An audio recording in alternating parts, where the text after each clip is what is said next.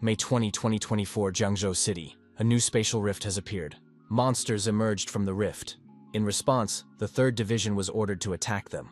Among the monsters was a 6-eared wolf king with a gold level. The monster stated that these people were still stubbornly resisting, but destroying them was only a matter of time. One of the hunters noted that if the monster had a gold level, then the rift must be much higher in rank. The 6-eared wolf king replied that it was too late to think about that now. One of the hunters said that he would take care of this monster himself, while the others should destroy the others. The hunters rejoiced. Mr. Wen Yuan had appeared, so now they would not perish. The female hunter reported to the leadership that with the help of Lord Wen Yuan, they had successfully defeated the clan of 6-eared wolves that had attacked them. The leader praised them for their excellent work. The chief noted with regret that this was yet another new level C rift. It was already the 6th in the last decade. At this rate, it would become impossible to defend Jiangzhou. The man added that the academy would no longer be able to cope with this on its own. Starting this year, martial arts university students would be exempt from cultural exams, and the passing score for masters would be halved. Classes at the school were over. One student asked another if he had been daydreaming again during class.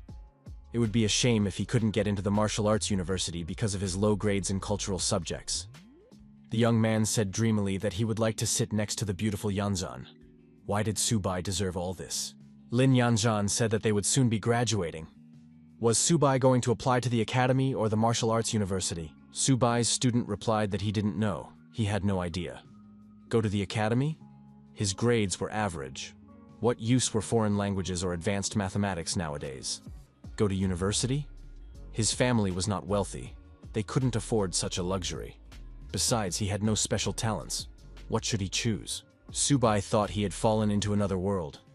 Shouldn't he have some kind of supernatural talent or ability, such as awakening the system?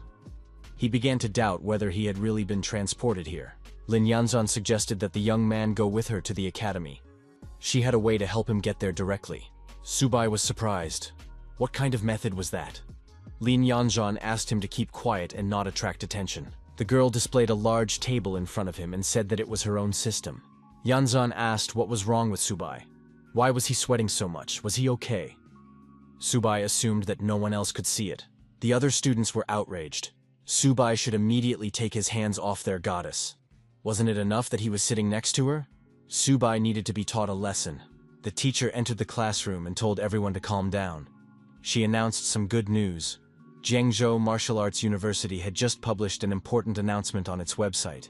Starting this year, all students could be exempt from cultural exams and apply directly to the Martial Arts University. The class erupted in noise as the students expressed their obvious joy. Cultural courses had been cut in half. Now they were definitely going to apply to the Martial Arts University. It would be nice to become superhuman as well. The teacher said that if the students already had awakened abilities or knowledge of martial arts, they should come to her office to register. Subai thought this was interesting. He had just awakened his abilities and could now enroll in the Martial Arts University without taking any exams. Lin Yanzhan wondered, was he really going to go there? The protagonist's name is Subai, and he has been in this world for some time. September 18th, 1906. The sky suddenly split open, revealing huge spatial rifts. Monsters began to emerge from the rifts, and soon they began to destroy everything around them. The armies of all countries engaged in battle with these creatures, and after 3 months, were able to destroy those that had escaped from the rifts. However, as long as the rifts remained open, new waves of beasts continued to appear. Therefore, humanity decided to send mercenary squads to explore the rifts. What the mercenaries discovered on the other side turned out to be a vast, endless land. To prevent an endless stream of monsters, the armies of different countries united and decided to build military bases inside the rifts. From there, they were able to contain the beasts at their source. A new era of humanity began. On March 6, 1907, a second rift appeared in the sky. Then a third, a fourth. Over the next century, the number of rifts and the frequency of their appearance grew steadily. Now they have spread all over the world. Each rift was connected to a different race of monsters. Scientists called the battlefield behind the rifts the battlefield of myriad races. At the same time, the spiritual energy of the earth began to recover, and people gradually awakened their combat abilities. As the battles progressed, conventional firearms became useless, while people grew stronger and stronger. As a result, superpowers replaced firearms as the primary force. The war between humans and the myriad races continues to this day. From the reforms at Zhangzhou Martial Arts University, it is clear that the situation is becoming increasingly dangerous. Subai decided that if he had the system, he had to protect his family in this crazy world. The fastest way to become stronger was to enroll in a martial arts university supported by the army. Fortunately, the protagonist now has the ability to tame beasts. He only needs one tamed monster to enter the university without exams. The first step is to go there. Subai calculated that the more than 2,000 coins he had saved up should be enough. The system said it would automatically find a suitable beast. But why was there still no response? The young man was greeted warmly and asked how he could be helped. Subai announced that he was a monster tamer and asked what creatures were available. The girl pointed to a black cat. It was expensive for an ordinary monster, but it had the blood of a dark cat and could easily evolve to the silver level. Subai thought the price was too high. Next, the young man was introduced to a 4-eared dog descended from a 6-eared wolf. Again, the price was prohibitive. The manager asked which monster the young man liked best. However, the young man was nowhere to be found. Subai left the establishment, thinking that they were trying to cheat him. Why was everything so expensive? Was it just because these animals had a drop of monster blood? What had happened to his system? None of the monsters were suitable. Subai returned home. There was a small aquarium in the room. He noticed that the system was finally responding to something. Could it be the little turtle? Subai thought his system was broken. Could his first tamed beast really be a turtle? But it's so tiny. What can it even do? The hero understood that he couldn't go to the battlefield yet to tame a stronger beast. Later, he would have to find someone better. The turtle suddenly grew, increasing in size right before his eyes. Subai was delighted. Now that was something else. The blood of a black turtle. How much was it worth? Now he didn't want to part with it. Su Xiaomei's sister entered the room and asked menacingly what her brother was going to do with Xiaoba. After all, it was their father's treasure. Subai said he hadn't done anything to the turtle. At that moment, the little turtle crawled into the grocery bag. The brother and sister looked into the bag and were surprised. Why was this turtle eating so much? Xiaomei said that their father had already fed it in the morning. The protagonist suggested that Xiaoba's appetite had increased significantly. Was he about to evolve? In that case, they would need to get more food. Half an hour later, the young people's parents entered the room. Their faces reflected extreme surprise.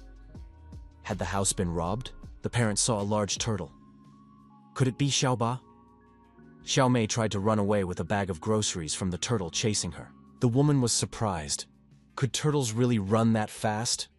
Subai said he would try to explain everything now. The kitchen was indeed in shambles. Subai thought that his parents were already having a hard time. It would be better not to tell them that Xiaoba was a bottomless pit. He had to come up with something else. Xiaomei expressed extreme dissatisfaction with what was happening, while the turtle, Xiaoba, was completely satisfied after a hearty meal. Subai assumed that the little turtle was finally full. At that moment, a huge energy beast appeared above Xiaoba. Xiaoba's flashed shadow disappeared in an instant. His lineage had not yet awakened, but he began to eat much more. In this regard, Subai decided to ask for help. The manager greeted Subai and asked if the young man had decided who he would take. The protagonist replied that he had not come to make a purchase this time. The young man announced that he had a pet with the blood of an unusual beast flowing through its veins. An administration representative overheard the conversation and decided that it was worth looking into the matter. The man told the manager that she could leave. The manager asked if the young man would like to take a walk and talk. He had heard that the young man's pet had the blood of an unusual animal. Could he take a look? The man thought that this guy was not lying. The animal's blood was indeed of the highest quality. He asked how much the young man wanted for it. Subai thought that he had to work hard to extract the blood from Xiaoba. It must be worth at least 100 coins. The man offered 1,000 coins. Seeing the young man's reaction, he said it was a joke. With such quality, it was unthinkable to ask for such a low price. Of course, he was mistaken and offered 10,000. The protagonist's eyes lit up. 10,000? The shopkeeper misunderstood the young man's reaction and said he couldn't offer more than 15,000. Subai had no idea that Xiaoba's blood could be so expensive. The hero struggled to hold back a smile and agreed. The shopkeeper wished the young man good luck and added that if he found anything interesting, he could feel free to contact him. Subai realized that the blood of exotic animals was a valuable substance.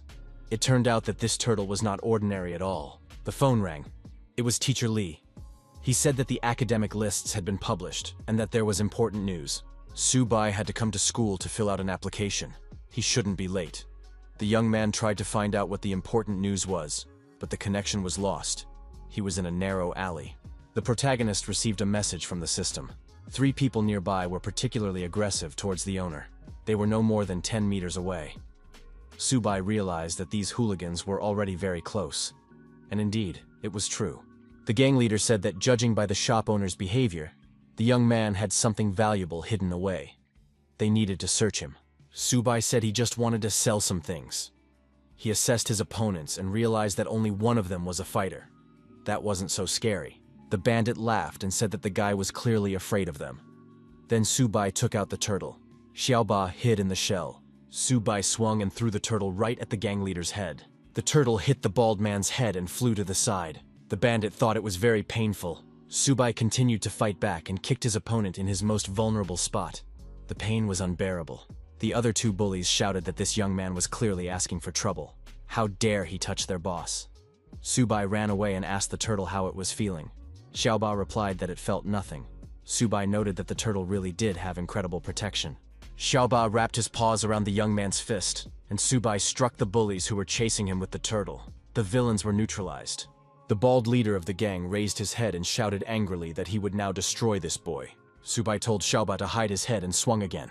The turtle hit its target, and the bald gangster flew far backward.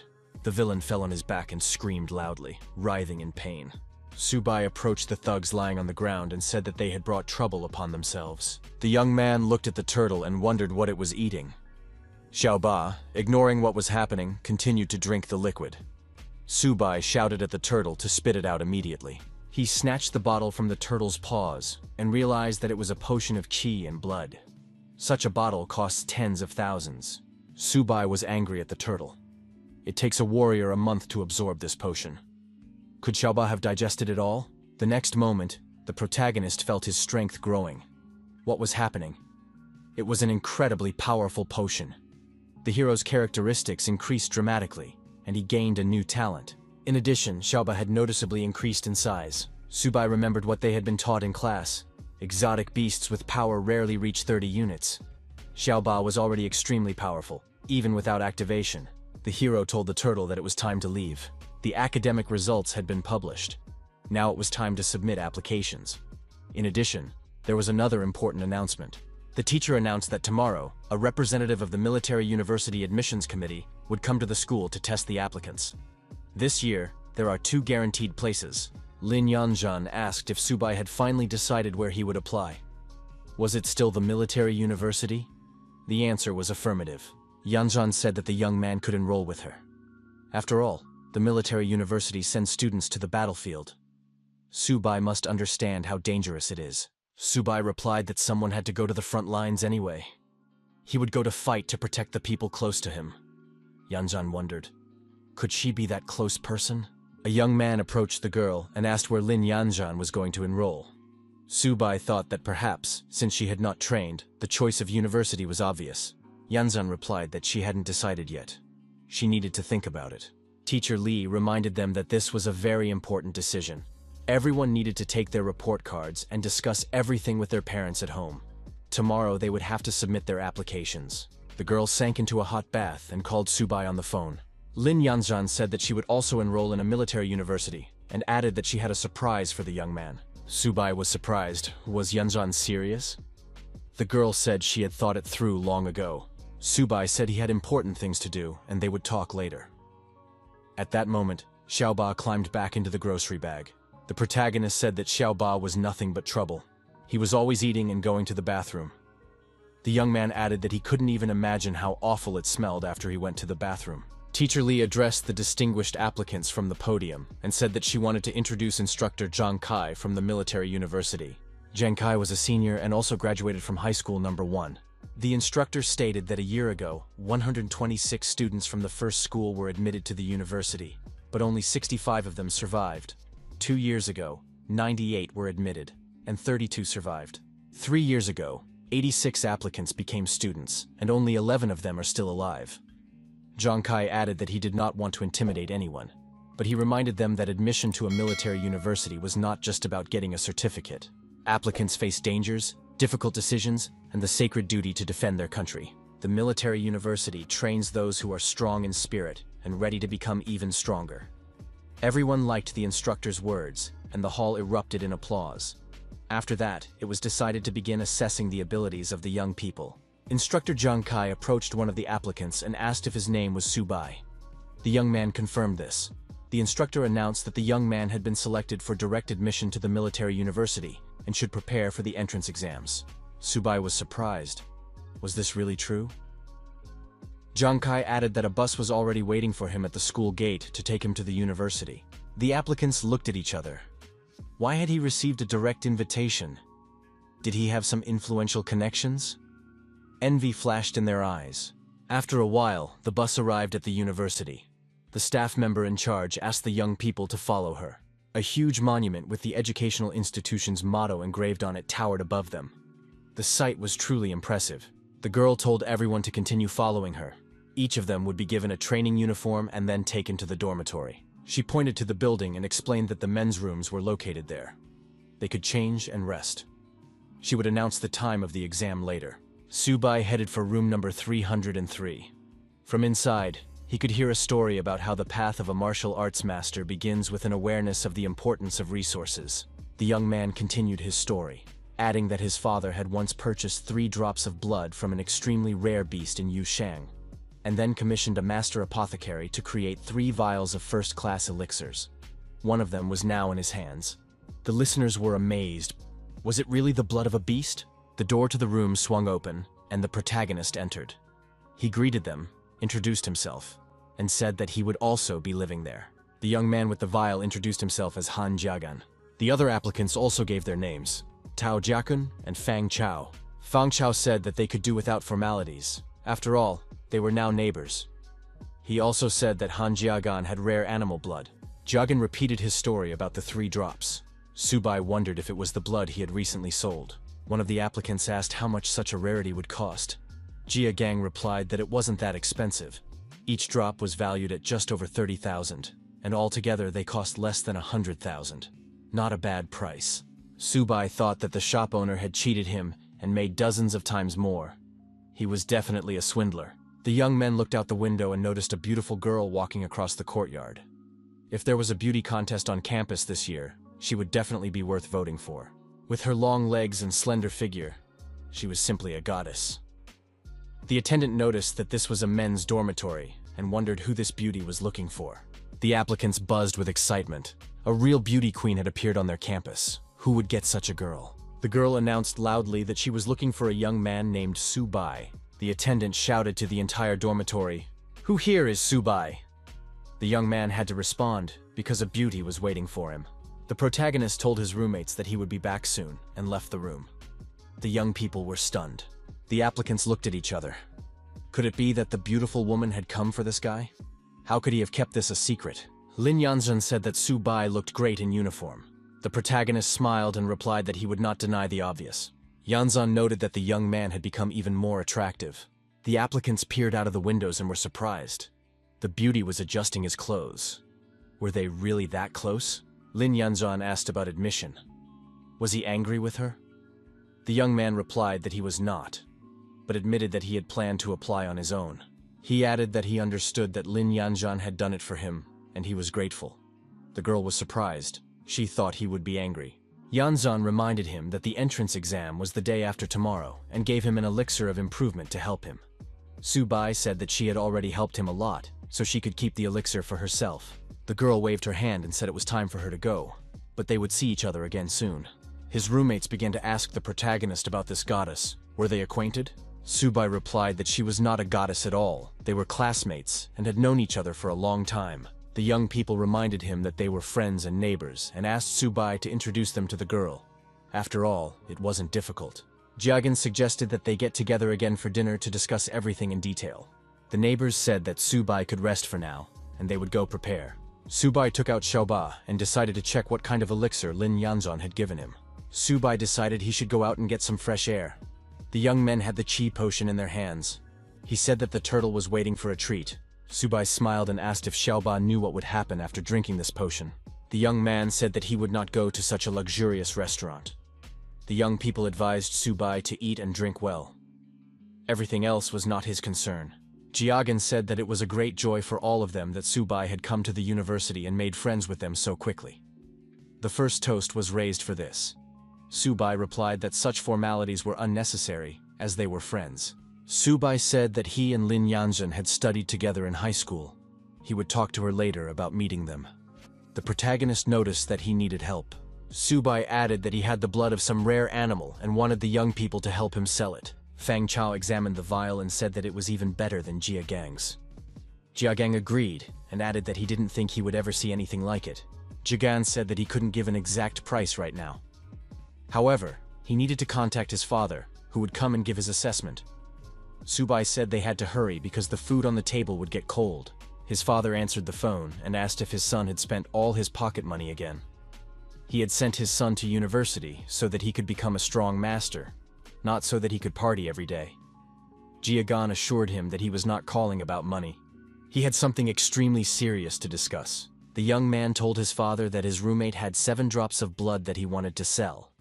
The quality was even better than the blood his father had given him. However, he couldn't name a price. The man was excited. Could the blood really be of better quality? Jiagan suggested that his father come and see for himself.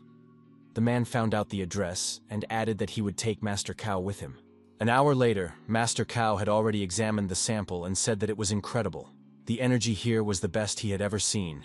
With this blood, first-class purification pills could be created. The man asked if Master Cao was sure of his words. The specialist replied that there could be no mistake. Even when tested with first-class equipment, the value of the essence would be even higher than he expected. Who would have thought that Subai would have such a rarity? Master Cao asked how much the young man wanted for the blood. Subai said that his friends had told him that the blood of rare animals could not be sold for money, but could be exchanged for potions of equivalent value. The man noted that since Subai was now his son's friend, he would not pressure him. He would take all the drops and send 14 bottles of blood qi in return. The man asked if Subai wanted to become part of the Han family. In the future, they would be able to provide the young man with all the necessary resources. Subai thanked him for the offer and said he wasn't interested yet. Mr. Han suggested that the young man think about it some more. A girl entered the room and said that this guy didn't want to become part of their family. Lin Yanzhan added that in that case no one should force him. Subai was surprised. What was Yanzhan doing here? Jiagan was also surprised. Had the goddess lost her way? The girl replied that she had seen them by chance. Master Cao was extremely surprised when he saw Lin Yanzhan. Mr. Han smiled and said that there had been a misunderstanding. Subai and his son were studying together and were good friends. Lin Yanzhen suggested that the young man accompany her to the campus. Subai agreed and added that he had just finished everything here. Subai said goodbye and said he would see Mr. Han again in the future. Master Cao wished the young man well. Jiagan asked him to wait for him and added that he would also return to campus. His father told his son that they were not done yet. Mr. Han told Jiagan to make sure to get close to Subai. The future of the Han family might depend on it. They had to make sure that girl didn't get in the way and come between their friendship. The son replied to his father that he understood. The next day arrived. The training ground of the military university campus.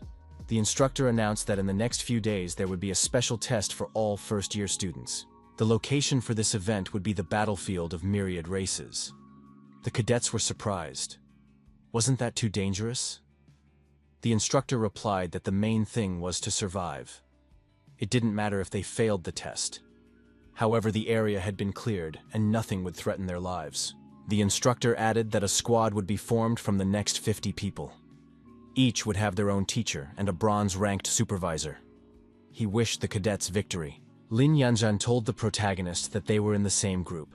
The young man realized that the girl had arranged it that way on purpose. Their roommates were happy that they were on the same team. A woman approached the young people and told them that the 8th squad should gather. It was instructor La Yuxin. Yuxin warned that she would be giving out all the assignments. The students noted that their instructor was very beautiful. Yuxin pointed out that the first thing the cadets had to do was write their wills. The instructor added that they had one day to do so. Tomorrow at 9 o'clock in the morning, she would be waiting for them at the teleportation square. They would be going to the battlefield, so they should not be late. Lin Yanzan asked what Subai was thinking about. The protagonist replied that he had nothing to write in his will and would return to the dormitory. The girl said that in that case, they would meet tomorrow. The cadets noted that this was very cool, because tomorrow they would be going to the battlefield. Jagan suggested that the protagonist rest before tomorrow's performances. The young man replied that he had a lot to do, so he wasn't going anywhere. Jagan saw an interesting turtle and said that its shell was harder than usual. Subai admitted that it was his pet Xiaoba and that it was a real gourmet. The young people said goodbye and said they were leaving, but would see each other soon. Subai wished them a good time. Subai noticed that Xiaoba did nothing but eat. The young man had bottles of potion in his hands. He said that today he would let the turtle eat its fill. However, as soon as they were on the battlefield, it would be better to show her what she was capable of. After eating, our hero checked the indicators and noted that the blood chi powder had done its job. The characteristics were impressive. Now there was hope that Xiaoba would be able to prove himself on the battlefield. The next day arrived. An order came to report to the chief instructor that they were fully ready. The person responsible for conducting the test said that they were waiting for orders from the instructor. An order came to prepare for teleportation. By this time, the portal had already been activated. The cadets were surprised. Only at a military university could one see such a massive teleportation system. Lin Yanzhan asked Subaya to be careful. The young man advised the girl not to worry and added that they would definitely succeed.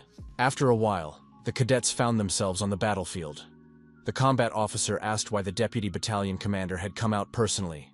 The instructor said that enough had been said. It was necessary to assemble a team to defend the cadets together with him. La Yuxin said that they were heading to military zone F-269, a jungle where the animals had already been eliminated. The cadets' task was to separate the hearts of ghost cats from their bodies on the battlefield. The new recruits reported to the leadership that they were ready for testing. The combat officer told Teacher Liao not to worry. Clearing the battlefield was not dangerous. Sending these new recruits into real combat was like sending food to the enemy. They didn't need it. But why was the deputy commander personally leading the defense group? Yu Xin thanked Deputy Battalion Commander Li Da for his concern. The officer replied that these new recruits from the military university were future soldiers on the battlefield, and protecting them was his direct responsibility. The imperial capital is the highest center of military command in the Dragon Nation. The chief of staff received a report about an emergency situation. According to the latest intelligence from the battlefield of all races, a huge number of ferocious animals had broken through the line of defense. 12 powerful golden-level ghost cats had joined the attack. They were targeting 12 military bases on the southwestern border. The chief of staff ordered the immediate tracking of the ferocious animals, and all military bases strengthened their defenses. Right now, first-year students from all military universities are undergoing training on the battlefield of all races. These students are the future of the nation, and they must not be harmed in any way. Military Base F-269. An order has been issued to clear the battlefield as soon as possible. The danger is increasing with every passing minute. Lin Yanzhan said that the fur, flesh, and claws of these ghost cats can be used to make weapons or medicine. Subai replied that now it's no wonder why so many people are rushing to the battlefield of all races. Rare materials are everywhere. Xiaoba will feast at night. Subai said that they needed to collect more animal hearts to exchange for chi blood powder when they returned. Then Xiaoba would be able to level up again. The protagonist noted that the last warning had been received. It concerned the novice warrior. This time, the threat was level 5. Yanzhan asked what was going on. Subai approached Instructor Liao, who was sitting on a tree branch at the time, and said that something had happened. A large group of ferocious animals was approaching them from the southwest. This was reliable information. The instructor climbed down from the tree and told the protagonist that this was a battlefield for all races. This was no place for frivolous conversation. Did the young man realize the consequences of causing panic among his classmates? Subai declared that he was not joking. A huge number of ferocious beasts were indeed approaching. The instructor asked if Subai really felt the animals attacking. She was sure that there were no animals within a 2-kilometer radius. Subai told the deputy battalion commander that he was not joking. There were at least 100 ghost cats moving in their direction. They were now 3 kilometers away. The deputy battalion commander was surprised. Was the student really claiming that his premonition ability was superior? Instructor Liao suggested that Subai was just nervous because it was his first time on the battlefield, and that he shouldn't take everything so seriously. Lin Yanzan noted that conclusions should not be drawn until the situation was clear. She believed what Subai was saying. The protagonist added that the animals were indeed approaching and urged them to believe him, as he was an animal tamer with a special sense. Instructor Liao was surprised. Did the student really have such an ability? But why hadn't the school noted this? Suddenly, a huge monster, a large, white, ferocious cat, jumped out from behind a hill. The beast was immediately attacked. The attack was carried out with the help of Xiaoba's turtle. The turtle was unharmed. Instructor Liao was genuinely surprised. What was this? Was it really a turtle? As expected, her appearance made things awkward. Subai announced that he was a beast tamer, and that Xiaoba the turtle was his animal. The protagonist said that Xiaoba would deal with the small ones, and he would take care of the king of cats. The students were surprised. Was this turtle really that powerful? How could it defeat the king of cats?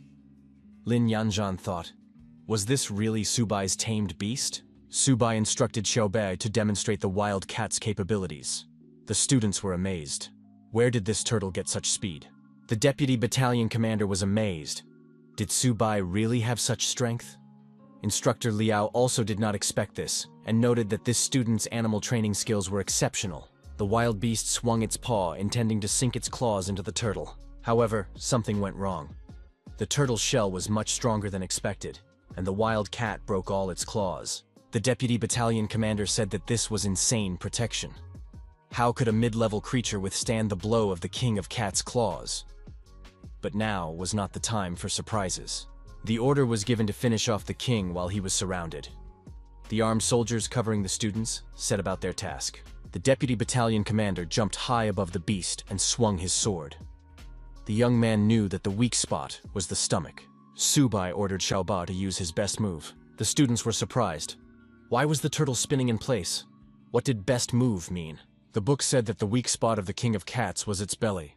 Subai prepared to attack the beast. The young man swung hard and kicked the turtle, giving it the necessary acceleration. The turtle crashed into the king of cats at tremendous speed. The deputy battalion commander noted that Xiaoba had hit the weak spot precisely. Would the beast survive? Bleeding profusely, the huge beast stopped and began to sink to the ground. The monster was finished. The Cat King lay in a pool of blood. Soldiers and students surrounded him. The students cheered. The Cat King had been defeated. The deputy battalion commander thought, had they really won? Lin Yanzhan threw herself into the protagonist's arms and said that Subai was simply incredible. After all, he had defeated the silver-level king of cats. Jiagan also admitted that Subai was incredibly cool. But where did the young man get such a turtle? They wanted one too. Subai wondered what Xiaoba was eating there. They had to return immediately. However, the turtle paid no attention to anyone. It had the coveted crystal in its paws. There was a rumbling in the sky. The deputy battalion commander said it was dangerous. The king of cats was calling his own kind with his last howl. Could there be an even more dangerous creature? Operations headquarters. The man said that, according to the analysis of energy waves from the front line, a huge number of animals of unknown level had been detected at base F-269. They were extremely dangerous. Mr. Wen Yuan expressed his hope that the military would be able to provide immediate support. The officer said he would assemble a group of scouts to escort Mr. Yuan to the battlefield. Wen Yuan replied that it was not necessary. He could not wait, and would go there himself. Mr. Yuan added that he would be on the battlefield in 20 minutes. The officer replied that he would immediately give the appropriate orders. The soldier thought this was terrible. If Hu Lin got angry, the whole of Jiangzhou would not be able to restrain him. The monster that appeared in the sky said that humans were just a lower species. Teacher La Yuxin was shocked. How was this possible? How could it speak human language? An animal that understood human speech must be at least gold level, and should not appear here. It was necessary to immediately take up a defensive position and send the wounded to the center. The monster descended to the ground and asked how these inferior beings dared to destroy its kind. The deputy battalion commander was amazed. Why was this monster eating the king of cats? That was impossible. How could something like this appear in this area? The system informed the protagonist of an extremely high danger. A gold-level beast had been detected nearby. It was necessary to leave this place immediately. Everyone present realized that it was indeed a gold-level beast, a mutated ghost cat king. It was in a bloodthirsty berserk state. The students thought that even their teacher had probably never encountered such a creature. Lin Yanzhan announced that she wanted to go home. She didn't want to die. The deputy battalion commander said that they shouldn't expect any support. The officer held his sword forward and shouted for them to take the wounded and retreat. He would cover everyone. After that, the deputy battalion commander rushed to attack the mutated king of ghost cats. After the monster's first attack, the officer was thrown far back. The mutated king said that such warriors posed no threat to him. Subai ordered Xiaoba to immediately protect the deputy commander and throw the turtle forward. The shell of this turtle was exceptionally strong. Therefore, Xiaoba was ready for battle. Xiaoba was attacked and thrown aside. Deep scratches remained on the shell. Subai asked anxiously if Xiaoba was okay.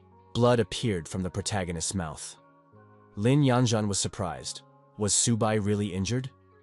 Instructor Liu Yuxin was amazed at how this young man could have been hurt. The deputy commander suggested that it was because of his talent as an animal tamer, the fusion of origins.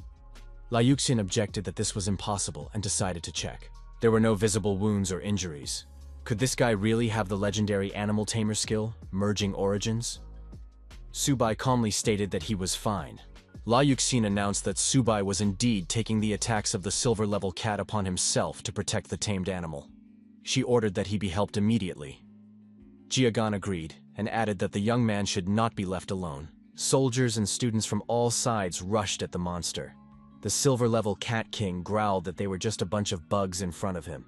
Lin Yanzhan shouted at Subai to be careful and covered him with her body. In the next moment, there was a powerful explosion.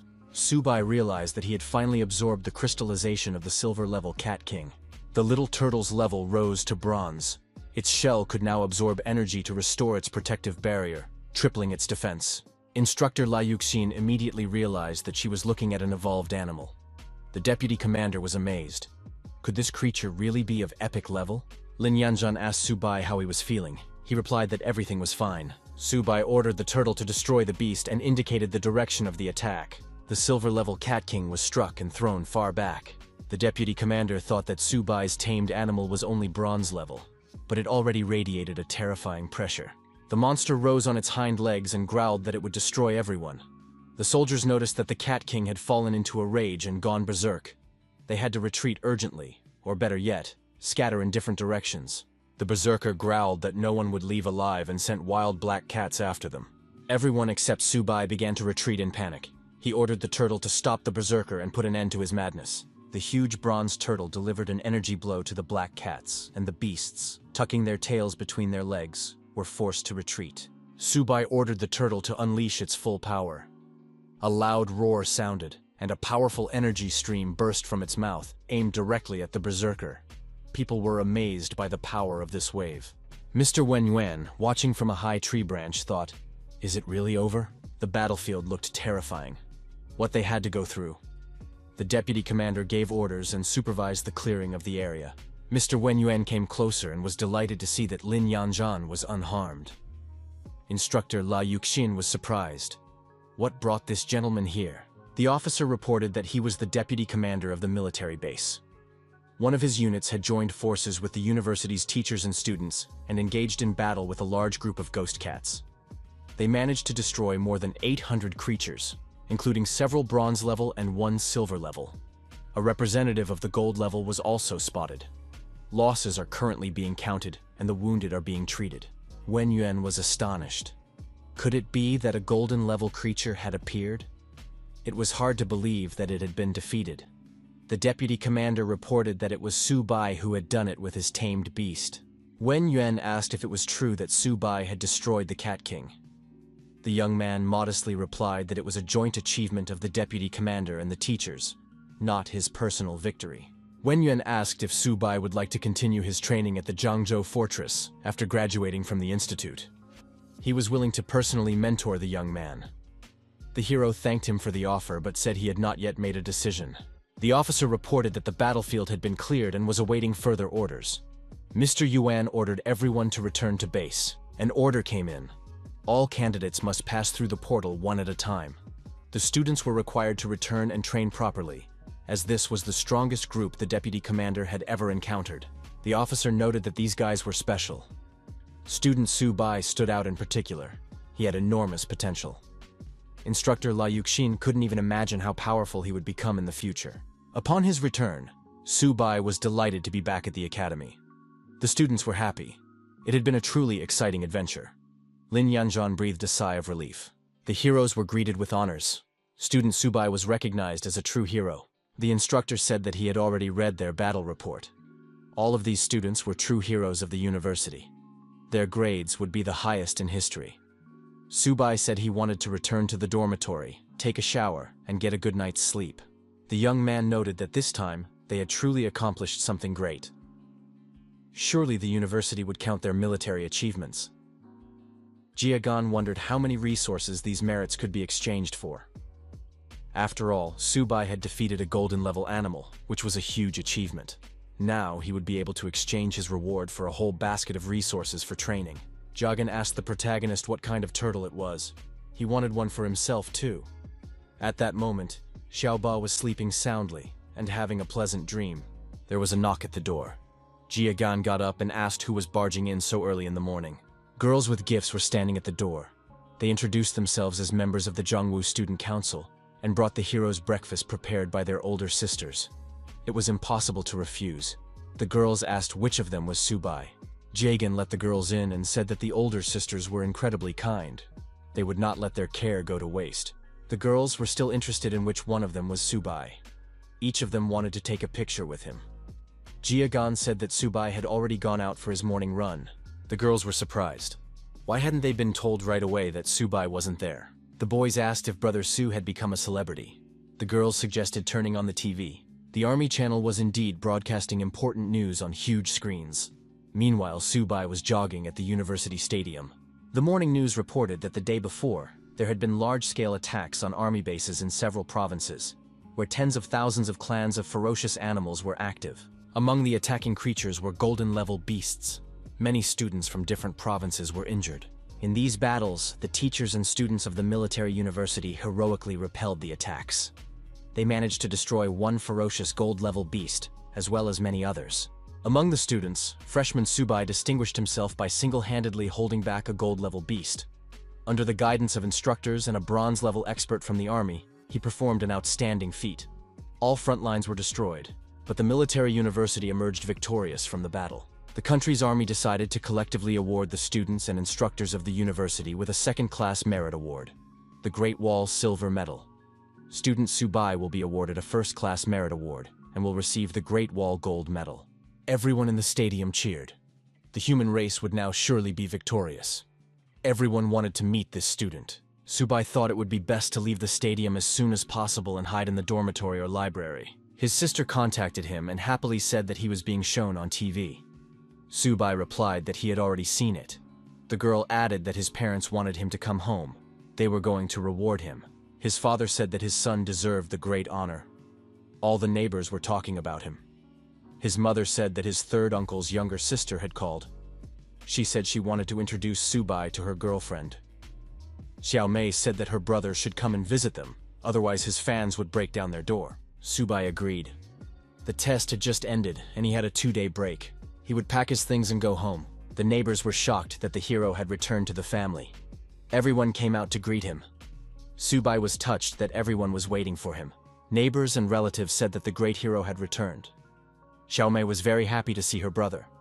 The neighbors invited the young man to come into their homes and stay for lunch. The hero's father thanked everyone for their support and said that his son would stay at home. As soon as the young man had rested, he would visit everyone. The children continued to line up and offered to introduce the young man to their sisters and friends. Once home, the hero said that if he had known how everything would turn out, he would have sneaked out at night. Xiao Mei said that it was useless. Her aunt had posted a guard at the door and was waiting for Subai to return so she could introduce him to her granddaughter. Mom said that dad would feed everyone now, and her daughter could help them. Subai found himself in his room and thought that now he could finally get some rest.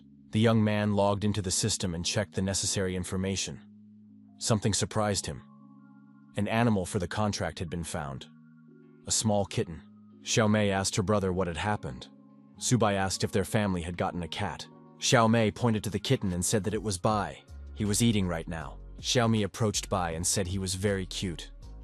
A few days ago, she had stumbled upon him on the road and brought him home to raise. Subai thought that if his sister liked the kitten, it should stay. It was a cute creature. He was surprised when he realized that this stray cat had the blood of a white tiger. Xiao Mei noticed that the kitten liked her brother. Subai decided that he needed to be tamed. He said he wanted to discuss something with his sister. Could he, the Lord of Beasts, take this Bai? The answer was a categorical no. Xiaomei said that her brother couldn't take her little Bai away from her too. Subai suggested they come to an agreement. After much persuasion, Xiaomei declared that she didn't need a new laptop or pretty dresses. There would be no deal. 2 days passed. A small white kitten rode in the protagonist's backpack along with the turtle. The hero finally returned to the university. Xiaoba told Bai that this was their boss's school. From that moment on, the turtle promised to protect the kitten. Bai said that Xiaoba was pressuring him. Passers-by recognized the hero, the gold medalist. Many girls went to the dormitory to meet him. Subai suggested that he would now have to wear a mask on the street. An announcement was made over the loudspeaker that student Subai should report to the principal's office immediately. Subai wondered why the principal wanted to see him. At the meeting, the director said that Subai was a worthy person. Thanks to his actions at the military base, the university had decided to reward the young man. He asked what he wanted. Subai replied that his success was only possible thanks to the university and his mentors. The hero knew that the director was notorious for his stinginess. It would not be easy to get him to pay for food for Xiaoba. Subai said that it was not necessary to spend too much. 100 gold-level animal cores would suffice. The director was frightened. Where would he get even one, let alone 100? Maybe Subai wanted to take his position? Subai added that 100 silver-level animal cores would be acceptable. The director refused again. With his military merits, the hero couldn't even count on a single piece. Then Subai said he was willing to exchange his gold medal for 50 silver-level cores. After all, he had sacrificed for the university. The director said that the strong protect the weak. It is both a duty and a mission. Saving students is Subai's mission as a strong person. Subai suggested ending the unnecessary conversation. 50 silver animal cores. Period. The director acknowledged that the army and the university would not forget a hero like Subai. The leader said that he had made a decision.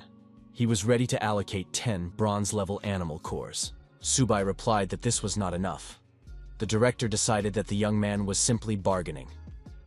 Subai thought that the old man, as expected, turned out to be very stingy.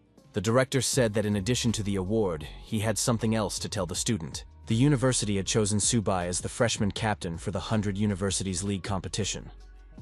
The young man realized that the reward was just a pretext, and that the director wanted to tell him this.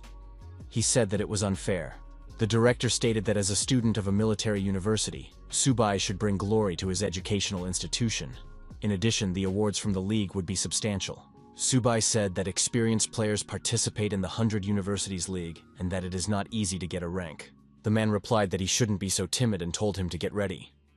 Tomorrow morning, Subai must show up at the training hall without being late. The director thought that young people were becoming more and more difficult these days. Subai decided that the rumors about the director's stinginess were completely justified. The next morning in the training hall, the director announced that this time the 100 Universities League competition would be held by the army.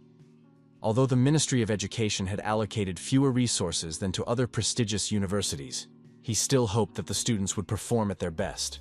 The director suggested starting the roll call and first named third-year student Hu Qing-shu, who used the abilities of a medium bronze-level tree.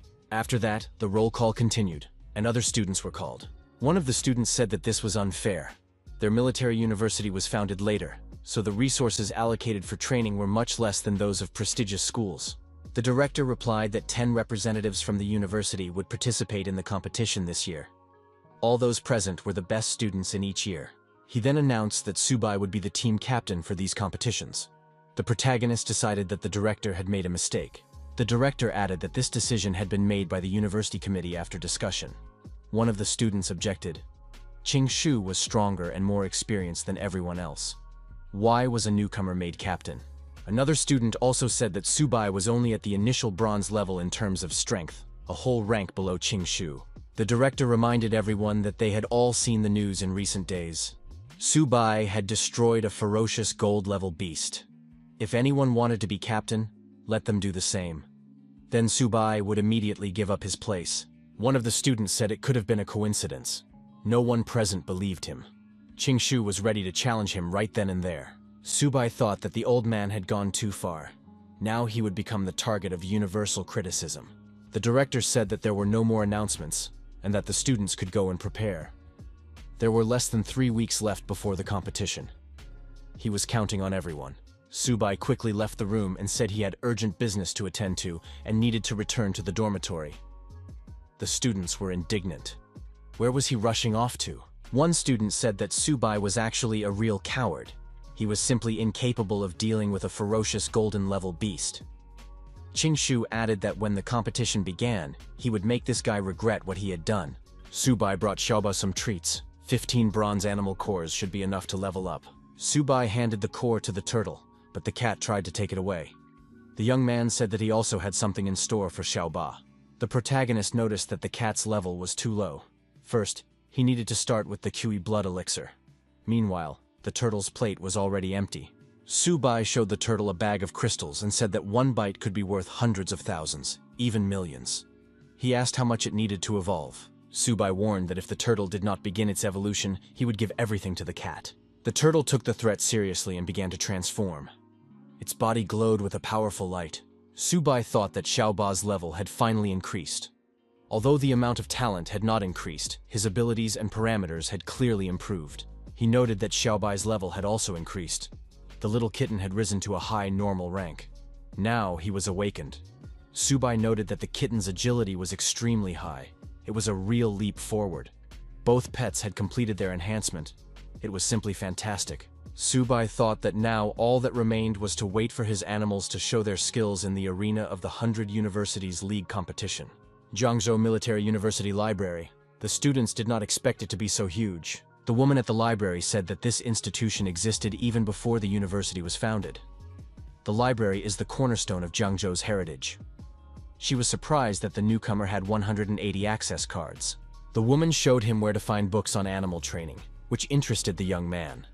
He was free to search for the information he needed throughout the library. Subai looked around and realized that there were a huge number of works on animal taming here. It would take a long time to go through them all. He picked up one book and noticed the name Luo Fanya on the cover. He had heard that name somewhere before. Subai opened the book and read, "Heaven and earth converge, eternal soul, divine weapon, sacred animal weaponry, roots of herbs and trees, merging of streams." The protagonist took the book with him. He remembered that he had already encountered a technique called merging streams. But what did eternal soul and armament of sacred animals mean? Qingshu and the other students saw Subai. One of them said that animal tamers had no future, no matter how long they studied. Subai did not expect Master Luo Fan to be so powerful. He created 3 divine techniques: merging streams, weaponizing sacred animals, and eternal soul. It is said that he fought alone against the invasion of all races. Unfortunately, he was still outnumbered and died on the battlefield. Subai decided that he must study this book carefully. While reading, the young man felt the book begin to levitate.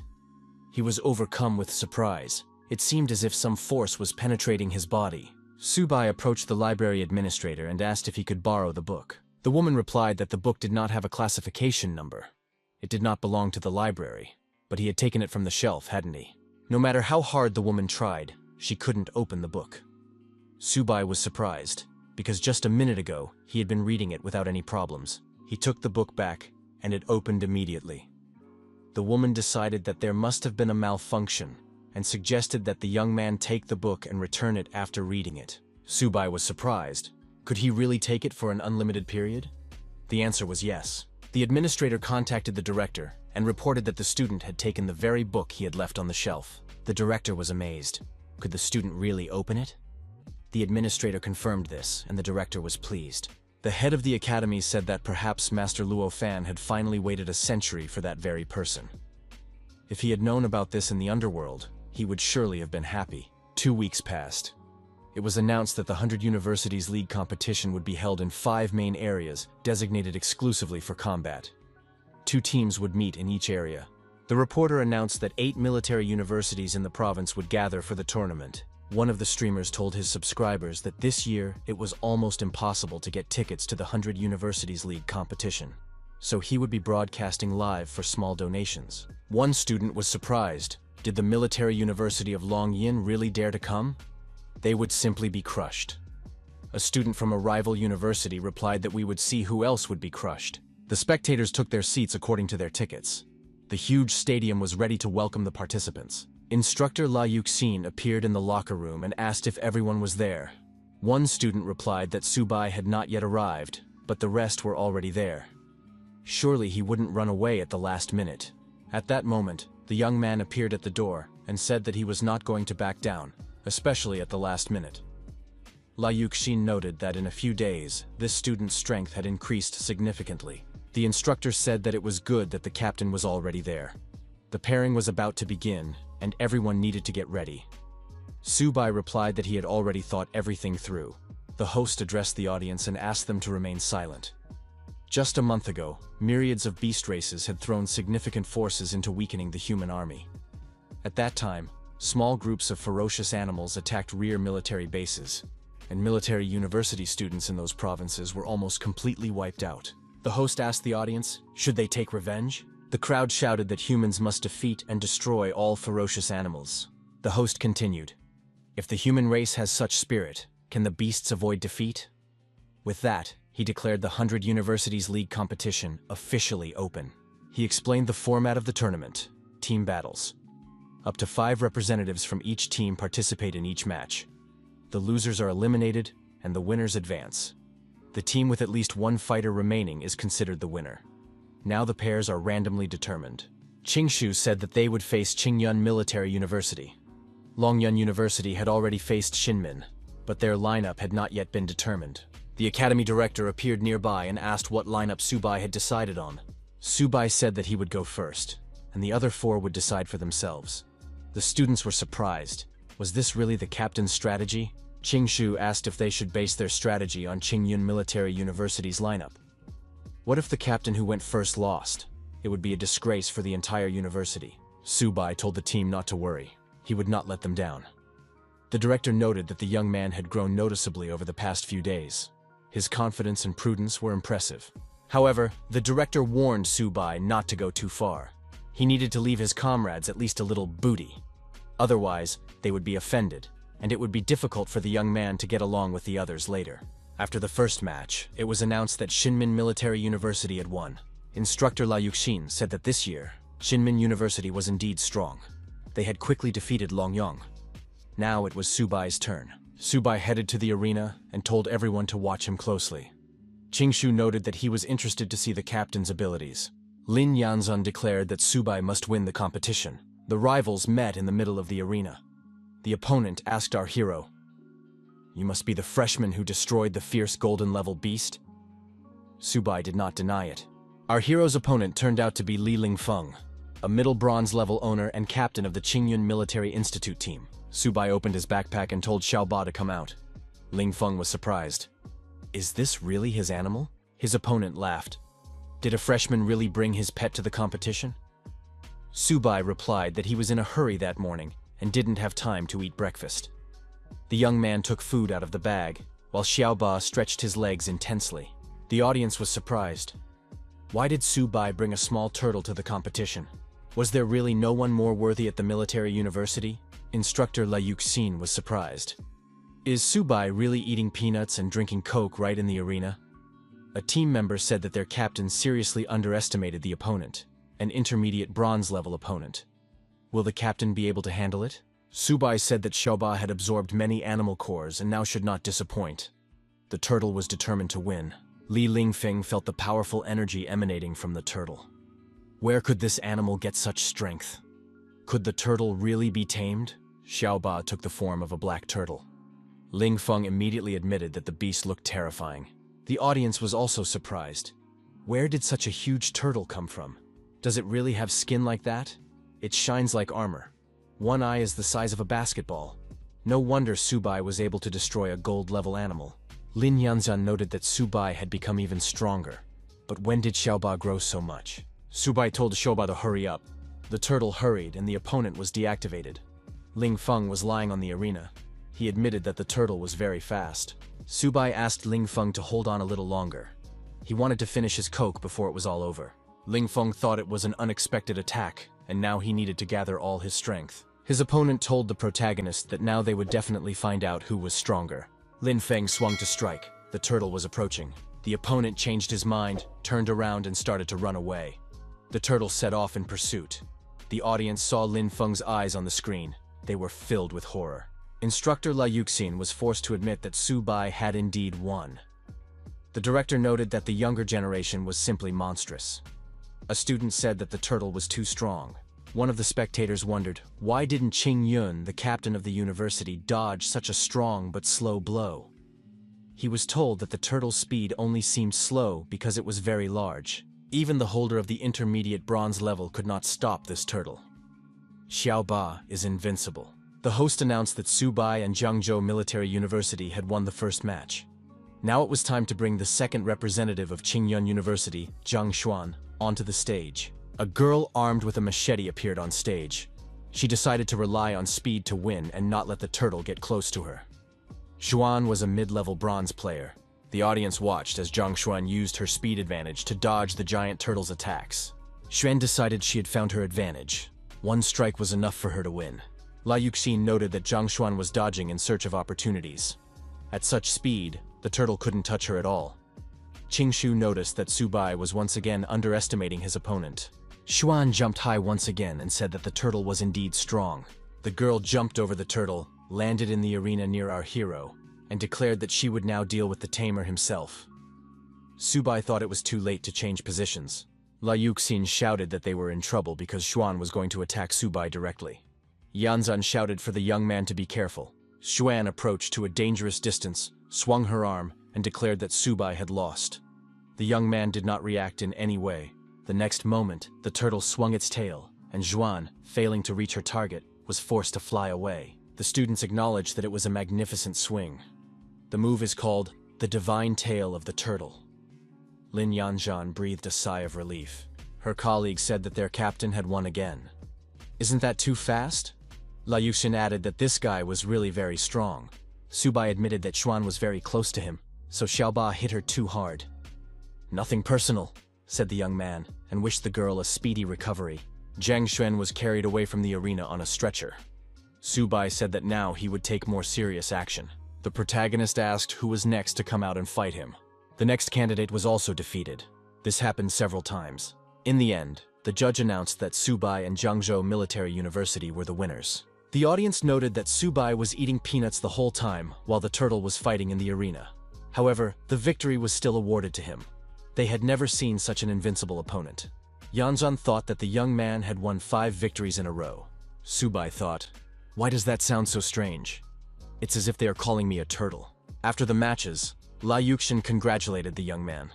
The director announced that Su Bai had single-handedly defeated the entire Qingyun Military University and brought great glory to Jiangzhou Military University. Qing Shu said that the morning matches were over. It was time to rest a little, and after the lunch break, the second round would begin.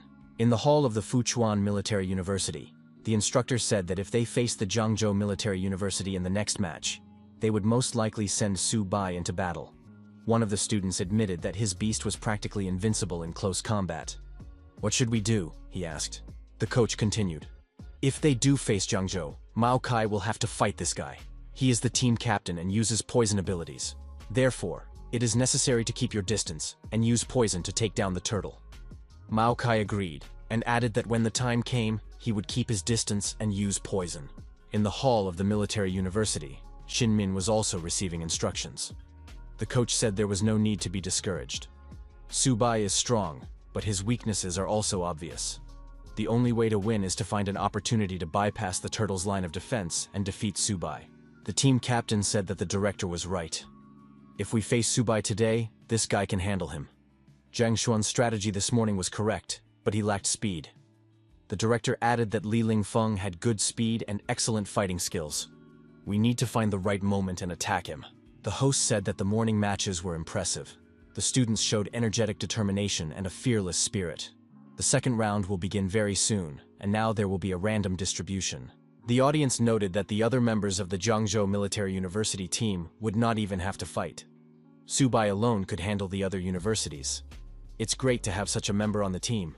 Viewers said that in a clash with military universities from other provinces, Jiangzhou Military University will be defeated so badly that it will not be able to raise its head. The results of the second round of the draw were announced. Su Bai's first match will be against Li Feng from Xinmin Military University. Li Feng noted that they had already prepared a strategy specifically for this opponent. Su Bai told Li Feng not to be nervous. He would soon be finished too. The match began, and Li Feng, a high bronze-level player and team captain, immediately demonstrated his unique abilities. The young man moved discreetly around the turtle, trying to trick it. His opponent activated the pure wind step skill, and even managed to kick the turtle's shell. Li Feng claimed that he would now find the beast's weak spot. The audience wondered, can't the turtle hit Li Feng? The audience wondered if Li Feng would have a chance to win if he suddenly attacked Su Bai. Some female spectators admitted that they liked Li Feng. The stands urged Li Feng to be more active and attack more intensely. La Yuxin suggested that the opponent was trying to lure the turtle away from Su Bai. But why wasn't the team captain doing anything? Qingshu suggested that Su Bai was looking for something. The protagonist took a can of soda out of his backpack and said that he had finally found it. Su Bai said that the lunch was too salty. The young man took a few sips. The audience demanded that Li Feng finally attack his opponent. Li Feng thought that at such a distance, even a tail strike would not work. Li Feng took a running start and rushed past the turtle towards Su Bai. At the same time, he claimed that his opponent was underestimating him. Su Bai stood with his back to his opponent, finishing his soda. Li Feng became even more angry and declared that he would make his opponent pay for this. However, he froze in mid-jump and did not understand what was happening. Why couldn't he move? An illusion skill had been activated. A huge image of a turtle took hold of Li Feng and prevented him from moving. Su Bai told Xiaoba to stop playing around and finish the battle quickly. The turtle sent a powerful stream of energy and blew his opponent off the arena, sending him towards the stands. One of the spectators said that now everything was clear. It wasn't that Li Feng wasn't strong enough. Su Bai was just too powerful. How could anyone possibly fight him? A participant asked the director, "What should we do?" Li Feng was injured and was in a deactivated state. The director said that they needed to surrender. The host announced that instead of continuing the match against such a strong opponent as Su Bai, the rivals had decided to surrender. Jiangzhou Military University's next opponent will be Fuchuan Military University. The audience was puzzled as to how they could surrender without a fight. This Su Bai is definitely very strong. Is it really better to surrender than to be humiliated? The instructor said that it was good that Shinmin voluntarily surrendered. Now Su Bai can save his strength for Fuchuan. Qingshu noticed that the captain of Fuchuan uses poison. He is not so easy to deal with. The match began. The opponent suggested not rushing into the fight. The young man acknowledged that Su Bai was very strong, and he knew he was no match for him. But how about a deal? Mao Kai was a mid-level bronze player and the captain of his team. Su Bai was surprised. "What deal are you talking about? I didn't come here to negotiate." Lin Yanzhan was also surprised. "What does a deal have to do with it?" Mao Kai said that he really wanted to discuss animal taming with his opponent. Su Bai was surprised. What is this guy up to? What is he even going to talk about? Mao Kai kept his hands behind his back. Some of the fingers on his right hand were coated with poison. The protagonist realized that his opponent was trying to stall for time. The ability to use poison takes time to activate. Su Bai ordered the turtle to attack his opponent. "There will be no deals." Mao Kai said that Su Bai had unfortunately realized this too late. No matter how good he was at taming animals, he would not be able to escape the poisonous mist. Mao Kai began to be covered in a green poisonous mist of increased concentration, and added that now there was no way to prevent it. Qingshu shouted at Su Bai not to underestimate his opponent. During previous trials, Mao Kai had poisoned many high-level animals. The instructor was puzzled. What should they do now? The director called for calm. Panic only gets in the way, because the outcome is still unknown. Mao Kai moved forward, and the poisonous mist began to envelop the giant turtle. The opponent said that Su Bai couldn't see through the poisonous mist, so he was invulnerable. Mao Kai wanted to see how long Su Bai could last in the poisonous mist. This guy was too careless. As soon as he released the poison, the competition would be over. Mao Kai saw his opponent's outline through the mist and thought, is he meditating to resist the destructive poisonous mist? However, Su Bai would have to face more than just that. Su Bai thought, could it be that Mao Kai has decided to attack me from behind through the poisonous mist? It was unfortunate that his opponent had encountered him. Mao Kai was surprised. How is this possible? How did this guy withstand my powerful poison claw strike in this poisonous fog? The director announced that it was the Merge Streams skill. It was a high-level tamer talent. Su Bai had already learned to use the tamed animal's defense on himself. Su Bai said, it's time to wrap things up. This poisonous mist has already gone bad and is starting to stink. Maokai saw the outline of a huge turtle above him through the green mist and thought that he was now defenseless. His colleague admitted that Subai was too strong. He had thrown the poisoner out of the poisonous mist. Lin Yanzhan declared that she would not let Subai get past her. The host announced that since Maokai from Fuchuan Military University was unable to continue the battle, he also chose to surrender. Jiangzhou Military University was declared the winner of the provincial competition. Subai thanked the turtle for its help. The director said that Subai had brought glory to the university this time, for which he was grateful. The young man asked the director to allocate additional resources to him to improve his level. He needed to level up. The director thought that this guy wanted to use him, but he was not so easy to fool. The director said that since they had won the provincial competition, the army would award the young man points for his achievements. He would be able to go to the transportation department and exchange the points when the time came. The team members were upset. How do the points relate to them? Only the captain participated in the competition. The director said it didn't matter. In 3 days they would go to Luo City to participate in the regional competition. Who wanted to participate? Subai expressed his desire. The director said that everyone could go back and rest. They needed to prepare for the regional competition in 3 days, and he was counting on everyone. Subai asked the director, "What about resources?" The director said he would be waiting for an amazing performance from the team captain. "See you in 3 days." The news reported that the Ministry of Prodigies had shown its best side in this competition. The most dazzling was Subai from Jiangzhou Military University. He won the competition, defeating 5 opponents single-handedly in all 3 battles. Strong young people will make the country strong. The young man found himself in the training hall and thought he had finally found a quiet place. Subai took the white cat out of his backpack and said he understood. Xiaobai was nervous.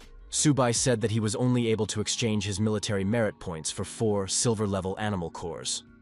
Therefore, it was better to consume them little by little, chewing them well.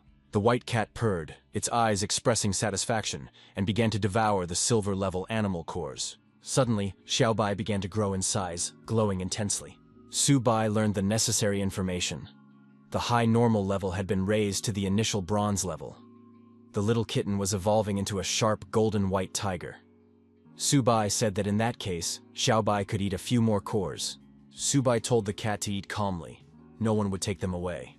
After that, he would be able to raise his level again. The protagonist thought he had given all the cores to the cat, but there was no reaction. What went wrong? However, Xiaobai did evolve and began to increase in size again. The protagonist noted that this was even cooler than Xiaobai's previous evolution. Subai activated the information board. He realized that the tamed animal was a sharp golden white tiger with an average bronze level. The guy thought it was worth it. He spent 4 silver-level animal cores. These attributes defy the heavens. The young man declared that the regional competition would depend on Xiaobai's performance. In the imperial capital, in a suburban villa, a video of Subai's performance was being watched. The man suggested that this Subai had many secrets and was quite interesting. The man told his assistant to find out everything about this guy. It was quite possible that his turtle was even more ferocious than the one Luo Fan had before. 3 days later, the Luohe Military University competition took place. As expected, the competition field for this university was several times larger than the previous one. The director looked at the stands and said that the spectators of Luohe Military University were trying to scare them. Subai asked the director why there was an empty seat there. The director replied that he had heard that only 9 military universities were participating in the competition. 1 university had voluntarily withdrawn. This meant that 1 university would be eliminated during the random selection, a game of chance. The eliminated university would immediately advance to the next round. Subai decided that it was worth hoping that they would not be eliminated during the random selection. The young man hoped to play more matches to earn military points for his beasts. Qingshu asked the director for permission to participate in the competition this time. Other students told the director that they also wanted to participate. The director reassured them that this time, everyone would have a chance to compete. The dice were rolled, and the host announced the pairs. The first pair was Luohe against Fuquan.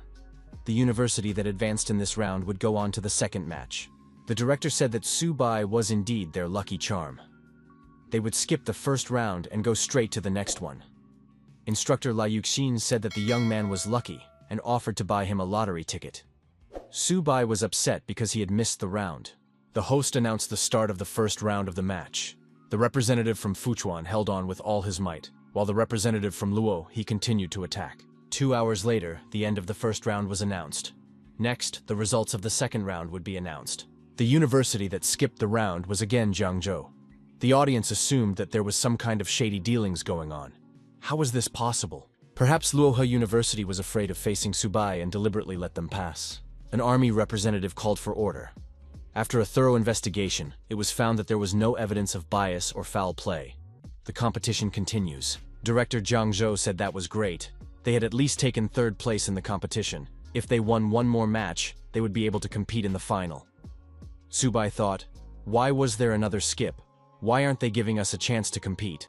An hour later, it was announced that the exciting moment was coming soon. The final match of this round was about to begin. Qingshu was delighted. It was finally their turn. Each of the students wanted to go first. The director asked them to calm down. Even though they were very lucky, they couldn't be overconfident. The director said that Luo Yonghao and Bai Ningbin would go first and second. After them would be Wang Qingqing and Hu Qingshu. Su Bai would go last in the grand final. The students agreed and promised to bring glory to the university. Su Bai thought that he was already exhausted and had no chance. Luo Yonghao went first, trying to defeat his mid-bronze level opponent with his low bronze power. In the end, he almost lost. Bai Ningbin was next. He immediately went into a berserk state, completely abandoning his defense and fighting fearlessly. He constantly forced his opponent to retreat. The victory went to Jiangzhou Military University. Wang Qingqing, the beauty of the university, showed her serious combat skills. It was a soft whip technique that combined offense and defense. She sent her opponent out of the ring. Jiangzhou was winning. Instructor La Yuxin announced that they had won again. The director suddenly felt that the strength of the other students had skyrocketed. Perhaps this Subai had influenced them? Next, Jiangzhou's representative, Hu Qingshu, was called to the ring. He suggested that his opponents come out together to save time. His opponents told Qingshu not to show off, or he would definitely lose. It was announced that the rules of the competition allowed one person to fight several opponents at the same time. The match began. Subai thought, 2 against 1? Qingshu really isn't going to give me a chance. Qingshu apologized to his opponents for his supernatural tree ability. A magical tree appeared in the arena, from which suspicious leaves began to fall under the influence of the wind. The opponents decided to hold on, because the opponent's power was short-lived. Subai was surprised. Could a user of a wood ability really create such a maple tree? Hu Qingshu's power was truly terrifying. The director thought that Qingshu's power had grown again. The student was clearly demonstrating which family he came from. The opponents fended off the leaves and wondered, is this guy not tired yet? Qingshu moved to a new level of attack and activated Breakthrough. The intensity of the falling leaves increased significantly. The opponents were deactivated and fell to the arena floor. It was announced that Jiangzhou Military University had won this round of the competition. The tournament host congratulated Jiangzhou University and Luohe University on advancing to the national finals. The director said that Qingshu had surprised everyone this time. The student thanked the director for his support. The director continued, nevertheless, the real hero of today's competition remains Subai. The young man was surprised. Was the director laughing at him for not being able to appear on stage?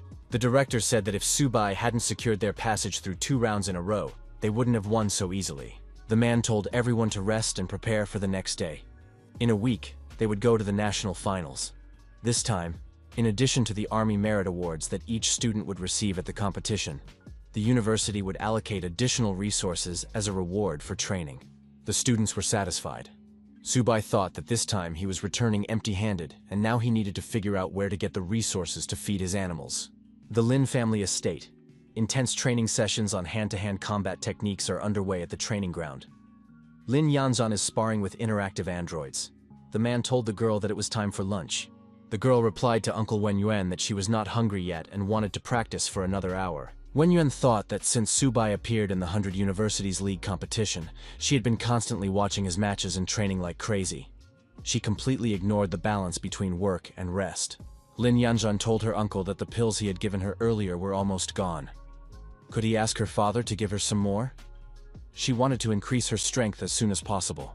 Wenyuan said that many high-ranking families in the imperial capital had proposed marriage to her, but Yanzhan had refused them all. It was unclear what Subai had infected her with. Subai replied that she didn't know herself. 7 days passed. The magical city. The gates of the university were made of pure gold and simply shone. Subai guessed that these gates cost billions of dollars. It was just a waste of money. The director noted that their cost was much higher. The director added that the gates were built in 1 day by 20 gold-level experts and 5 platinum-level experts. One must look at the university's motto and these huge gates. They demonstrate the spirit. Only the strong can protect the race. The representative of the magical city invited students from Jiangzhou Military University and welcomed Director Zhou. It was Zhang Ming, vice president of the university's student assembly. Zhang Ming invited them to follow him. The Jiangzhou delegation thanked him for the warm welcome. The students thought that the military university of the magical city knew exactly how to raise its prestige. Their director had personally made the entire journey, while they had only sent the vice president of the student assembly to meet them. Zhang Ming showed them the training field for practicing weightlessness. It was located in a high-rise building. Subai said that if their university had something like that, they would train at least 100 silver-level students a year. The guests were shown the hotel where they would be staying and having lunch. There was a 24-hour buffet on the first floor. Zhang Ming said that the university provided all the ingredients, meat from ferocious animals of all kinds, and the dishes were prepared by the best chefs. This food helped the fighters restore their blood energy. There were no restrictions on the amount of food. Zhang Ming added that the guests had come a long way, and the university would not allow them to go hungry.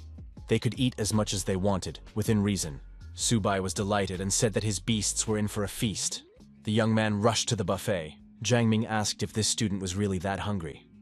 Qing said that if Subai got there first with his turtle, there would be nothing left for them. The students acknowledged that the competition venue in the magical city was truly on another level. They had only seen such things on television. Director Zhou asked the students not to act as if they had never seen the world before. He wanted to explain the rules of the competition. There are special features of the final round with 30 military universities. The Great Wall Military Academy is under the control of the army and is automatically included in the top 4. There will be no exemptions. The student was surprised why the Great Wall Academy was automatically included in the semi-finals. Everyone agreed that this was unfair. The director explained that it was a training base for military geniuses. It is the only university on the front line of defense against invaders of different races. The students were surprised. Is it really a training base for military geniuses? Subai thought it was very powerful. Director Zhou added that this was why the national finals were full of hidden talents. No one should be underestimated.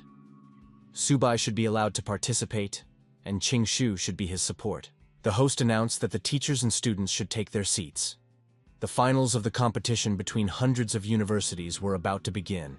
The draw was announced. 3 matches would be held simultaneously. Director Zhou said that luck was on their side. They would not be fighting any of the top 3 in the first round. Subai said he wanted to go first so that all the universities would know how strong their university was. His opponent said that Jiangzhou made it to the finals, which is already amazing. However, that's where it will end. Subai opened his backpack and asked Xiaoba to hurry up and finish it. The turtle grew in size and took up a significant part of the arena. The audience was surprised. Did Jiangzhou University really send a tamer to the competition? Why did he bring a turtle? The opponent saw the turtle and said it was too big. This was cheating. He did not agree to this. Subai was surprised. Was his opponent really that weak? He hadn't even started eating the peanuts.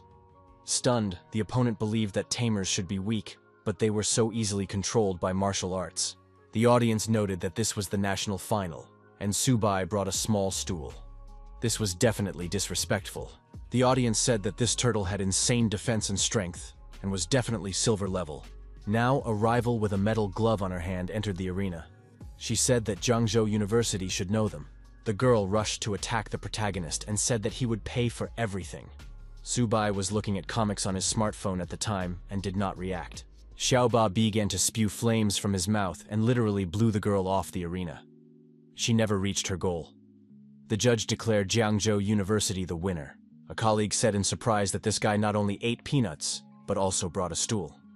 The director noted that Subai really didn't know how to keep a low profile. How could he humiliate his opponents like that? Director Zhou wondered how he could look the Yokohama University leadership in the eye after this. Qing said that it was too early to rejoice. Soon, Subai would face a real test. He would compete against the captain of the Imperial Capital University team. A powerful warrior who had never been defeated would face this captain. However, the fight was short, and the referee declared the Imperial Capital Military University the winner. The young man apologized to his opponent for hitting him too hard. Director Joe noted that this fighter uses fire and is at the top of the silver level. The student said that a silver level fighter who uses fire is a terrifying force from the Imperial Capital University. Qingshu noted that if the Great Wall Academy did not enter the fight, only the Magic City University would be able to compete with him. After another battle, the judge declared Su Bai, representative of Jiangzhou University, the winner. Wang Mingkun, a silver-level fighter, said he would force Jiangzhou to fight alone against 5 opponents. University director Luo, he told Mingkun to use his speed to win, rather than face the turtle head-on. Mingkun replied that the director should not worry. Mingkun acknowledged that luck was on Su Bai's side in the previous round. But this time, Jiangzhou University would be less fortunate. Su Bai noted that he was facing a silver-level military ability user in the arena. However, this did not change anything, and the young man told Xiaoba to attack his opponent. Mingkun said that Su Bai would now feel the power of the wind and see the might of the silver level. The team captain used his unique abilities. Mingkun jumped high and declared that he would definitely destroy this boy now. Su Bai thought that the wind was preventing him from eating. Mingkun continued to approach, escalating the situation, and said that his opponent's defeat would be quick. After a strong wind picked up, the arena was covered in dust. Visibility was 0.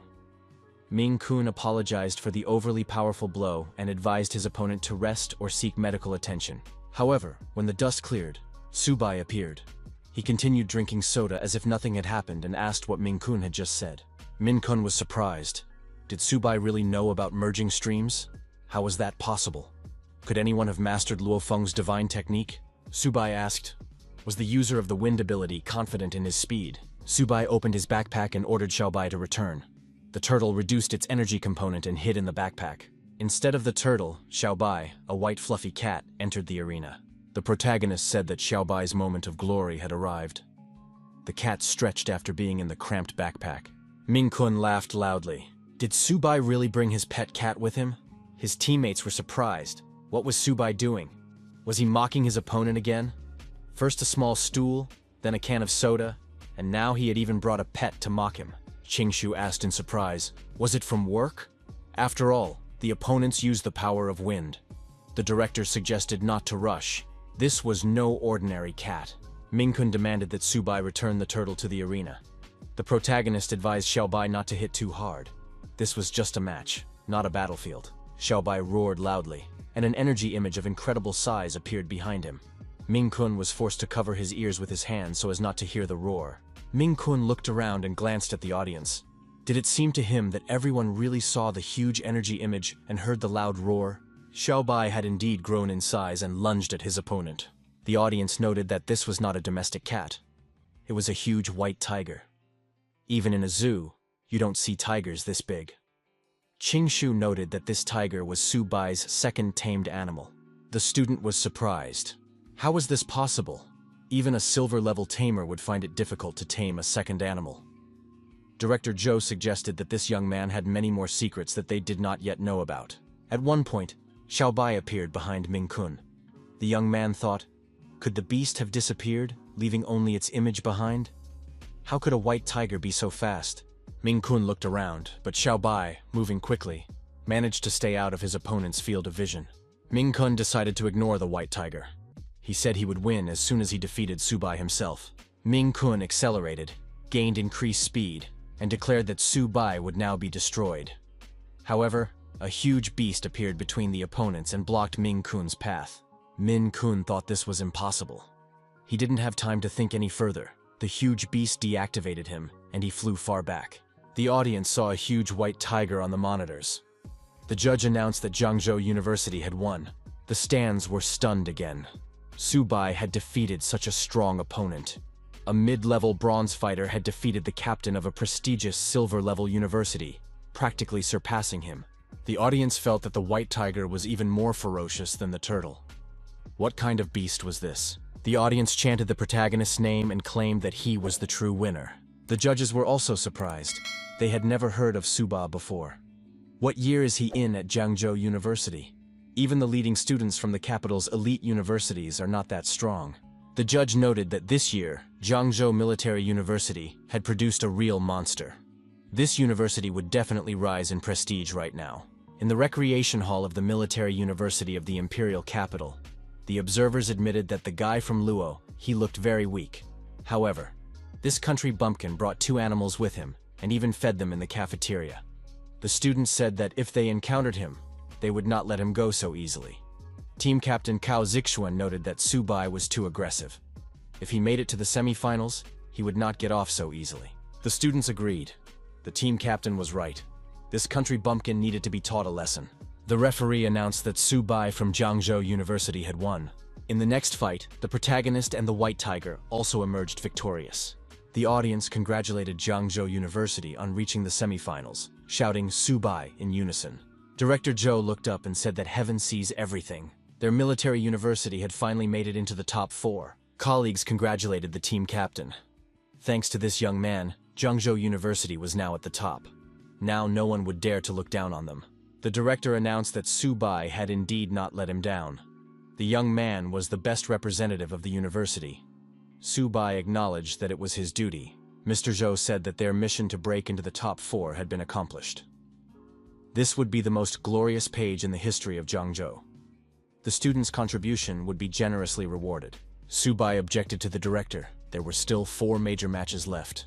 What did he mean by their mission being accomplished? The young man thought. Was the director planning to spend billions for the sake of victory? This was unacceptable.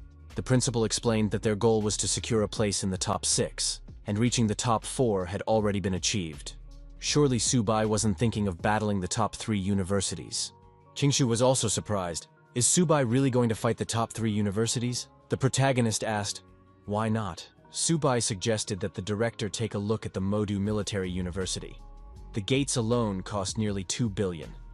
The young man added that their university had entered the top 4, but still did not dare to be so extravagant. Su Bai stated that, in his opinion, Zhangzhou should take first place and rebuild the university gates. They cannot disappoint the expectations of their people. They must fight for first place. Qingshu agreed. Su Bai must not give up. He added that Su Bai's performance made him worthy of the title of captain, and he would cope with the best matches. The director said that the students' enthusiasm and courage were commendable. However, now it was necessary to rest and prepare for the next matches for the title of the best. They would fight for first place. Mr. Zhou thought that these students were still very young and impulsive. They really want to compete with the 3 best universities, the supreme military command of the Dragon Nation. The final of the League of 100 Universities is about to begin. It is expected to end in 2 days. The spokesperson reported that the army's preparations for a counterattack against the myriad races were complete. The front lines were assembled and ready to launch a counteroffensive at any moment. The marshal said that was excellent. As soon as the League of 100 Universities ends, the counterattack against the myriad races will officially begin.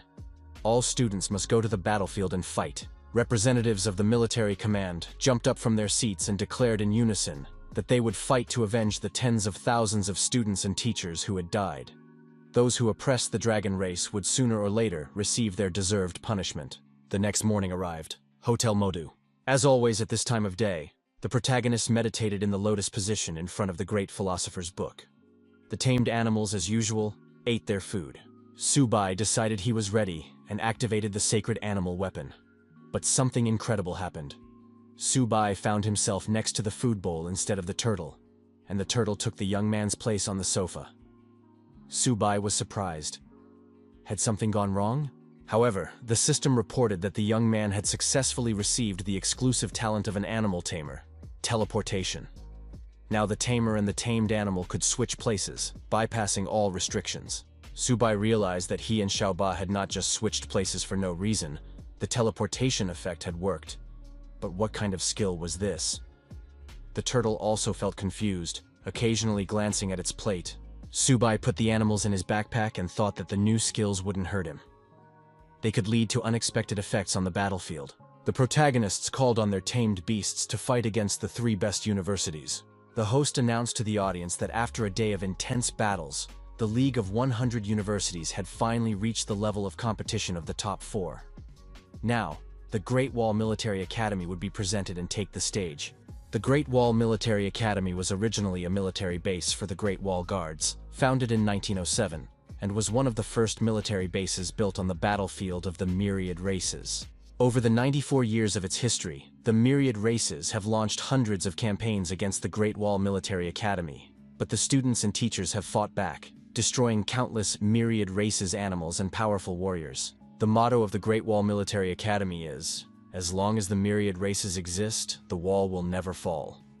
Currently, the strongest man, the only royal-level expert, Mr. Nie Ching, is the respected director of the Great Wall Guards. Therefore, the powerful Myriad Races do not dare to invade the territory of the Great Wall Military Academy. Royal-level expert Nie Ching is the stronghold of the human race.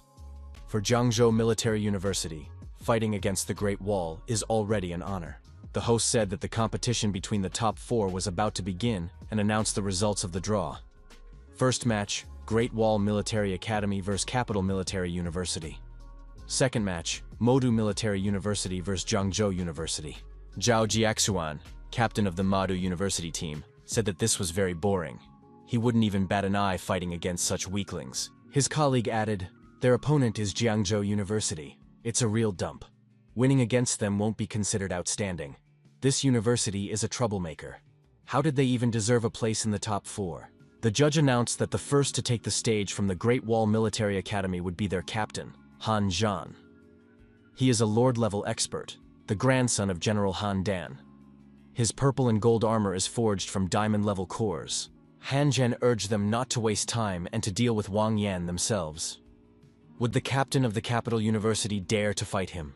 The captain of the Capital Military University, Wang Yan, asked, "Why is old man Han making such a big deal out of this?" Director Zhou noted that Han Zhan versus Wang Yan was a tense match from the very beginning. Su Bai told his colleague that Luo would go first and show what he was made of. Luo tensed up. Could he really do it? Han Zhan took the stance of a confident fighter and declared that he was ready to begin. He also gave his opponent the right to make the first move. Wang Yan declared that in that case he would not back down and attacked his opponent. He circled around the warrior in diamond armor, striking from all sides. Wang Yan was not intimidated by his opponent's extremely powerful blood energy and sharp weapons. Director Zhou said that Wang Yan was an extreme-level fighter. With the wind blowing, his figure was almost invisible. Su Bai was surprised. Was this really the power of an intermediate silver level? The judges recognized Han Zhan's strike as sky-splitting. 3 years ago, he used this strike to destroy a diamond-level enemy. The power was so great that it even forced Wang Yan to stop. The host said that Han Zhan had indeed used an extreme attack skill with control. It was simply incredible. His colleague added, "It was magnificent." Han Zhan had carefully thought out his tactics. He was truly worthy of being the #1 military commander. Wang Yan showed top-class skill, spinning his weapon in his hands.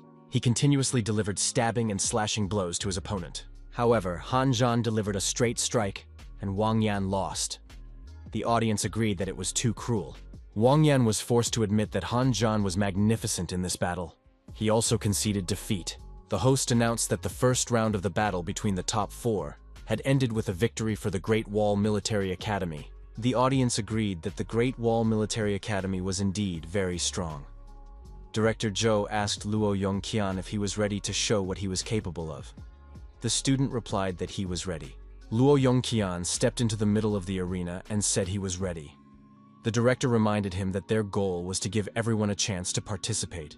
If he couldn't handle it, he should just admit defeat and not put too much pressure on himself. The student assured the director that he would not disgrace Jiangzhou University. His opponent, Zheng Leiqiao, entered the arena. The host announced the start of the second round. Zheng Leiqiao noted that it would be fun. Leiqiao asked his opponent how he wanted to be played. Luo Yongqian was taciturn and attacked his opponent with a blow from his two-handed sword. Leiqiao remained on his feet and asked, "Is that all?" Leiqiao struck his opponent several times and found himself out of his reach. After a short fight, Luo Yongqian was struggling to stay on his feet. His body was covered in bruises and cuts. Leiqiao asked what words were carved on his opponent's body. Luo Yongqian gathered his strength and attacked his opponent again. Leiqiao dodged and said he was ready to have some fun again. Qingshu told the director that this was too much and outright humiliation. The student suggested allowing Luo Yongqian to surrender. Su Bai said that this should not be done now. Yongqian was defending his dignity and the dignity of Jiangzhou University. Lei Qiao said that if Yongqian didn't admit defeat, it would be even worse. Wasn't he afraid? Yongqian replied that Jiangzhou Military University would never admit defeat. Lei Qiao hit his opponent in the chest and asked if he still didn't know defeat. Lei Qiao said that it was very amusing. He wondered how long his opponent would last. It would be better to just accept defeat. Yongqian continued to take blows, but insisted that he would not give up.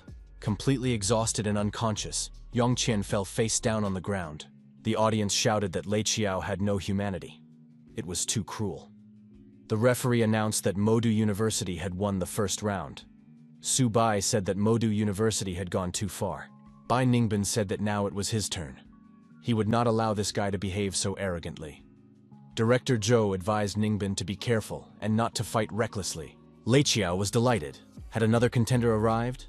Ningbin said that Lei Qiao was too talkative for a fighter. The second round began. Ningbin immediately rushed into the attack and shouted that he would take his opponent's life. However, Lei Qiao dodged effectively and noted that his opponent was acting too confident. Ningbin attacked continuously, while Lei Qiao continued to defend himself effectively and repeated that he would not give his opponent a single chance. The audience believed that a draw should be declared. If they continued to fight for so long, they could die. Even hundreds of meters away, the smell of battle could be felt. It was terrible. Lei Qiao asked in surprise, "Was Ningbin really that desperate?" Lei Qiao grabbed his opponent from behind and put his sword to his neck. Ningbin managed to block the attack. Lei Qiao said that in the end, his opponent was just bronze-level trash from a nameless military university. Lei Qiao added that his opponent had lost. Ningbin objected, saying he did not agree with that statement. Ningbin reminded him that Jiangzhou Military University never admits defeat. After that, he stabbed himself and his opponent behind him with his sword. Lei Qiao was frightened and asked if Ningbin was crazy. Where did he get such methods? Ningbin replied that destroying Lei Qiao was goal enough. That was how Jiangzhou fighters fought. Lei Qiao shouted that he did not want to die. He had not agreed to this, and asked his director for help. The director immediately appeared in the arena and declared that Modu Military University conceded defeat in this round. The hosts repeated these words in surprise. In this round, the Modu Military University admits defeat.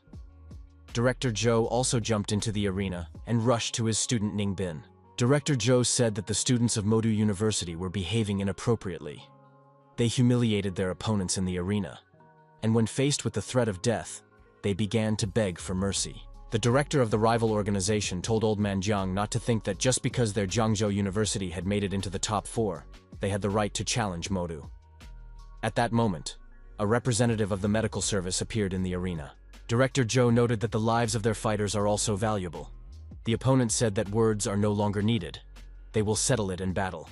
Zhu Qiang shouted for student Su Bai to enter the arena and make the opponents pay for this. The young man must show what it means to mess with Jiangzhou. Su Bai, warming up his hands, said that the director could count on him.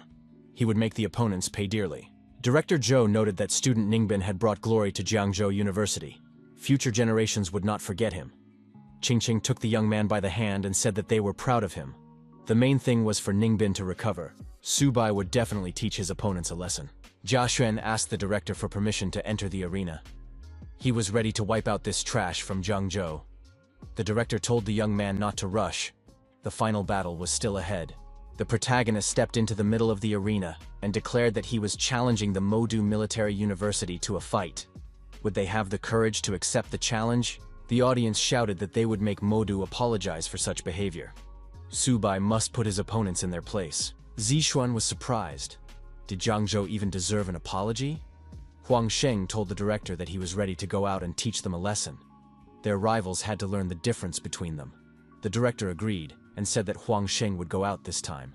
Su Bai asked his opponent if he had come to apologize. Huang Sheng replied that only weaklings ask for apologies. Why should the strong apologize to the weak? Strength is truth. Power is truth. Su Bai agreed that this was well said, and suggested that the host put forward another fighter for the opponents. Fighting one-on-one takes too long, and he doesn't have the time. Su Bai looked at the director of Modu University, pointed his finger down, and told the opponents to come up here.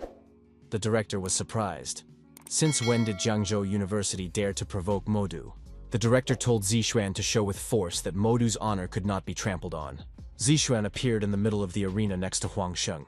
and said that if Zhengzhou University was so arrogant, he was ready to fulfill their wish. Captain Zixuan added that he would now show that barking without strength was simply self-humiliation. The judges noticed Cao Jiashuan's double swords, 1,000-year-old cold iron and molten lava iron. Were these swords really forged from such rare materials? The handles contained platinum cores from powerful creatures. The judge noted that the Cao family and Modu University were truly willing to invest in this young man. Each sword was worth a fortune. Another judge noted that the fire and ice battle god had graduated from Modu Military University and left behind his most powerful technique. Could Cao Zixuan really have mastered it? Zixuan told Subai not to say later that they had intimidated him. He could summon his beast, otherwise the young man would not stand a chance. Subai thanked him for his kindness. The protagonist declared that he did not need a beast to deal with these two opponents. At the same time, he began to radiate increased energy. Huang Xing was surprised. Had the beast tamer decided to fight without a beast? Did this guy dare to come against them with his bare hands? His colleagues were surprised that Subai wasn't using his beast. Director Zhou guessed that Subai had activated synchronization with the source and called him a trickster. Zixuan became angry and called his opponent presumptuous. However, with this action, he had simply signed his own death warrant. Huang Sheng added that the weak must know their place. Subai activated the spirit of sharp metal and the ghost of sharp metal. The protagonist also activated the possession of the spirit of earth. Subai took an aggressive stance and said it was time to settle the score with Modu University. Zixuan guessed Subai's abilities from his appearance and asked in surprise how this was possible. Qingshu noticed that this guy's speed had already reached the gold rank. How could the body of a beast tamer be so strong? Qingqing reminded him how strong Luo Feng's was when he achieved synchronization with the source. Qingshu was surprised. Could Subai really compare to Luo Feng? Subai asked Zixuan if he had ever felt helpless. Zixuan acknowledged that his opponent deserved his respect, but that was all. Team Modu's captain continued to swing his exclusive swords. Zixuan attacked his opponent and declared that he would be destroyed. Subai didn't even flinch and asked if that was all Zixuan was capable of. Subai effectively dodged the attack and declared that his opponent was still too slow. Huang Sheng suggested that the captain surround his opponent. Subai did not wait for the encirclement and delivered a series of powerful blows to Huang Sheng's body and face. His opponent was deactivated and fell to the ground. Subai said that these 7 blows were in response to the 7 wounds that Yang Hao had received. Subai looked back and saw Zixuan approaching him. The protagonist said that this was great because he hadn't finished having fun yet. Zixuan continued to swing his swords, trying to intimidate his opponent. Subai said that it was a complete disappointment. Was this all that the genius of Modu Military University was capable of? Subai knocked his opponent far away with a punch and said that they were too weak to stand up to Zhengzhou University. Subai continued to attack and asked why this genius wasn't responding. Was Jia Xuan just going to take the blows? Subai punched his opponent again and said that he was getting bored. Zixuan managed to block the blows at the last moment by putting his swords in the way. In the end, Zixuan was defeated anyway. He found himself lying on his back. Subai stepped on his head and added that he liked to beat up guys like him. Zixuan was forced to initiate an explosion and, seizing the moment, jumped aside. Subai noted that his opponent lacked skill, but his attitude was impressive. Zixuan once again shouted loudly that he would destroy Subai. The student informed the principal that Zixuan was using a very dangerous technique. Had Subai overstepped his authority with his taunts? This could be dangerous. The principal suggested that Zixuan might have lost control of himself. Zixuan, exuding excessive energy, shouted again that he would take his opponent's life and jumped high to strike. Subai noticed that something interesting had finally appeared. Zixuan approached his opponent and declared that it was impossible to defend against his swords. Was Subai a turtle in his past life? Subai asked his opponent if that was the limit of his power and attacked. The judge noted that Subai possessed a terrifying technique.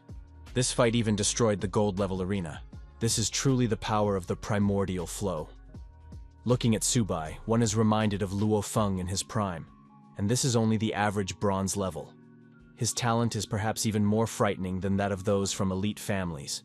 Subai approached his opponent's swords and said that they looked quite valuable.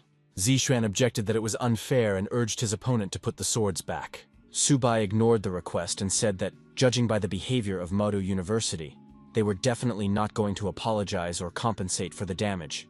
In that case, these 2 swords would serve as compensation. Zishan shouted that this was too much and rushed at his opponent again with an indomitable desire to destroy him. Subai stepped aside and asked if Zishuan had enough strength left. His opponent rushed past him. Subai said that the captain of the Modu team was greatly overestimating himself. Our hero put his knee forward, and Zishuan's face met it. As a result of the collision, Zishuan was forced to fly far back, losing drops of blood in the process. Subai continued his attack and asked how Zishuan dared to mock his university friends. Our hero delivered a series of crushing blows to various parts of his opponent's body, and said that this was punishment for his unworthy behavior. The host announced that Zhengzhou University had won this round by a landslide. Zishuan showed with his whole demeanor that he was not ready to continue the confrontation. Subai looked away and wondered why Hanjan was staring at him so intently. He had been watching him from the beginning, like a hawk. Our hero stared back at him. Hanjan smiled and said that he would look forward to meeting Subai from Zhengzhou University. Subai held the trophy swords in his hands and thought that they must be worth a lot if Zishuan was so nervous. The director of Modu University told the young man to stop. The man declared the fight over and demanded that Subai return the weapons to Modu Military University. Subai pointed out that the referee had said that the arena was a battlefield and that weapons captured on the field were not subject to return. They were legitimate trophies. The protagonist noted that he was not without a man. If Modu University compensated for medical expenses and moral damage, he was willing to return the swords. The audience supported this decision. The Modu Military University had gone too far and should apologize. Subai asked the director if this was the survival of the fittest philosophy that the people at Modu University believed in so strongly. The director said that this was outrageous. Subai remarked that he was treating them the same way Modu University treated others. Director Zhengzhou said that Subai was a good man. How would Modu get out of this now? Would they dare to turn up their noses again? The director of Modu Military University, a diamond-level master, said he would teach this insolent boy a lesson. Zhengzhou shouted that things could end badly and that Subai should immediately step aside. The director of the military university, a diamond-level master, said that Director Modu was prepared to go against a student. This was outrageous. Subai realized that he was facing the explosive power of a diamond-level warrior. How could he deal with this? Mr. Zhengzhou stood in front of his student and prepared to protect him with his body. Director Modu shouted that this was a magical city and that Modu was autonomous here.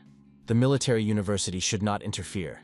Zhengzhou declared that if Modu touched his student even with a finger, he was ready to fight the director for real. Zhao Yi, a lord-level expert, appeared above the opponents. He was 6th in the rankings. Elder Zhao sat down on the ground and said that he had not been at the military university for several years. But now he saw chaos. How dare Director Modu attack a junior? And after that, he has the audacity to call himself a director. Elder Zhao said that he had watched the fights and noted that the young man from Zhengzhou University was very strong. On behalf of the military university, he apologized to all the fighters. Elder Zhao noted that the motto of the military university is, "The strong remain strong, and only in this way can the country be defended." A true warrior must be like Lu Feng, possess absolute power and use it to protect the world. He added that over the years, the military university has lost sight of its main task, to train real fighters. And this is a serious mistake. The defeat of the military university of Modu before Zhengzhou in this duel is indisputable. These two swords will remain with Subai. Elder Zhao said that Director Modu is too hot-headed and impatient, and he is not worthy of the title of director of the military university. His place is among the instructors. Subai noted that he had learned a valuable lesson. The host said that the arena would be restored, and the grand final would take place in an hour. Qingshu acknowledged that Subai had done an excellent job and brought glory to their university. His colleague added that they were proud of the student. Subai said that he should not be overpraised. There was a moment when he was very scared. Director Zhou acknowledged that their university had made a serious statement about itself. Qingshu noted that next they would face the Great Wall Military University, where Hanjan would be, and his strength was unfathomable. The director noted that just reaching the finals was much more than they had expected. Subai told the director that he had no reason to rest. Today he brought glory to the university. Maybe he deserved a small reward for that? Mr. Zhengzhou said that he had 2 high-level silver beast cores as a personal gift for the young man. Subai promised to give it his all. The host announced that the long-awaited final of the League of 100 Universities was officially beginning. Everyone saw the clear favorite on the screen, Hanjan. Hanjan said that he had been waiting to meet Subai for a long time. He proposed a single battle to decide the outcome. Subai agreed. Hanjan rushed at his opponent and told Subai not to stand still and to take the initiative. He must fight like a true warrior. Subai said that he was in no hurry, but he was ready to show his strength. Our hero began to circle around his opponent and encourage him to attack. Hanjan must show his full power. So far, he has only been able to dodge and avoid all blows. Subai suggested that Hanjan was clearly holding back in his fight with Wan Yang. The judges were surprised. When Hanjan fought last time, he was not so fast. He deliberately hid his true speed. It seemed that speed was his weakness. Now it is clear that Hanjan has no weaknesses in either speed or defense. Among the younger generation, Hanjan was truly an unstoppable force. It was impossible to defeat him unless someone of a completely different level crushed him. It seemed that Zhangzhou University would have to settle for second place. Subai was clearly no match for Hanjan. Subai thought that, as expected of a warrior who had fought many battles against other races, this opponent had no weaknesses. Subai declared that in any case, Hanjan would not be able to dodge his next blow. This guy would have to feel the ominous attack. The protagonist struck with his fist at the most vulnerable spot. The bells were damaged. Hanjan was surprised. Had Subai really decided to use such a low blow? Subai reminded him that this was a battlefield. Subai rushed into the attack again and said that the enemy must be finished off when he is weakened. Hanjan gathered his strength, concentrated, and said that he would now give it his all. He had gathered enough data, and now it would be clear whether Subai could dodge his blow. Subai said that if he couldn't dodge, then they would see who was stronger. The judges were surprised. Did Hanjan really know this technique? It was General Han's signature fighting style. 3 years ago, when General Han used this strike, he destroyed thousands of ferocious beasts in the blink of an eye. Among them were even 1 diamond-ranked and 3 platinum-ranked beasts. After the powerful blow, Subai admitted that Hanjan was really giving it his all. Hanjan demanded that his opponent show all his strength. Subai couldn't be such a weakling. Qingshu was surprised. Was Subai really losing now? The director agreed that no one could withstand such a powerful blow. Subai said that Hanjan had left him no choice. At the same time, the young man unzipped his backpack. Subai summoned his beasts, a white cat and a green turtle. He said they needed help to defeat his opponent. 2 huge beasts appeared before Hanjan. The warrior said that Subai had finally shown his true strength. Subai moved to attack and said that now Hanjan would definitely be destroyed. The beasts were aggressive. Hanjan thrust his sword forward and repelled his opponent's fierce attack. As a result of the crushing attack, the warrior's armor was destroyed. However, he had no intention of giving up. Subai told Hanjan to stop torturing himself and admitted defeat. Hanjan said that he did not want to use this technique because he still could not fully control this power. However, now he had no other choice. Subai was surprised. Was this really just a gold-ranked battle? What terrifying power Hanjan possessed. At that moment, the system reported an extreme danger. Hanjan said that Subai was doomed to defeat in this round. Hanjan added that his opponent would never be able to withstand this decisive blow. Subai was ready to admit that he might not survive such a blow. A powerful energy charge crashed down on the protagonist. Having withstood this onslaught, our hero told Subai to attack immediately, as his opponent was already exhausted. The judges were surprised. Had spatial power been activated? But this power was only available at the platinum level. Was Subai definitely at the bronze level? It must have been the result of synchronization with the source. The judge said that the displacement technique was a heavenly level ability, and Subai had managed to change it. Was his talent comparable to the great Luo Fan? The audience did not understand what was going on. Was this really the Gold Rank League? Were these opponents trying to destroy the military university of the Magic City? Subai seized the moment and deactivated his opponent. He admitted that Hanjan was indeed a true monster. Hanjan was forced to admit that Subai had won this time. The host announced the absolute champion of this league, a student from Zhangzhou Military University. It was Subai. His colleagues shouted that it was unbelievable. Director Zhou said that he had not been mistaken about this student. Lin Yanzhan also acknowledged that Subai was the best. The audience shouted loudly and repeated our hero's name. Everyone in the protagonist's family celebrated the victory. Xiaomei shouted that her brother was a true champion. His parents were moved to tears when they learned that their son had become a champion and a national hero. Journalists lined up to interview Mr. Subai. Did the champion say anything to his opponent in the final? The director demanded that everyone step aside as the young man needed to rest. All questions would be answered later. The director told the young man to return to the hotel and rest. He would deal with the rest himself. After this battle, Subai truly became the national champion. All the awards belonged to him. Subai asked how many awards there were. The director said about 600 million. Military Hotel of the Magic City. Military Report of the Dragon Empire. The 100 Universities League has recently come to an end. At this tournament, students from military universities demonstrated their outstanding abilities to the whole world. The main star was the absolute champion of the league, Subai from Jiangzhou Military University. The military command decided to award the young man with a first-degree medal, the Great Wall Honorary Order, and a military bonus of 60,000. The leadership hopes that other students from military universities will follow this young man's example, regardless of the strength of the enemy. They will fight to the last. Jiangzhou University is expected to soon become the main national base for training beast tamers and ability carriers. The audience acknowledged that this young man was a true phenomenon. He single-handedly defeated all the leading military universities. However, he was injured and almost lost consciousness. Where is he now? Subai woke up, stretched, and asked how long he had been asleep. A girl appeared in the room with breakfast in her hands and said, "Finally, Subai is awake. The director ordered us not to wake you up." Subai asked what Manny was doing there. The girl said she was following the director's orders. She had to wait until the young man woke up. Now they were returning to Jiangzhou. The car was already waiting downstairs. Subai took his clothes and said he would get ready and be ready to return. However, before they returned, he wanted to take his animals to the Magic Military Restaurant and throw them a feast. Manny noticed that the Magic University was going through difficult times this time. Subai returned to Jiangzhou University.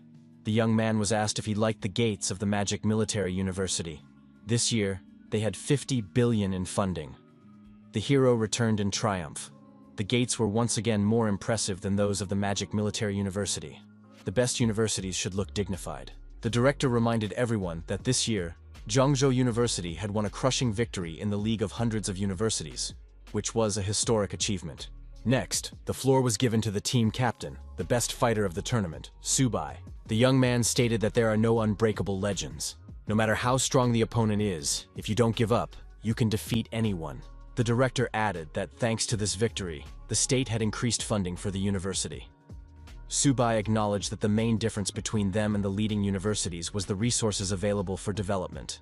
The protagonist suggested hiring alchemists to create elixirs. This would allow them to bridge the gap in resources for cultivating students. The young man expressed his hope that in the future, everyone would work together to elevate Jiangzhou. The director said that when the young man first received the Great Wall Gold Medal, he already knew that Subai would become a great man in the future. The young man noted that he was doing his duty and reminded the director that he still owed him 500 million. The director said that the young man must have made a mistake. Subai was indignant because he had brought the university 50 billion in profits. 500 million was nothing compared to that. The director said that the young man was indeed brave to say such a thing. The most he could offer was 100 million. He added that he would transfer 10,000 military credits to the young man, which could be exchanged for resources. Subai remarked that the director thought he was a beggar, but he had shed blood for the university. The director kicked the young man out of his office. Subai called the director a heartless old man. Had he forgotten who had elevated this university? Mr. Zhou suggested that the student take a break. Subai thought that a smart person knows how to wait. 100 million is also money, and it must be taken. It should be enough for the time being. At the entrance to the dormitory, the girls asked if Subai lived there. They wanted to see him. The administrator said it was a mistake. The champion was not there at the moment. Subai was resting in his dorm room. At that time, the tamed animals were consuming resources. The young man told them to move more slowly so they wouldn't choke. These words were ignored. Subai said that the cat and the turtle had performed well in the league. They should continue in the same vein. The protagonist noticed that Xiaobai had risen to the silver level. The money had not been wasted. It was necessary to continue in the same vein. After a while, Xiaobai's level also rose. The animals had a good appetite. Subai said that Han Zhan had trained until he was 20 and had only reached the silver level. However, thanks to these animals, he had risen very quickly. Suddenly, a young man ran into the dorm room and exclaimed that Subai was his god. The protagonist asked Jiagan what had happened. Jiagan said that he had awakened his ability. Now he was a proud and powerful beast tamer. Jiagong took a turtle out of his backpack and asked Subai to look at it. Jiagang said that his old man was very happy when he learned about the awakening of the beast tamer's power. He insisted on spending a lot of money to hire someone to capture an exotic bronze-level beast. But what potential could a bronze beast have? Jiagong declared that if you were going to tame a beast, it had to be a turtle. Anyone who didn't have a turtle wasn't a real beast tamer. Subai wanted to tell Jiagan that not all turtles are the same. However, the system announced that a new talent, Dominion, had been activated. Now the young man could use the blood of sacred beasts to help those who sincerely admired and subconsciously desired to become beast tamers. By awakening their abilities, the tamed beasts would receive the blood of sacred beasts and become their descendants. Jiagong wondered why Subai now looked even more excited. Subai agreed. If you're going to tame a beast, it has to be a turtle. Anyone who doesn't have a turtle isn't a real beast tamer. Jiangzhou Military University. Many students came here to train as beast tamers. Now this university is one of the best educational institutions. Everyone wanted to study with Subai. The girl asked the students to calm down. If they chose this university for further education, they were welcome here. Now everyone could release their tamed animals. The young man took his green turtle out of his backpack, setting an example for the others. The girl was surprised. Did everyone really have turtles? Was this an entrance exam or a gathering of turtle lovers? The girl asked if Hoguan was really a tamer. The young man confirmed this and presented his tamed animal. The girl noticed that the student had zero mental energy. He was just a warrior with strong chi and blood. This animal was an ordinary wild soft-shelled turtle from the market. The women from the admissions committee examined all the candidates and were even more surprised. Each of them claimed to be a beast tamer and wanted to be admitted to the beast taming department. They all wanted to be in the same class as Subai. At that moment, the protagonist was walking past the students. He wondered why there were suddenly so many turtles at the school. One student turned around and recognized the young man. It was Subai. A moment later, Subai was forced to speed up and run away from the students who were chasing him. Everyone demanded that he help them get into this department, because each of them had a talent for animal taming. Subai wondered why there were suddenly so many of them. Military conference room on the front line. The speaker reported that according to intelligence, the myriad races had detected their movements. They had sent 13 clans, including the Ghost Cat clan, the Six-Eared Demon Wolf clan, and the Brown Bear clan, to gather forces near this base. The exact situation was still unclear. The marshal stated that the myriad races had begun to act on a larger scale. Whatever their goal, it was necessary to strike first. The order had already been given.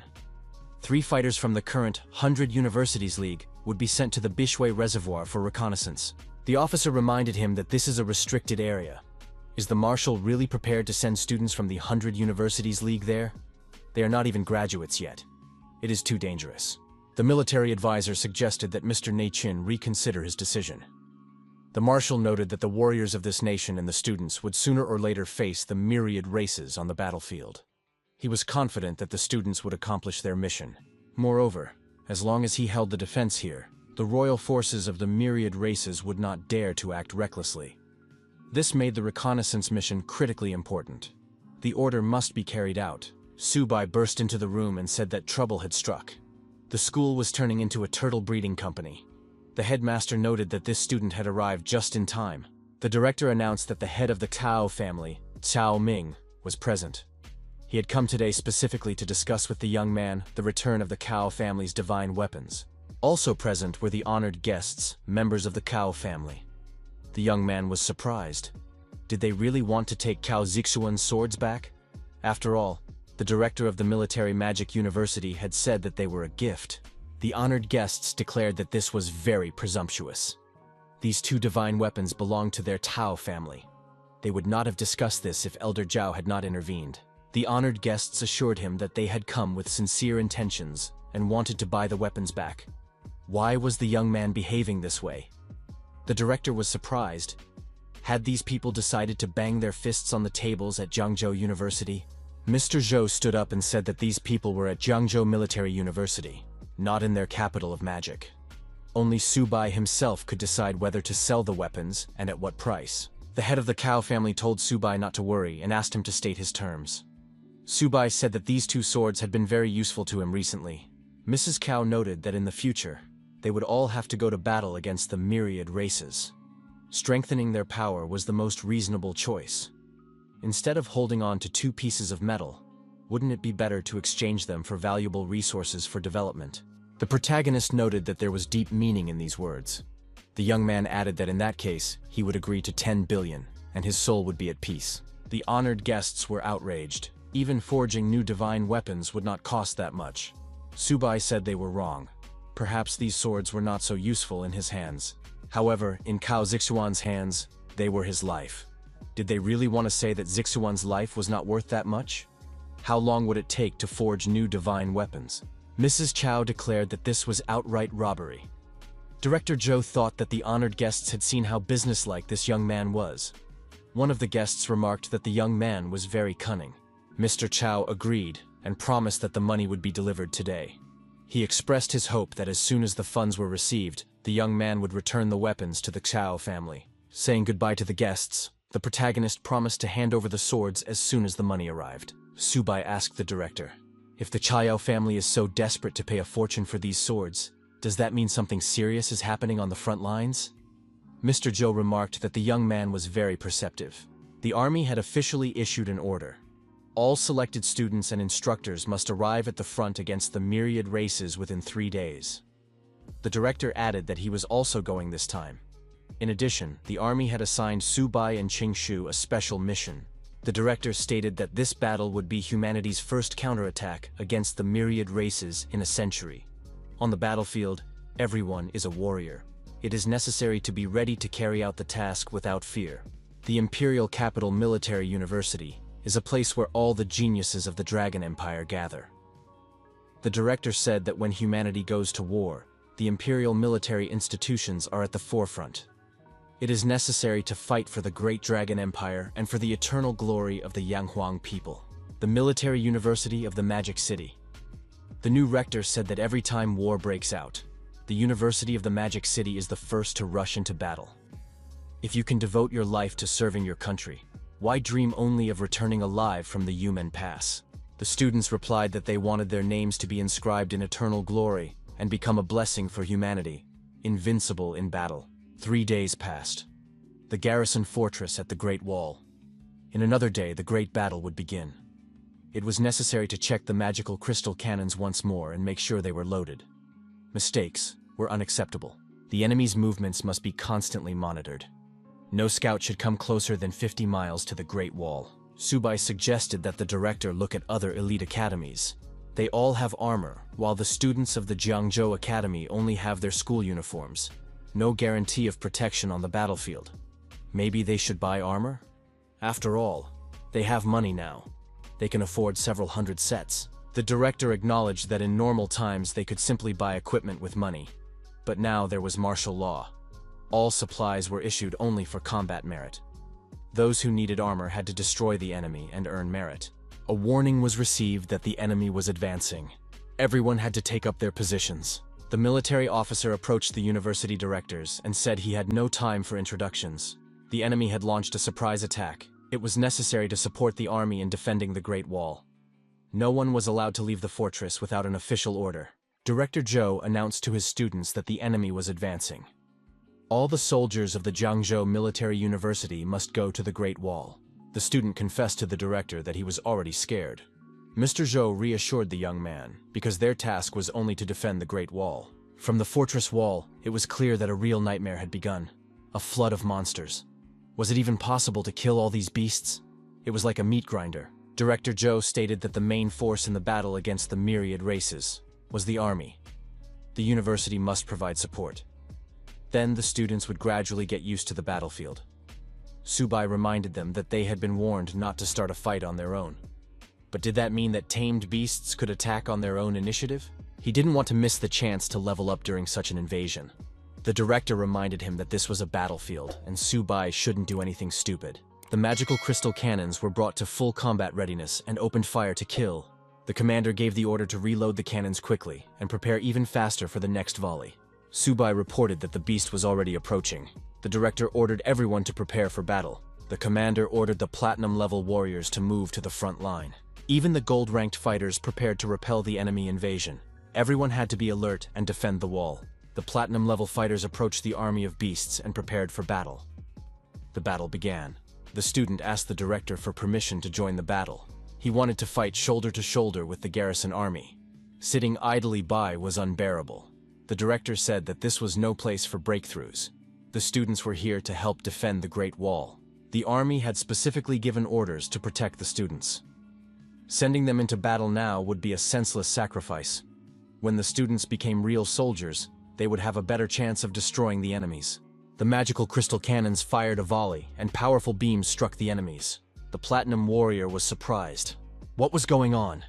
They had been ordered to cease fire. The military commander was also surprised. Why were the cannons still firing? What was this strange force? Who had given the order to continue firing? However, the shooting did not come from the cannons. Xiaoba attacked the beasts. Subai ordered the turtle to continue firing. The director said that Subai was simply unbearable. Qingshu agreed. Was this even possible? Could beast tamers really do such a thing? Subai continued to give orders to the turtle and told it to attack a group of bronze-level monsters. Subai adjusted the direction of fire. Couldn't Xiaoba see that there was a silver-level monster there? They couldn't be destroyed with a single shot. In that case, the military merits would not be counted. It was necessary to aim at the bronze ones and be careful not to hit their own. Subai told Xiaoba not to be lazy and to try his best. Otherwise, all the beast cores would have to be given to the turtle. The soldiers did not understand where these two tamed beasts came from. They were incredibly strong. Could they be the beasts of one of the students at Zhangzhou University? Could a student who had not yet graduated have tamed such terrifying beasts? Platinum-level warriors surveyed the battlefield from a bird's-eye view. Some were among the destroyed animals. Director Zhou had to admit that Subai was a real trickster. But how did these two beasts become so powerful so quickly? The young man replied that it was all thanks to the resources and support provided by Director Zhou. Mr. Jiang Zhou acknowledged that this student had destroyed many beasts and earned military merit. The other students had been on the city wall the whole time and did not have time to participate. The general was informed that the battle report was ready. All 200 magic crystal cannons were now reloading. There were just under 6 hours left until their next use. More than 125,000 ferocious beasts were destroyed in this battle. The battle lasted half an hour. It was a great victory. General Huanshan was satisfied. An order must be issued. The main force is to rest and recover. Tomorrow, another major battle awaits them. The adjutant said there was something else. The commander of the 35th Division reported that Subai, a student at the university, had not left the city, but with the help of his tamed beasts, he had been able to replace the magic cannons and destroy a huge number of enemies. The commander requested that this student be awarded military honors. General Huanshan said that it was a very good tactical move to use tamed beasts instead of cannons. This student should be awarded standard military merit based on the number of enemies destroyed. In the central square of the base, the students considered this unfair. They did not participate in the battle at all. How then could they earn military points? Subai is the same student as all of them. Why are they forbidden to leave the city walls? How did Subai manage to earn so many military points? There is clearly some kind of fraud or manipulation going on here. Could Subai really have earned more than 40,000 military merit points? That's more than $400 million. Even a gold-level fighter doesn't earn that much. What did Subai do? Zixuan was angry at the protagonist and said that he would definitely defeat him. Subai replied that there was no need to be angry. A significant part of the military merit this time was obtained thanks to the powerful support of Uncle Chao. Subai added that he had read many books on weapon forging. Now he knew how to care for divine weapons and could help Kaozi with this for a nominal fee. The next day arrived. The officer reported to the Supreme Commander that the reserve forces of the Great Wall Garrison were fully assembled. Zhao Yi, the honorary director of the Military University of the Magical City, reminded them that the day before, they had been attacked by 100,000 ferocious beasts. However, that was only a reconnaissance mission. Today, a real invasion awaited them. People never sit idly by waiting for death. The honorary director ordered everyone to take up arms and defend the land. The soldiers shouted that they were going on the counterattack, raised their weapons, and prepared to defend their homeland. Subai asked the director, "Are they really going to attack this time? Or will they stay to guard the city gates again? How long can they hide like a turtle in its shell? Mr. Zhou replied that there was no need to panic. They were ordered to stay here until a place was found on the battlefield. The artillery commander issued an order to the Psionic Legion to begin a full-scale, unlimited bombardment. A massive bombardment began, and the beasts were completely destroyed. The student said that this scared him a little. Subai reminded him that after the battle, the myriad RAs was a real hell on Earth. No living creature could withstand such a barrage of attacks. A warning came in that the enemy was releasing drill bears, a heavy armor legion. The commander of the advance guard said that the first wave of the bear attack must be stopped. The task must be accomplished at all costs. The heavy armor legion must prepare for a head-on collision. The opponents collided head-on. The huge drill bears possessed incredible strength. However, the advance guard, the heavy armor legion, was unshakable and did not give up. The commander repeated that the heavy armor legion must hold back these beasts at all costs. The number of attacking bears only increased. The beast commanders, standing on the observation tower, were surprised. Could humans really stop the drill bear clan? They had to break through them. Subai asked the director why the leader of the myriad races looked like a human. The director replied that platinum-level experts from the myriad races have the ability to take on human form. When they reach the diamond level, they are almost indistinguishable from humans. Even living side by side with them, it is impossible to notice anything unusual. The student asked the director when the High Command would give them a mission. Mr. Zhou noted that the battle was already raging, so the order should come very soon. The military officer arrived with the order and announced that all reserve fighters must support the main forces, assist with the evacuation of the wounded, and clear the battlefield. All military university students will be divided into small teams to carry out tasks together. A list of team assignments will be announced. The first squad would include Subai, Hu Qingshu, and Han Zhan. Subai would be the squad leader. The squad could help clear the battlefield or go to the Misty Mountains to support the main forces. Further actions would be determined by the commander. The military officer added that all squads must immediately assemble and begin carrying out orders. Some students were surprised. Why aren't the squads formed by university? Han Zhan told the protagonist that they hadn't seen each other in a long time and asked when they would have another good fight. Subai suggested talking about the fight later. But what was their mission? Qingshu noted that something strange was going on. The three of them had been assigned to the same squad and given some vague task. Han Zhan asked the commander if he knew what it was all about. Subai reminded him that the military order stated that the commander could decide how to proceed. Now he was beginning to understand something. Subai informed his director that they were departing on a combat mission. Jiang Zhou advised the young man to exercise caution. At the decisive moment, life is paramount. Subai said he understood and ordered his squad members to follow him. Han Zhan asked what their mission was. Subai and his squad arrived at the battlefield and said that the ground was littered with the bodies of destroyed beasts. It was a brutal sight. However, he could smell the beasts' nuclei. Han Zhan noted that dying on the battlefield was the highest honor for a warrior. Subai said that the older comrades should rest in peace, and the younger generation would continue on their path. Qingshu asked if everything was okay with Subai. Subai replied that he was fine. However, such is the fate of a soldier. Han Zhan asked the commander if his tamed beasts were violating military discipline by eating animal carcasses right on the battlefield. Subai replied that he did not think so.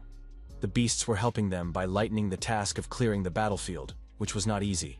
Voices could be heard in the distance. Someone had recognized Subai and his team. Subai told the cat and the turtle to calm down. They still had a mission to complete. The protagonist hid the animals in his backpack and said that they had to finish the job first, and then he would help them eat their fill. Subai told his colleagues that they needed to move forward. Qingshu asked where they were going. Subai warned that they were heading towards the Mist Mountains. However, they had to hurry. Members of another squad noted that Subai and his team did not even wait for the other university squads assigned to scout the mountains. They just rushed straight to the Mist Mountains. Why were they in such a hurry? The commander of the second squad said they should get ready. They would also be moving out. Their task is to assist in reconnaissance of the area. But if they stay away from particularly dangerous areas, everything will be fine. The commander of the second detachment said they needed to speed up. The sooner they entered, the more military merit they would earn. Subai said that the thick fog was unlikely to dissipate anytime soon. Visibility was almost zero. They would have to navigate by instruments. It would be better to stay close to each other. Qingshu noted that with such weather and difficult terrain, It would be easy to fall into an ambush here, especially if the army decided to take this route. Subai remarked that in such conditions, it was much more effective to move in small detachments.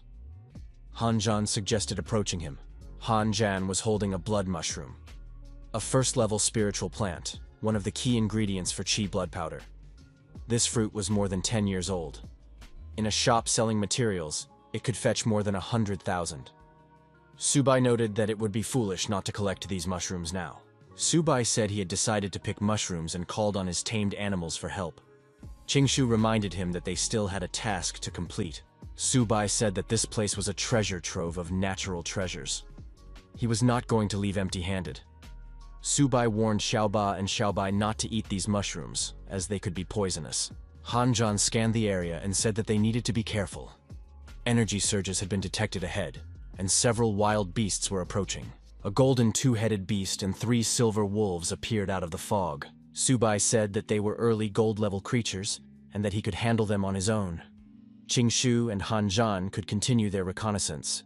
Han Qian warned Subai not to take all the credit for himself. Qingshu agreed. Even though Subai was the captain, he shouldn't take all the credit, so they would also attack the beasts. The students attacked the wild beasts and began to inflict damage on them. The beasts put up a strong resistance. Subai asked Hanjan to rest for at least 5 minutes. He would quickly deal with these beasts on his own. Hanjan was surprised. Only a few days had passed, and Subai had already almost broken through to the middle of the silver level. Qingshu, attacking the beasts, told Subai to talk less and show what he was capable of. Subai told the two to leave at least 1 beast for him. His colleagues were surprised. Why was Subai so slow? The commander of the second squad said that there was a battle ahead. Judging by the bursts of energy, there were gold-ranked fighters and beasts there. The fighters might need help. They needed to be supported. After the battle, Qingshu admitted that Subai was a real trickster. He aimed straight at the beast's weak spots. Hanjan admitted that Subai was indeed ruthless. Subai told the tamed beasts that they were lucky again. They could now eat and regain their strength, and then get back to work. A student from the second squad said that just a few minutes ago, they had felt powerful bursts of energy from a whole pack of ferocious beasts. How could they have disappeared so quickly? The commander of the second squad approached Hanjan and said that it was not for nothing that he was considered the strongest genius of the Great Wall Guards. Hanjan said that most of these beasts had been killed by Subai and his tamed animals. The commander of the second squad was surprised. Could Subai really have dealt with all of them alone in 5 minutes? Subai wondered if Caozi had come so that he could repair his divine artifacts again. The protagonist added that he even missed those 2 divine swords. Caozi asked the hero, as the commander of the first squad, what his future plans were. Subai replied that it was a great place, and he was thinking of going deeper into the Mist Mountains to wipe out more ferocious beasts. Subai said that he also wanted to clear the way for the main army. Qingshu and Hanjan thought that this guy just wanted to collect more natural treasures. He wanted to earn more military merits.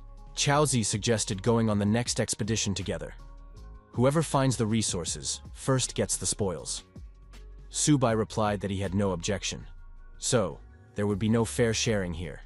He was fine with that. Subai declared that in that case, he would go ahead, and the others should not fall behind. Hanjan and Qingshu shouted for the commander not to run so fast. Chaozi told his squad not to fall behind and to hurry up. Chaozi looked ahead and was surprised. Why did those 3 stop? What was ahead of them? Chaozi was surprised. Where did so many gold-level beasts suddenly come from? The golden-level beasts turned out to be members of a primate troop of incredible size. They occupied the branches of nearby trees and were clearly aggressive. The man with the average gold level was indignant. How could these beasts allow silver-level humans to go so far? Subai noticed that there was a humanoid beast in front of him. It was definitely platinum level. Hanjan suggested that it was from the clan of mystical snakes, one of the 3 royal clans. This was the strongest race, serving the heavenly devourer of the 9 underworlds. Noble blood among 10,000 races. They are capable of taking human form even at low levels, and their combat power surpasses that of their peers of the same level. This is the most dangerous enemy of all those present here. The leader of the enemy formation ordered the beasts to destroy all humans. No one should leave this place alive. The second squad was surprised. Why were there so many ferocious beasts here? Hanjan said that Wang Yan was the fastest and should immediately run for reinforcements. Wang Yan promised that the first squad could hold out and he would bring help very quickly. However, a huge beast blocked his path.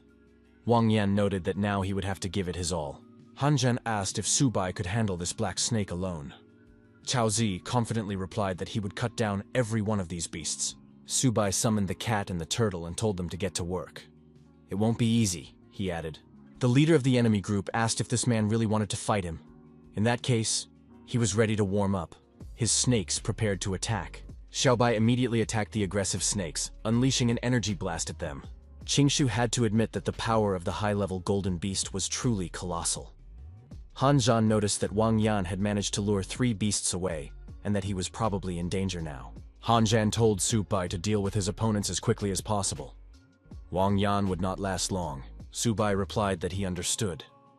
At that moment, the young man was holding an aggressive snake by the mouth. Subai tore the snake apart and told Xiaobai to quickly finish the fight. His opponent was outraged. How dare this pathetic man speak with such insolence? Xiaobai continued to aggressively attack the beasts. Xiaobai attacked his opponents again with his energy beam. Subai noticed that if it had been a normal gold level, the blow would have completely engulfed them, ending them. But it turned out to be more complicated.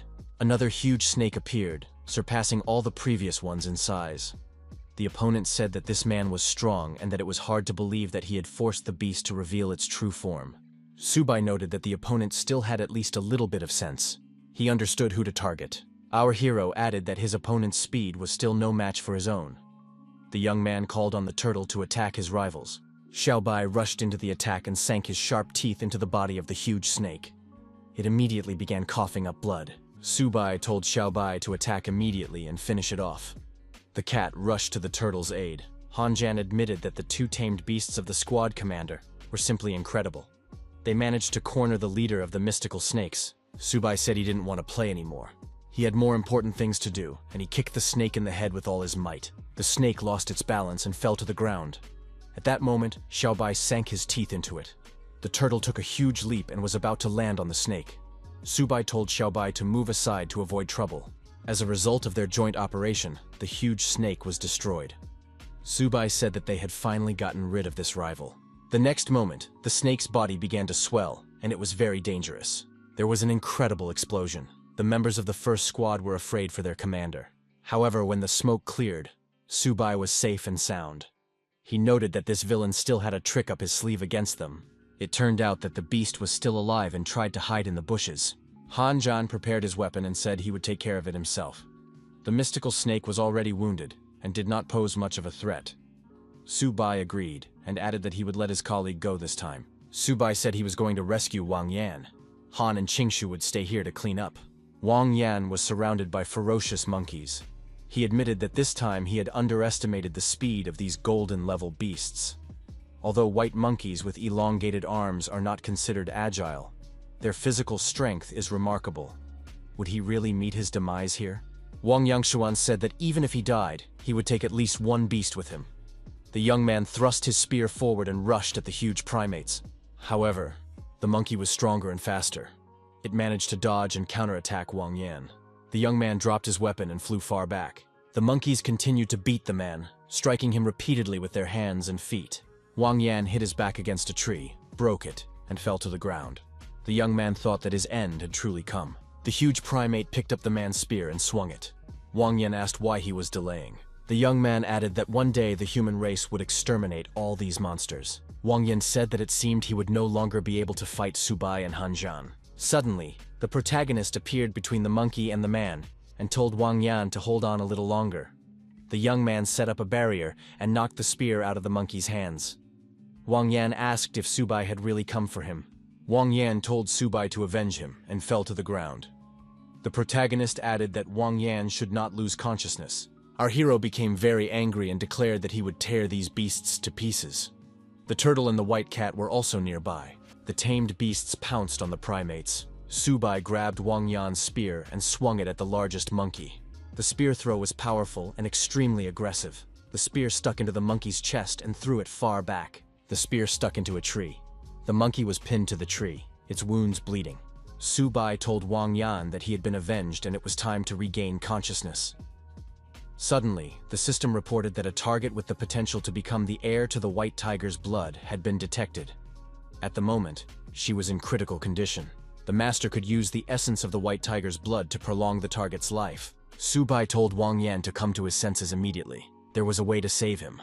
Subai added that he knew how to save Wang Yan, but in return, he would lose his freedom and be bound forever. "Do you agree?" he asked. Wang Yan struggled to respond that he agreed. Subai demanded that Xiaobai immediately give 3 drops of his blood. The white tiger, without hesitation, measured out 3 drops of blood and handed them to his master. Subai told Xiaobai and Xiaobai to protect him. The protagonist turned to Wang Yan and told him once again to hang on. Subai used the 3 drops of blood as intended and changed the bloodline. The necessary processes began to take place at lightning speed. Wang Yan naturally cried out in pain, as it was almost impossible to endure such a thing. After a short time, Wang Yan stopped twitching and came to his senses. His body looked completely healthy, except for some bruises on his face. The protagonist asked how he was feeling. Wang Yan looked at his hands and asked how Subai had done it. After all, such a method was definitely beyond the power of an ordinary person. Even an expert at the king level would not be able to do such a thing. Subai reminded him that before saving him, he had obtained Wang Yan's consent. Now Wang Yan was bound to him forever. As for his secrets, Wang Yan had no right to reveal them. It was also forbidden to disclose any information related to Subai. Anyone who violated the ban would be cursed by heaven and earth, and their soul would be completely destroyed. Wang Yan asked in surprise whose voice he was hearing.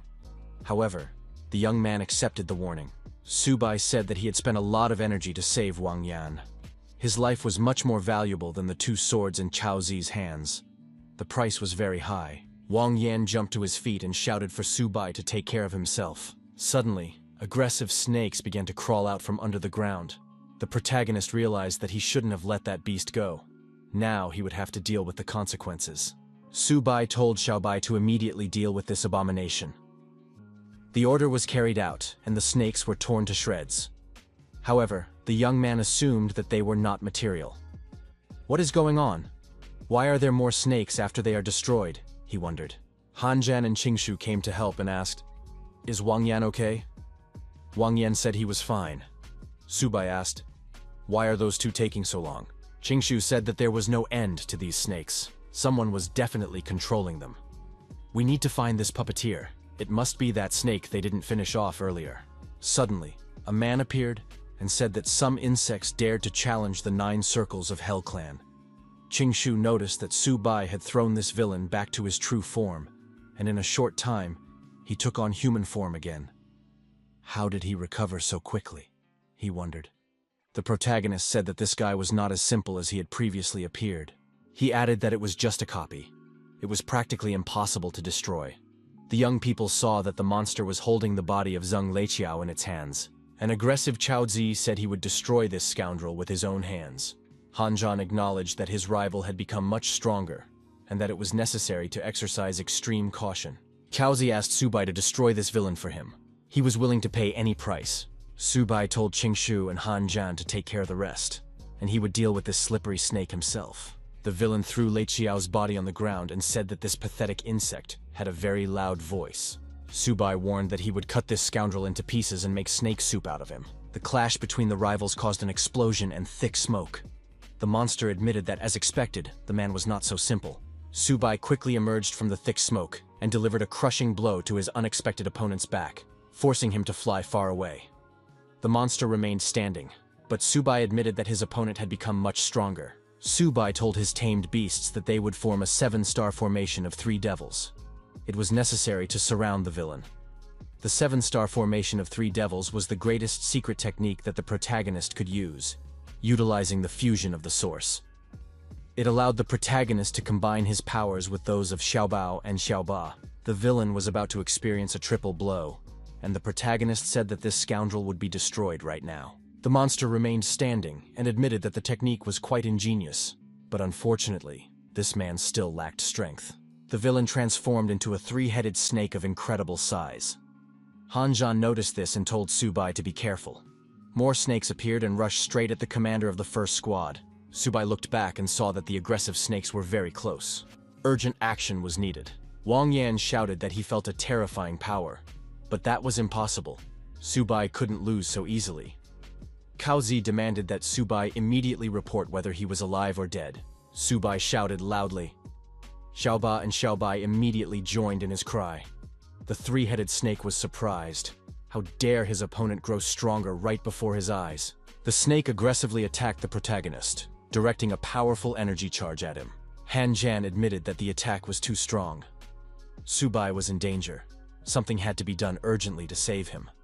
Wang Yan said that he couldn't move at all, and was even unable to resist. However, Subai, despite everything, managed to activate a powerful energy wave that spread in all directions at incredible speed. Han Jan understood what was going on, and said that the divine artifacts were merging into the weapon of the sacred beast. Heaven and earth converged, and the soul attained immortality. The roots of grass and trees, the sources merged into one. Qingshu was surprised. Is this really the legendary weapon of the sacred beast? Wang Yan added that this was exactly what Lord Luo Fen had used to break through thousands of miles, fighting countless powerful enemies. Such a powerful heavenly phenomenon. Could it really be? The ultimate technique of that very person from 100 years ago. How is that possible? The young man wondered. The protagonist received a message from the system that he was not yet able to fully control the power. When his life and mental resources reached a critical point, the state would end, and his body would fall into a period of severe weakness. Within a few minutes, it was all over. A deep mark remained in the ground, reminiscent of the unprecedented power of the attack. The fort of the Great Wall Guards. The commander, looking into the distance, said that this guy was progressing at an alarming rate. The marshal added that the mighty Lord of the Nine Hells had attacked a simple young man. The commander waved his sword and asked, "Do they really think he's already dead?" The monster from the mist told Nieching not to get cocky. His time is running out. Once he falls, humanity will be left without a royal protector and will be doomed to destruction. Subai lost a lot of strength after such an attack and could not stand on his feet. He had to kneel down. The tamed animals also lay nearby, exhausted. His colleagues rushed to help, but Subai surprised them again. "Is he okay?" they asked. Qingshu noted that the battle had been successful. They had managed to kill the Dizan snake, a high-level mystical beast, 1 medium-level golden beast, 2 low-level beasts, and more than 80 silver beasts. They had indeed killed them all. Wang Yan said it was simply unbelievable. Now he would brag about it for a whole year. Han Jan noted that the battle had been very dangerous. If Subai hadn't awakened the sacred beast weapon, they would have all been wiped off the face of the earth. Subai said that the smell of blood could attract other ferocious beasts. "It's better to leave here," he added. Suddenly, someone said that no one dared to leave. A human shadow appeared in the air, activating high-density energy flows. Qingshu told everyone to stay put and be on alert. The man transformed his excess energy into a huge snake that attacked the people. Subai closed his eyes and put his hands forward to protect himself. However, nothing happened. The young man opened one eye first. It turned out that Hu Huanshan, who possessed the level of a lord, had unexpectedly appeared in the forest glade. He blocked the attack and said that Long Ao also possessed the level of a lord. "Isn't he ashamed to attack young people?" he asked. Han Zhan, on behalf of the entire team, thanked Lord Hu Huanshan for his timely intervention. Long Ao was still hovering in the air and said that Huanshan had done the wrong thing. It was useless. "Today, I will definitely take the one who awakened the sacred beast weapon," he promised. Long Ao added that his race would never allow another Luo Feng to appear. Hu Huanshan retorted, "Don't even dream of it." Long Ao activated an energy charge in his hands and asked if Hu Huanshan could really protect this man. The students found themselves surrounded by an even more countless horde of snakes, all of which were at least of the initial gold level. Han Zhan admitted that he wasn't even trying to count their exact number. Qingshu sighed. "Labor Day is coming soon. I want to relax, enjoy the scent of flowers, and have a nice weekend." The girl waved her hand and added that she would miss them. Subai wished her luck. The young people said they were going out to have fun and wouldn't be able to help Subai. "So he'll have to finish the job himself," they said. Subai thought that everyone was having fun while he still had to be on duty. "It's very unfair," he muttered. He wanted to go on vacation too. Lung Gao continued to build up his energy and asked mockingly what Hu Huanshan was turning around for. The first squad was surrounded by snakes. The commander ordered everyone to prepare for a simultaneous attack. Hu Huanshan said it was time to stretch his muscles and spread a powerful energy pulse in all directions. Subai admitted, "That was amazing. Now I understand what Mr. Huanshan's Phoenix Tree technique looks like. Long Ao was surprised. Had Hu Huanshan really grasped the power of the law? It was impossible to even defend against the subtle energy of the law, which was slowly destroying his life force. Long Ao clung to the edge of the crevice and said that today he would not be able to compete with Hu Huanshan. He will be able to protect this boy, but not for long, he added, and disappeared into the crevice. Before leaving, Long Ao warned that all the myriad races would hunt Subai. As soon as he appeared outside the Great Wall, the strongest would be sent after him to destroy him. Hu Huanshan, still propped up by the mighty tree, demanded that Long Ao disappear and never show up here again. Hanjin said that he had witnessed an incredible display of power. This is what a battle between truly powerful opponents looks like, he added. Hanjin continued, with their every move, the heavens and earth are set in motion. It is an immense and boundless power.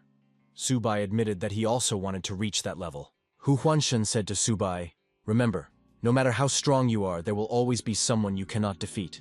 The only person you must surpass is yourself. Hu Huanshan informed the students that it was time to return. Hanjin noticed that teleportation had been activated, and that Hu Huanshan had done it using his own power. He has incredible speed, he said. Subai confessed again that he also wanted to be that strong. Unexpectedly, Niqing appeared out of nowhere and said that Subai had done well. The young man deserved congratulations on awakening the weapon of the sacred beast. Subai asked who this man was. The old man ordered Hu Huanshan to take Subai to the assembly hall. Subai was surprised. Why did the stranger disappear again? Hu Huanshan explained that this man was a hero of the human race, a royal-level warrior, Lord Niqing. Subai asked in amazement, was it really Niqing himself? Hu Huanshan said that Lord Niqing lived in the same era as Lord Luofen. At that time, spiritual energy was returning and martial arts were awakening. At the age of 20, seeing humanity's defeats in battles with myriad races, Niqing proposed the idea of using martial arts for the good of the nation. At that time, many just laughed at him. People believed that only technology could save humanity. Relying on martial arts was considered a fantasy. Lord Luofen, after listening to Niqing's words, became his close friend. Together, they made a great vow to devote their lives to the revival of martial arts and the prosperity of humanity. The protagonist arrived at his destination and heard that it was Subai, Luofeng's disciple, who had awakened the weapon of the sacred beast. With the appearance of Subai, humanity seemed to have found a ray of hope in this endless war. It was said that the current generation was willing to endure hardship, but if Subai rose to power, the next generation would reap the fruits of his strength. Hu Huanshan asked if the young man felt a lot of pressure. Subai was not yet at the stage of bearing responsibility for the fate of the nation. It was important to focus on his own growth now. The protagonist replied that he understood. Subai entered the assembly hall. Hu Huanshan announced that he had brought the awakened young man. Subai saw many great masters at the table and was taken aback. Lin Zhengnan, nicknamed Old Tiger Lin, was the strongest diamond-level master. The protagonist asked why this warrior was here. Niqing, who presided over the table, said that since everyone was gathered, they should get down to business. The awakening of the sacred beast weapon caused a huge resonance among the myriad races. They even sent a lord-level warrior to destroy the young man. The debate began. One of those present noted that for the first time in 100 years, the weapon of the sacred beast Luofeng had reappeared in the world. If Subai became stronger, he would lead humanity to glory. We must protect this young man at all costs, he said. A bearded man with glasses suggested appointing the best mentors and providing resources to help him reach the level of lord, and possibly even king. Subai's life is now more valuable than all of theirs combined, he said. Subai looked at the gathering who spoke in his support and thought that all these people were truly good. Old Tiger Lin expressed his opinion. Subai should continue to temper himself in battles with myriad races. The strength of a great fighter is born only on the brink of life and death. Indestructibility can only be achieved by purifying the spirit, energy, and body. Strong personalities are not born in hothouse conditions. Another speaker stated that now the myriad races had literally gone mad with the appearance of the sacred beast's weapon. The young man cannot be sent back to the battlefield without reliable protection. Who is ready to take on such responsibility? After all, he is Luofeng's only heir in 100 years. Hu Huanshan supported Lin Zhengnan's opinion. A proud eagle will not flinch even in a hurricane, and a wolf pack will not fear a long night. Hu Huanshan added that Luofen himself considered the battlefield almost his home, and had been on the verge of death dozens of times. He would also support the idea that Su Bai should fight on the front lines. Su Bai thought to himself that with unlimited resources, he would never go to the front. Life is more precious. Nai Qing announced the decision. The warrior must be tempered in real combat, but everything must be under strict control. It was necessary to send 3 Lord-level experts, 38 Diamond-level fighters, and 1,000,000 soldiers to support the front at the Misty Mountains. Su Bai breathed a sigh of relief. If so many people were being sent to protect him, he could now relax a little. Ye Qing, senior advisor, added that the young man could be used as bait to cause carnage among the enemy's elite forces. This time, humanity will definitely win, he declared. Su Bai did not expect such an outcome and thought, could he really be bait now? The Nine Hells Castle is the residence of the myriad races. A secret meeting was held inside the castle. The chairman announced that the weapon of the sacred beast had returned, and many remembered the terror that Luo Feng had spread. The Lord of the 9 Circles of Hell announced that they could not allow another Luo Fen to appear. We must destroy this Su Bai at all costs, he decreed. 8 Lord-level fighters and 42 Diamond-level warriors should be sent to reinforce the front at the Misty Mountains. The Great Elders of the Heavenly Nine-Tailed Fox clan will take care of Nichin. The Great Elder of the Demonic Phoenix clan declared that her clan would not send a single fighter to this operation. The Grand Elder of the Heavenly Nine-Tailed Fox clan also announced that her clan would not participate in this action. The Lord of the 9 Circles of Hell was surprised. Have they decided to betray him? The Lord explained that the 3 great royal clans had been given a joint order to take the field in the myriad races battle. Now that they were facing a powerful enemy, these 2 had decided to retreat. The Great Elders were surprised. Does the Lord of the 9 Circles of Hell want to attack us? What other powerful enemies are we talking about? We came here not to fight, but to explore the Forbidden Zone. It seems that the 9 Circles of Hell clan is simply looking for a reason to destroy humans. They are here for endless resources, not for bloodshed. The Lord of the 9 Circles of Hell has declared that even if the elders refuse, his clan will see the matter through to the end. The Great Elders may regret it later. The Great Elders noted that the battle was near, and the human and myriad masters were already on the move. Have they still not found the Holy Maiden? That girl has always been wayward. We must expand the search area and find the Holy Maiden before the war begins at any cost. Nei Qing handed Su Bai a heavenly jade pendant and said that as long as he had it, no one would be able to sense his presence. Even the king of the 9 Circles of Hell would not notice him. With this artifact, it would be easier for the young man to hide from the strongest of the myriad races. Su Bai thanked Nie Qing, adding that simply hiding his aura was not enough. It would be better to equip him with gear and resources to increase his strength. Nie Qing laughed and remarked that the young man really knew how to take advantage of crises. Nie Qing snapped his fingers, and a chest appeared in front of Su Bai. The young man's eyes lit up. Inside the chest were diamond-level armor, a 10,000-year-old ice heart, and a dragon soul of the same age. Su Bai also found many medicines. He was surprised. Is all this for me? Nie Qing confirmed that all of this now belonged to the young man. But it would be boring to give everything away at once, so the artifacts would be given out in stages. Su Bai said that he wanted to get the diamond armor first, so that he wouldn't die in battle. Nie Qing noted that Su Bai was not yet ready for this armor. The young man admitted that this was cruel. The old man recommended that he train harder. Su Bai remembered how he once saw countless treasures and hesitated for just a second, and now he was crying, remembering that mistake. Su Bai noticed a man nearby and wondered, could it be old Tiger Lin? Lin Zhengnan told the young man to follow him. They needed to talk about something. Su Bai thought that he and Lin Yanzhan, Zhengnan's daughter, had nothing going on. They were honest with each other and innocent. Zhengnan suggested that Su Bai stay on the battlefield of myriad races. The young man replied that he was not angry and understood that old Tiger Lin wanted him to become a true master. The man admitted that he still did not understand what his daughter saw in Su Bai. The young man tried to explain that they were just good friends, who knew what was acceptable and what was not. Lin Zhengnan said that he did not want to discuss this anymore, and would not interfere in their childish affairs. He handed the young man the armor and added that it was his gift. The young man must take care of himself and not die on the battlefield. Su Bai accepted the gift and thanked Uncle Lin. Zhengnan ordered him to go to training immediately. Su Bai promised to train hard and not let old Tiger Lin down. The next day arrived. Students and military personnel paid their respects to the fallen.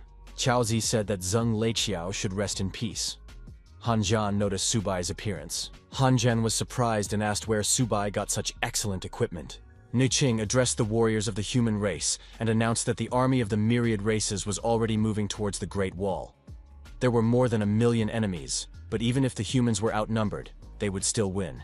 Hanjian noted that among the royal-level fighters, Lord Niqing was stronger than the king of the 9 circles of hell. To restrain Niqing, the myriad races would surely send several lord-level fighters to cooperate with the king. Subai asked what to do in that case. Hanjian replied that they should use tactics and follow the orders of the leadership. An order was issued for all reconnaissance units from military universities to accompany the troops and advance into the Misty Mountains for reconnaissance. Upon detecting the enemy, they were to provide support in battle. Hanjian said that diamond-level fighters had already entered the fray.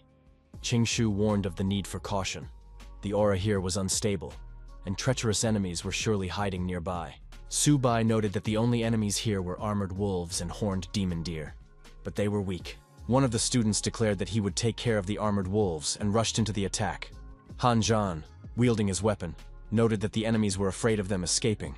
Chaozi admitted that his hands were itching to get into the fight. Hanjian said that they were facing ordinary weaklings and that Subai could rest. Subai agreed that the beasts were weak, but he wasn't going to give up the glory just like that. The protagonist released his tamed animals from his backpack. Xiaoba and Xiaobai burst out and destroyed all enemies in their path. Hanjian noted that Subai had completely lost his conscience. He didn't even want to share the credit for the battle. Caozi agreed with this opinion. The white tiger and the huge green turtle did indeed look threatening against the backdrop of weak enemies. The wolves and deer felt the pressure coming from deep within their blood and could not resist. The white tiger and green turtle roared loudly, subjugating the will of the beasts. Subai was surprised. Why were his animals roaring like that? The system congratulated the young man on awakening a new ability. Now he could subjugate other races and turn them into his personal combat unit. The protagonist was delighted. He had gained the ability of a legion. Hanjian inquired what was happening and confirmed that Subai had indeed brought these animals. Subai said that the animals had been charmed by his charm. His colleagues were morally depressed. Subai noted that if the beasts had submitted, they must obey all orders. The armored wolf clan would guard the rear, and the demonic deer clan would guard the flanks. Hanjian added that with such protection on the sides and rear, reconnaissance could be accelerated. Wang Yan wondered how Subai had managed to convince the armored wolves. The protagonist was surprised by the turtle's strange behavior. Had Xiaoba discovered some secret? The turtle was acting unusually. Suddenly, a giant centipede burst out of the ground. At the same time, Xiaoba was accelerated and thrown high into the air. Hanjian warned everyone to be extra vigilant. The toothed centipede was extremely dangerous, and was known as the ghost of hell. Subai asked if the centipede was really that scary. The toothed centipede was indeed aggressive towards Xiaoba. Qingshu noted that its body, like that of a centipede, was capable of burrowing into the ground in seconds and disappearing without a trace. Its paws were like saws. Nothing could withstand them. Hanjian added that where the serrated centipede passes, not even grass remains. It is a real disaster. Its sharp paws instantly cut its target into hundreds of pieces. Subai suggested that this was an exaggeration. What he saw did not seem like such a threat. Xiaoba felt confident in the company of centipedes, almost befriending them. The protagonist learned that the clan of toothed centipedes expressed a desire to swear allegiance. Subai decided to agree. Deep in the valley of the Misty Mountains, people were making their way through the valley. The woman surrounded by huge primates assumed that the people would pass through this place tomorrow. However, the attack by the human race began much earlier. An order was given to all units to go on full combat alert. The huge monkey was attacked by a centipede that burst out of the ground. The woman, the leader of the beasts, was surprised. How did these centipedes get here? It was necessary to send alarm signals to the king of the 9 circles of hell. The primates began to scatter in terror, as a huge number of dangerous centipedes emerged from the ground. The woman tried to seal the place where the centipedes were emerging and summoned snakes from underground for support. However, the snakes that appeared were attacked by the centipedes and destroyed. The woman turned into a huge snake and tried to fight back against the centipedes that attacked her. The giant snake said that even her scaly armor could not withstand the attack. The centipedes won a decisive victory. The warriors who appeared afterwards saw the destroyed giant snake. It had been torn to pieces. But who did this to the mystical snake of the Misty Lands? Who could destroy it with such force? People were surprised. Could it be the serrated centipede, also known as the Ghost of Hell? Could it have appeared on the battlefield? The warrior said that it was necessary to immediately send a report and notify all armed forces. Toothed centipedes had been spotted in the Misty Mountains.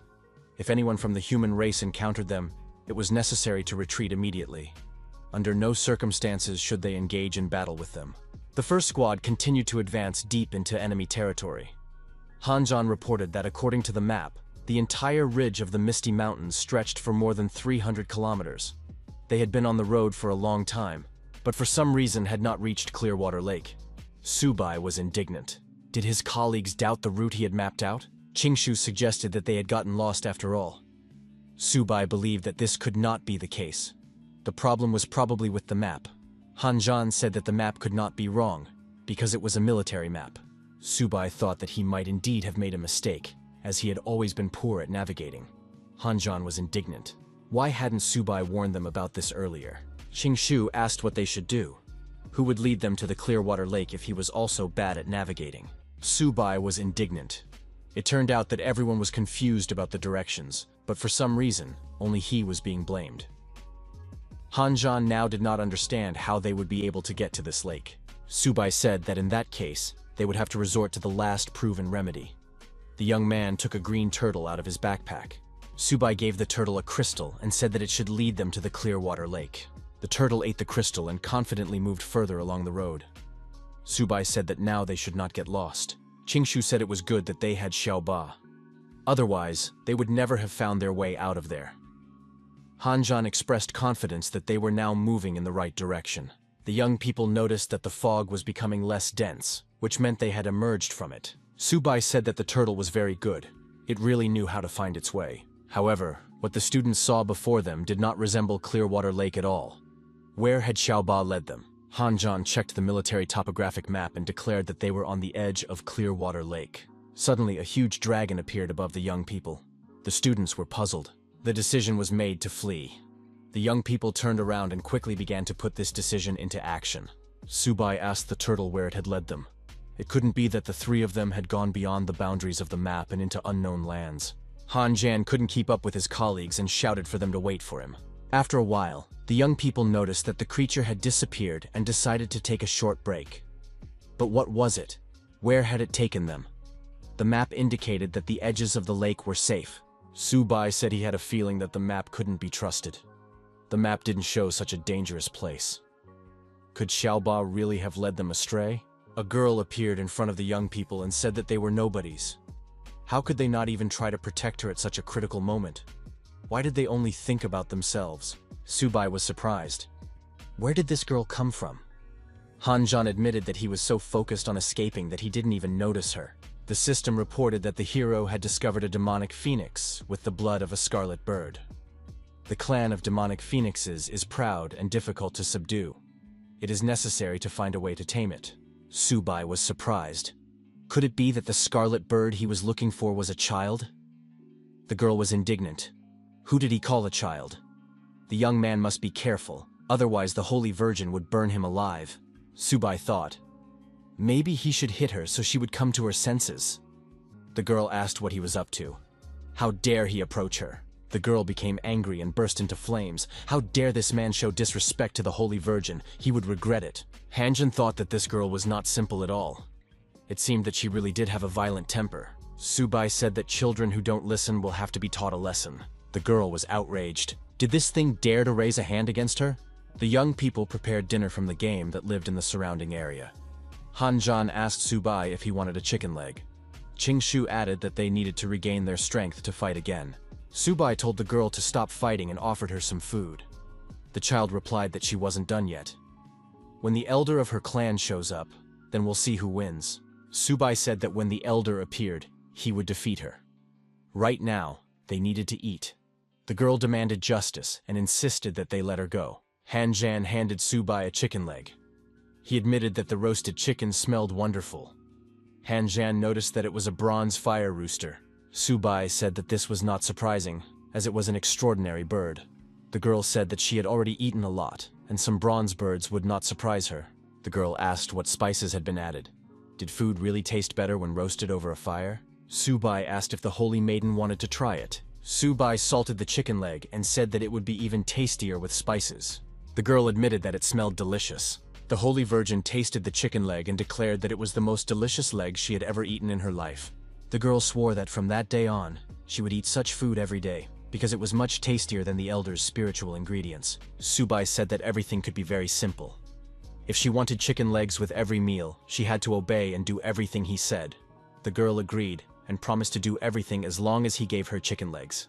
The Holy Virgin added that she did not deceive and always kept her word. As long as the chicken legs were well cooked, the protagonist thought that the scarlet bird could be tamed with just a chicken leg. The young man told the cat and the turtle to come out and greet the girl. Subai declared that from that moment on, Xiaohong was also part of their family. The girl said that she thought the turtle and the cat were very cute. The turtle was indignant. He was actually the older brother of this girl. The cat said that Xiaohong should show respect. The girl hugged the animals and said that they were very cute. Subai told Xiaohong to behave properly, because they were her older brothers. Hanjian asked Qingshu if he thought Subai was really raising this girl like a tame animal. He had a feeling that Subai's intentions were not entirely pure. Hanjian added that this guy had leveled up, and they hadn't even noticed. Subai was clearly hiding something from the public. Hanjian asked if Subai had really advanced to the high silver level. The protagonist replied that it was quite easy. Hanjian was surprised. Did Subai have some kind of secret technique? How was he able to level up so quickly? Subai thought he couldn't admit that he had a system. The young man said that he did indeed have a secret technique, but he couldn't talk about it. Subai noted that in their dragon kingdom, there was an ancient saying, "The way cannot be passed on just like that," especially when it came to secrets concerning the king level. Hanjian held out a golden-ranked beast core. Qingshu told Hanjian not to let himself be deceived. Subai took the core and said he believed Hanjian. He added that he had information coming from Lord Niaqing himself. In the path of combat, it is not enough to just level up. In fact, it is necessary to cultivate the heart of the Tao. As long as a young man has a desire for the path and an unyielding will to become stronger, he will be able to grow faster and further than others. Hanjian listened carefully and replied that he still did not understand anything. Subai asked if Hanjian could see the big mountain. When he just looks at it, it seems like a huge and dangerous obstacle. But if you focus on the top, the path at the foot and in the middle doesn't seem so hard anymore. All you have to do is keep going without stopping until you reach the top. Hanjian said that he understood something, but at the same time, it was as if he understood nothing. Subai seemed to have said something, but he did not express anything meaningful. Qingshu noticed that Hanjian had just been deceived into giving up the golden core. Subai claimed that he was sharing the true secrets of the path to the king level. Hanjian said that now he understood everything and thanked Subai. The main thing was to repeat to himself every morning that he would reach the level of a king, no matter what it took. Then no bottleneck would stop him. Hanjian shouted that the true path was the easiest path. But why did he only understand this now? Now he would use every second to become better. Qingshu noticed that Hanjian had become completely hopeless. Subai objected. Hanjian had indeed realized something, and it was impressive. Subai told Xiaohong to stop playing and help the beasts awaken their second element. The girl asked how to do it because she didn't know how. Subai told Xiaohong to use her spiritual power to change the internal flows in their bodies. She had been able to do this before. She had the ability to awaken the second element in others. Xiaohong said she would try and activated the increased tension in her body, releasing excess energy. The girl said that now she really felt it. Xiaoba would be the first. The turtle tensed up from the external impact on its body. Xiaoba screamed that he was in unbearable pain. Xiaohong had to stop immediately. In the next moment, the green turtle grew to an incredible size. Subai said that this was Xiaoba's true form. The protagonist stated that the turtle now had a glowing tail. The turtle continued to scream in pain and agitation. Subai received information that the mysterious earth turtle had successfully awakened the second element, the source of water. The young man said that now that the water element had been awakened, the protection of this dual system had become simply terrifying. In the end, the turtle was satisfied. Subai declared that now it was Xiaobai's turn. The cat tried to escape such an execution under the cover of darkness. However, Xiaohong was on the alert. The girl energetically influenced the fleeing white cat. Subai told Xiaobai to hold on if he wanted to wake up. The big white cat also cried out in pain and resentment. As a result of the awakening, a huge white tiger appeared. It was of incredible size. The young man received information that it was now a sharp-toothed golden white tiger that had awakened the second element, shadow. Subai said that the white tiger with the blood of shadows was a dangerous dance of stealth and destruction. The next day arrived. Qingshu said that after resting, they should reach the pure water lake. Hanzhan asked if Subai knew where they were now. The protagonist asked Xiaohong where they were. Xiaohong pointed in the direction and added that they were about 80 kilometers from the central restricted area of Pure Water Lake. Subai said that in that case, they would set off immediately. There was no time to waste. Subai asked the girl what kind of dragon shadow they had seen the day before. Xiaohong replied that it was the Azure Dragon, the guardian of the restricted area near Clearwater Lake. She added that the dragon was incredibly powerful, and that any creature that approached the heart of this territory would be destroyed. Xiaohong said that this dragon was indeed very frightening. Even creatures at the Lord level who tried to enter did not return. Hanzhan asked in surprise, "Is the dragon really so strong that it could eat them all?"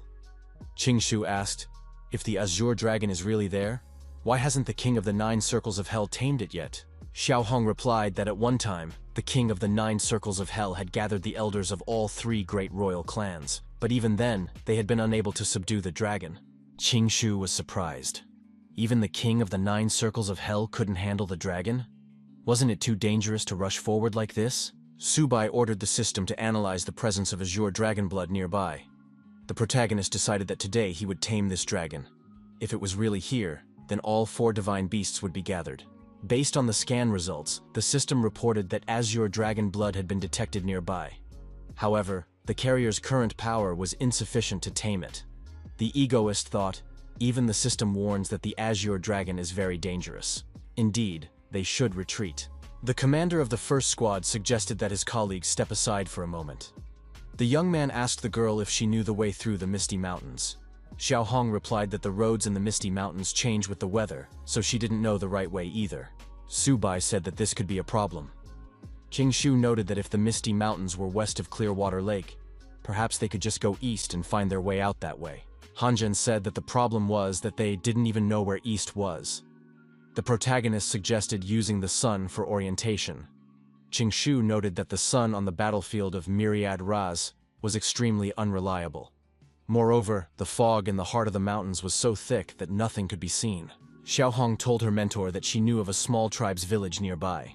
They could ask them for directions. Subai was surprised. Why hadn't Xiaohong mentioned this before?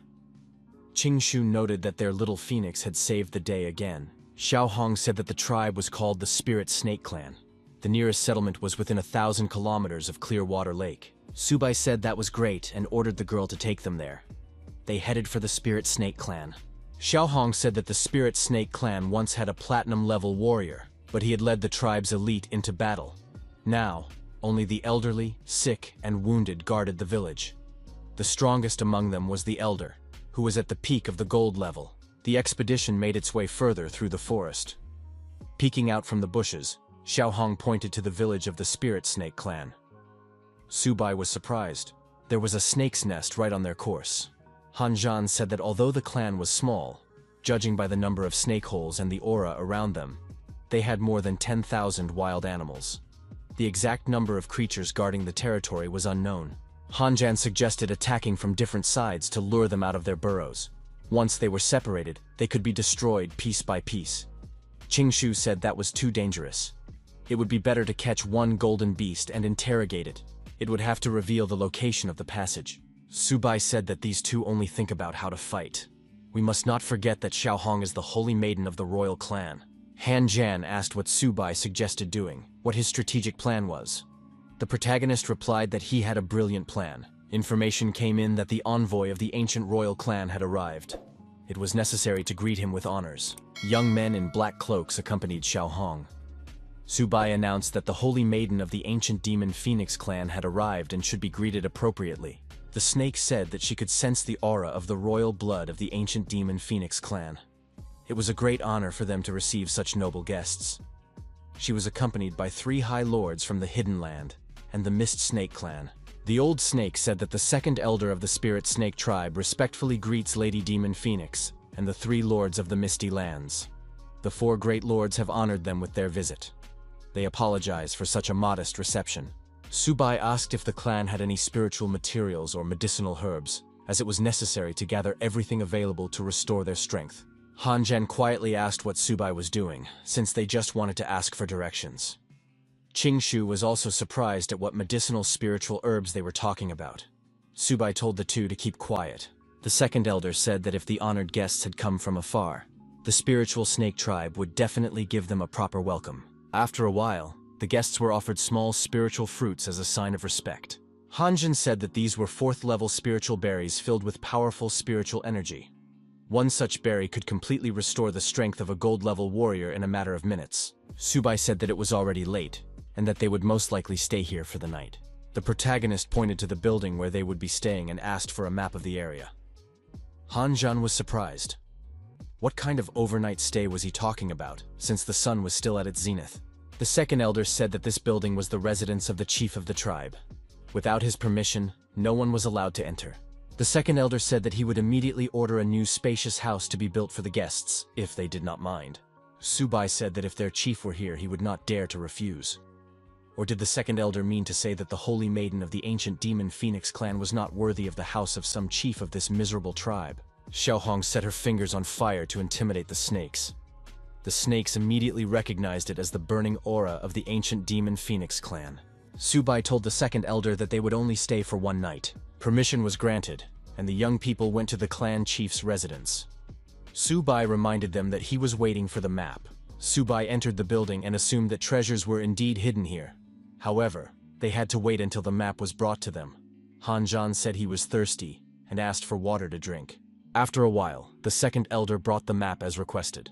The second elder calmed down when he realized that nothing had been touched here. The lords of the Misty Lands and the Hidden Land were too noble to covet the modest belongings of the small spirit snake tribe. The second elder said he would take his leave if the guests needed nothing else. Subai asked that they not be disturbed. They wanted to rest. When the second elder of the snake clan slithered away, the protagonist told Qingshu and Hanjan to search the entire first floor and bring back anything of value. They had to look through everything, down to the smallest detail. Xiaohong and the students were delighted and set about carrying out their orders. They found Jade Nectar, a 5th-level elixir. Subai told Hanzan to keep quiet, otherwise they would be in trouble if they were caught doing this. Xiaohong discovered and showed her mentor a whole chest of 4th-level spiritual berries. After a while, all the treasures, and not only them, were brought to the central hall of the residence. Subai said that now they could begin, and everyone present began to devour the food supplies found there. After the meal, Hanjan said with difficulty that his bottleneck at the highest silver level was beginning to weaken. Qingshu noted that after he had eaten his fill, he had made progress. Subai said that after the meal, they could take a closer look at the map. After studying the map, Hanjan declared that they needed to find a way out of there. Subai said that they would soon set out and gather all the members of the Spirit Snake tribe. The protagonist said that Xiaohong would take care of the silver-level fighters. Qingshu and Hanjan would be responsible for the gold-level fighters. They would begin their operation as soon as it got dark. Hanjan said he felt a surge of power inside him. Qingshu said it wasn't power surging, but everything Zhan had eaten. After dark, the protagonist shouted for the second elder to immediately gather all the battle spirits of the Spirit Snake tribe. The second elder asked what the venerable lord of the Misty Lands from the Hidden Land was doing there. The protagonist thought that the 3 gold-level fighters had already surrounded him. Subai said he wanted to borrow these snake heads. The young man began to show aggression towards the snakes that had arrived. The second elder said that people don't do that. It's very low of them. He ordered the Spirit Snake tribe to follow his command. The people and the tamed beasts rushed to attack the snakes. Xiaohong also behaved aggressively and shouted that she was ready to make snacks out of snake meat. Subai thought that Xiaohong's demon phoenix fire was simply terrifying. Subai told his colleagues to watch him and learn how to fight snakes properly. The deactivated snake asked who these people were. Subai said that they had come here to take their lives. Hanjan said that he didn't feel any pleasure at all. The opponents turned out to be weak. Subai said that they shouldn't relax because they were deep in the territory of the myriad races. The turtle and the cat felt that they could break through to the golden level. A little more, and they would reach their goal. Qingshu asked the squad leader if it was time to return to the main group. The protagonist replied that he had another idea. The young man noted that if they were in the heart of the myriad Oras lands, why not strike them right now? Qingshu pointed out that they were in a risk zone. Subai said that fortune favors the bold. The more dangerous the place, the more generous the reward. The squad commander added that everything would be fine, they just needed to follow him. The young man suggested spending the night there. At dawn, they would set out for Windy Mountain. Qingshu was surprised. What was he talking about? Qingshu noticed that this was the territory of the Black Leopard tribe. Han Zhan noted that Subai had become completely uncontrollable after being made commander of the squad. The next day arrived. Qingshu asked why they were using the same trick. Subai replied that this trick still worked. Why reinvent the wheel? He told the leopards that the venerable lords of the Misty Lands from the Hidden Land had arrived. Why was no one there to greet them? The leopard ordered that the elders be informed of the guests immediately. The lords of the Misty Lands had arrived. A huge black leopard appeared with swords in his hands. He asked, "Had the guests come here to die?" The elder noted that the brown leopard's tribe had long harbored hatred for the representatives of the Misty Lands. Today would be the day of their revenge. After these words, the elder raised his swords and rushed into the attack. Han Zhan repelled the attack of the elder of the Black Leopards and said that Subai's plan had failed. The protagonist noted that he was unaware of the old feud and commitment to vendetta. Subai declared that they would have to fight their way through and called on his tamed beasts for help. Xiaoba and Xiaobai immediately engaged in combat with the armed brown leopard. Subai noted that leopards are very fast and added that he was counting on Xiao Hong. Xiao Hong rose into the sky and her body began to radiate increased energy. The girl directed the excess energy at the leopards, depriving them of their mobility and ability to do anything. The leopards were destroyed. Han Zhan noticed that he had just leveled up. Subai noted that Han Zhan had used the very technique he had been shown earlier. The system reported that the spiritual earth turtle had reached a new level. The same thing happened with the golden white tiger. Subai noted that this was real progress. Subai noticed that Xiaoba had grown again. There were also changes in Xiaobai. The young man said that from that day on, the white tiger would become the master of shadows. Han Zhan noted that Subai had become stronger again. He added that he had gained the will to seek the Tao and faith. Why shouldn't he break through further? Subai said that Han Zhan's faith was apparently not strong enough. That was why there was no noticeable progress. Subai, studying the map, asked where they would go next. Xiao Hong said that there was another place she had not been to. The girl pointed in the direction and added that it was the main city of the snakes of the mystical land. Subai said that in that case they would go there. Han Zhan said that this was pure madness. It was a truly great city of myriad races. Even if they were currently at war with humans, there were bound to be powerful guards there. Han Zhan noted that with their forces, going to the main city would be tantamount to seeking death. Going there was too dangerous. If the enemies found out that they were humans, there would be no escape. Qingshu noted that Han Zhan was right. Going to the main city with just the three of them was too risky. Subai was surprised. Had his colleagues forgotten their faith and their desire to seek the Tao? If they wanted to obtain more resources and become stronger, they had to go to the main city. The young man added that when they reached the level of king, standing on the Great Wall and looking down on the myriad races, as if they were tiny ants, they would receive much admiration and make a great contribution to the development of humanity. Subai added that they were doing this for the greater good of the human race. Even if they did not return, they would still accomplish something truly grand. Han Zhan said that he would act for the greater good of humanity. He was born great and, if necessary, would die gloriously. Subai said that Han Zhan was the true spirit of a proud hero of humanity. Qingshu was surprised. Could this guy really be so easily infected by this idea? Subai demanded that Xiao Hong take them there, in the name of the greater good of humanity. The target was chosen, and the first squad set out to fulfill their mission, what was predestined for them from above. 3 days passed. Subai asked how far they were. Xiao Hong said they were almost there. Subai looked into the distance. The girl said that ahead lay the main city of the snakes of the mystical land. The protagonist said that it was not a city, but a real mountainous massif. Han Zhan admitted that he was beginning to regret his decision. Subai declared that there was nothing to fear. After all, they were the great heroes of humanity. Xiao Hong said that the main city of the snakes of the mystical land was the most majestic of all. Several years ago, she had already been here with the Great Elder. The girl noticed that each wall of the city had 13 gates. Usually the ruling houses entered through the central main gate, and members of the mystical land snake clan entered through the side gates on either side. There were also side gates for those of noble blood, but even they had to undergo an aura check and pay an entrance fee. Subai was surprised. Did they really have to pay a fee? Xiao Hong said that it was purple crystals. On average, one purple crystal was the price of a standard third-rank spiritual herb. Purple crystals are not only a currency, they also store a huge amount of energy that is useful for cultivation. Cultivators of the platinum level and above use even rarer spiritual stones, filled not only with energy, but with the forces of heaven and earth.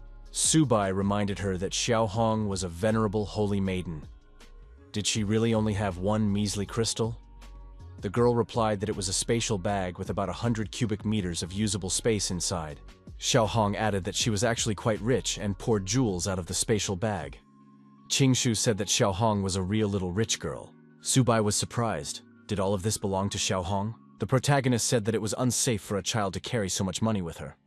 As her mentor, he had to keep everything safe. Subai put all the jewels back in the bag and said he would be responsible for them until she came of age.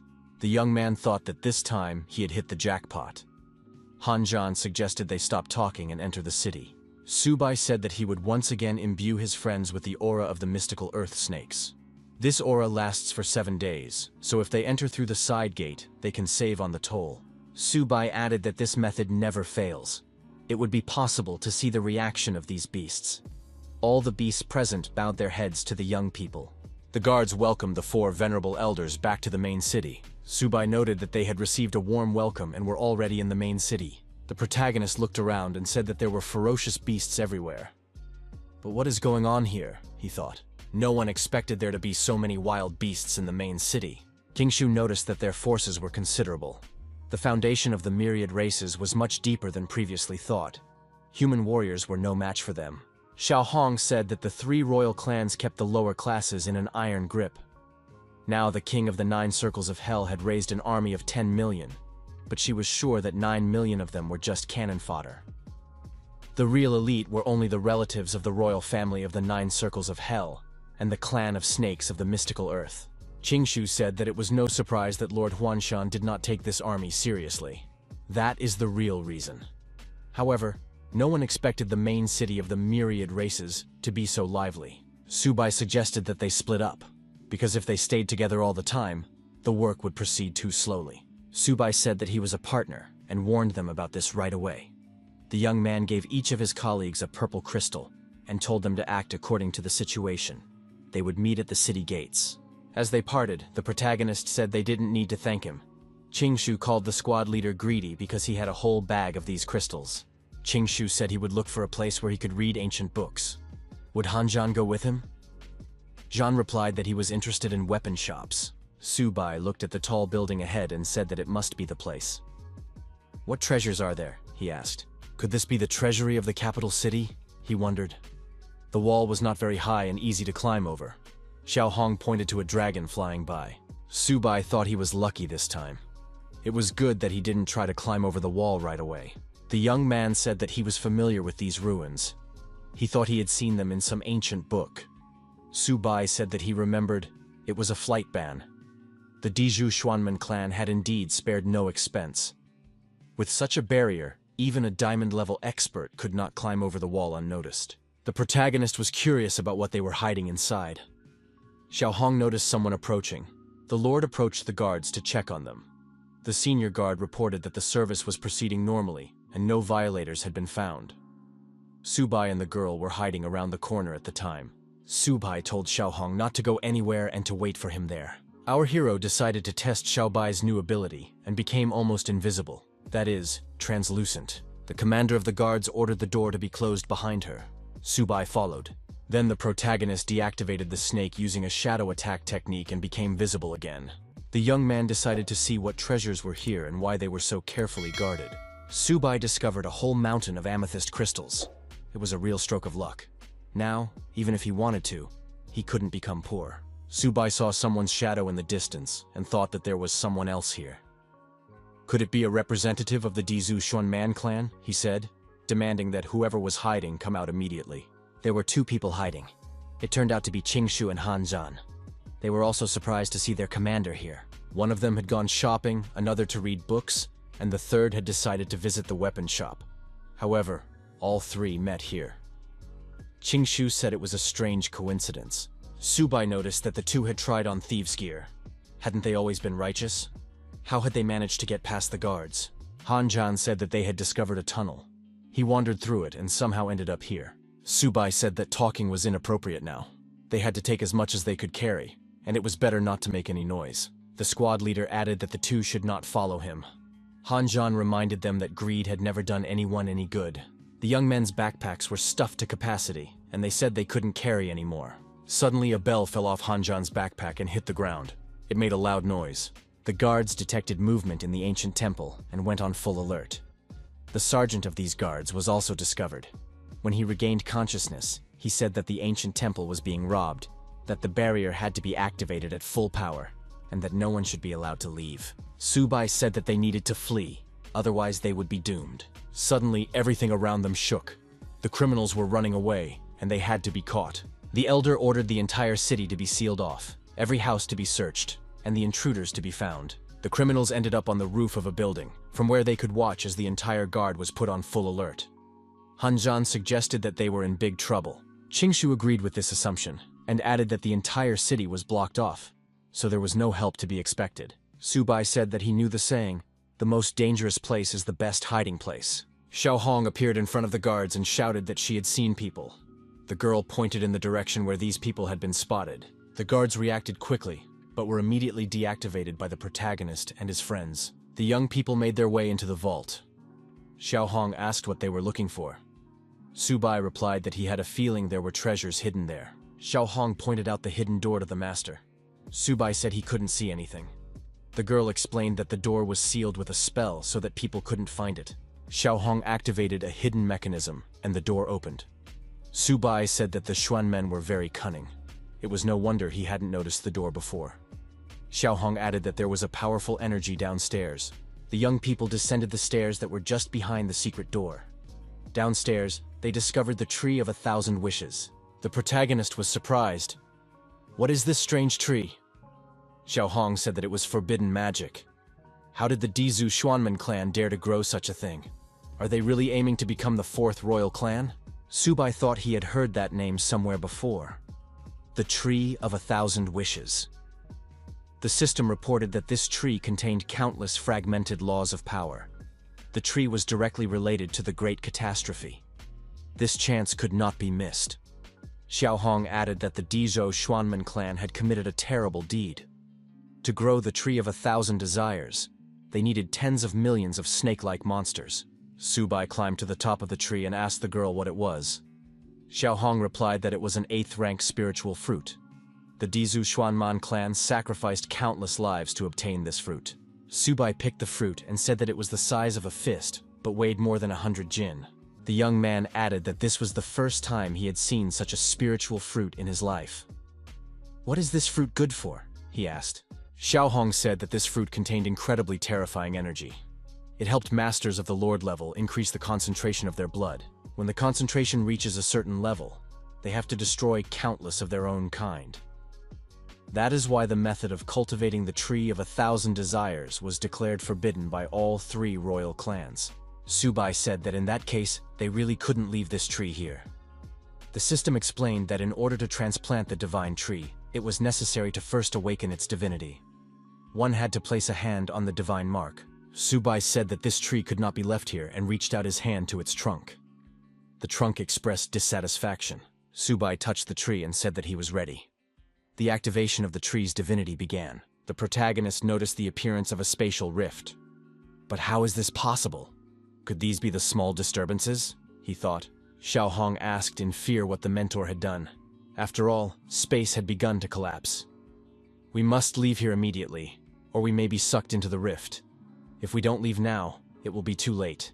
Subai shouted for Xiao Hong to hide immediately. They had to hide in the spatial bag. Subai announced that it was temporarily safe here. Xiao Hong said that the master had indeed transplanted the Tree of 1,000 Wishes. The heavenly treasures he had collected appeared before the protagonist. The young man said that it seemed to have worked. However, why was the earth still shaking?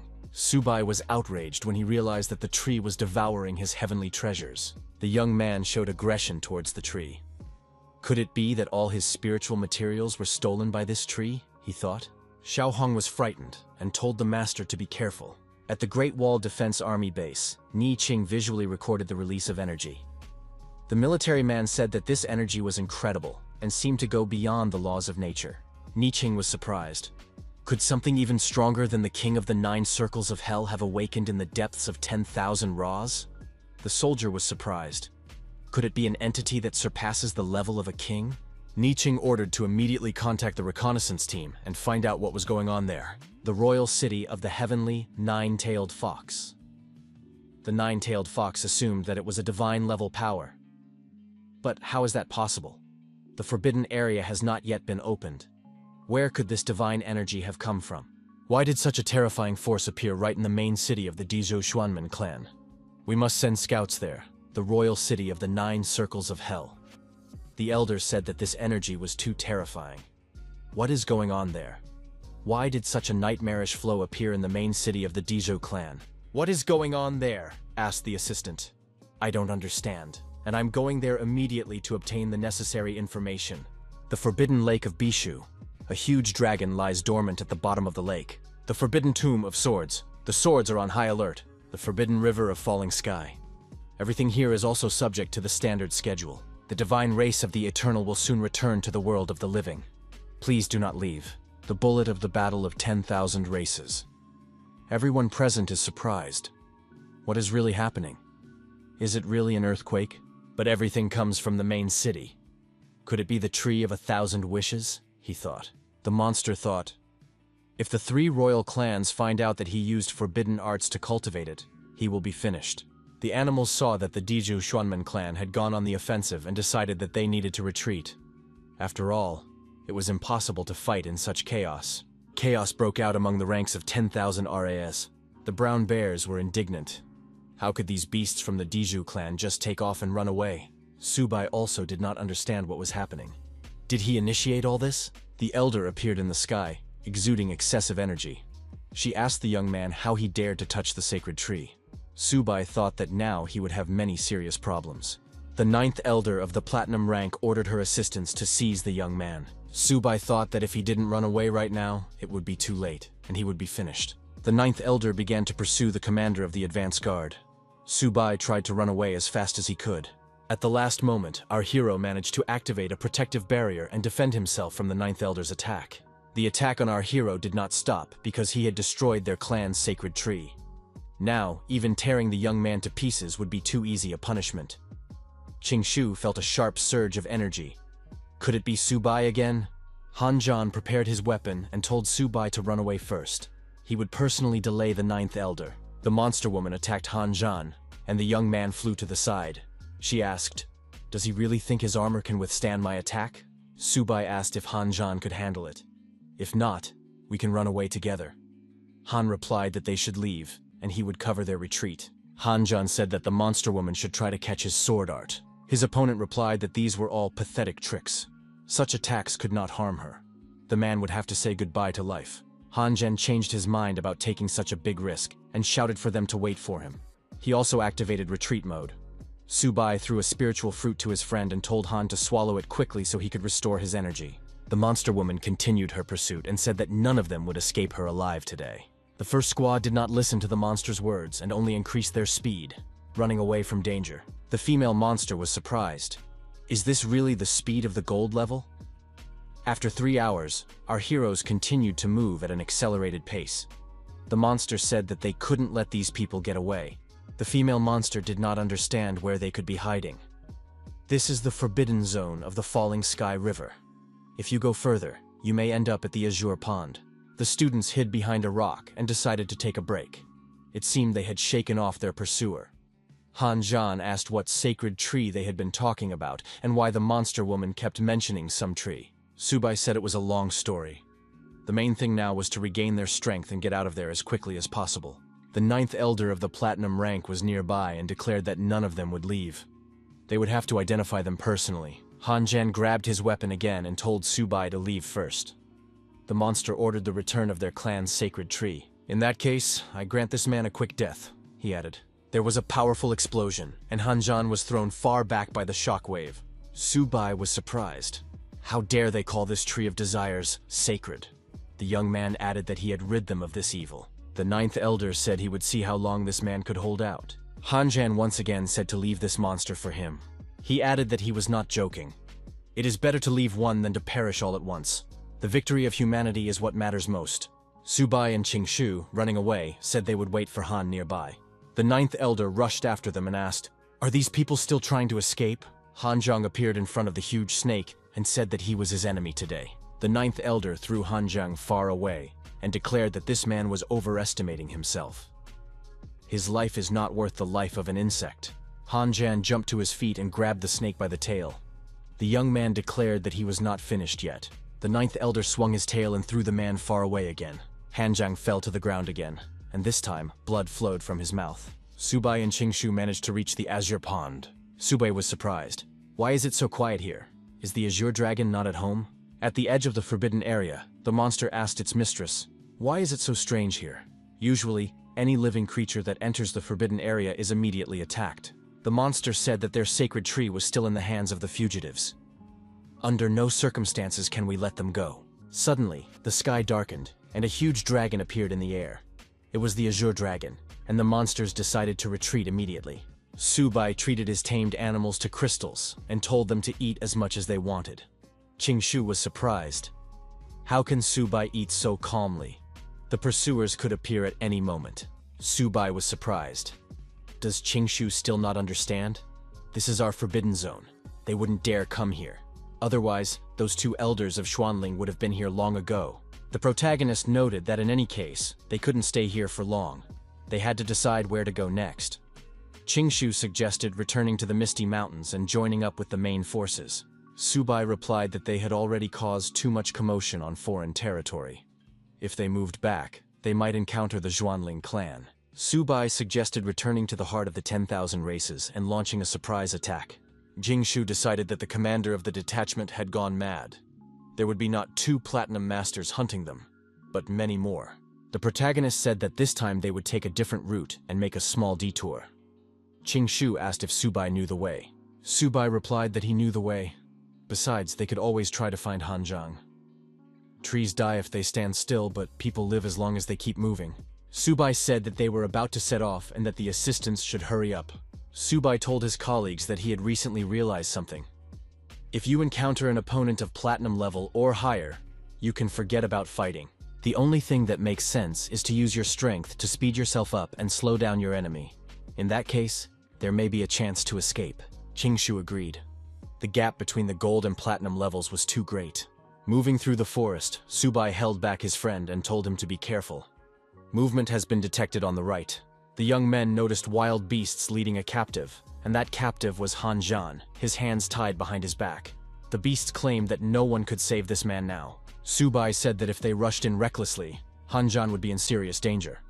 First, they needed to calculate everything. Qingshu asked what Subai was up to again. The protagonist replied, "One clever move can decide the outcome of the whole day." Hanzhan said that these beasts were behaving like true savages. Their behavior violated all conventions. The beast declared that he was ready to destroy this man right here and now. Suddenly, 2 young men in dark robes appeared in the nearby forest. They demanded that the wild beast stop immediately. "What is he doing here anyway?" they asked.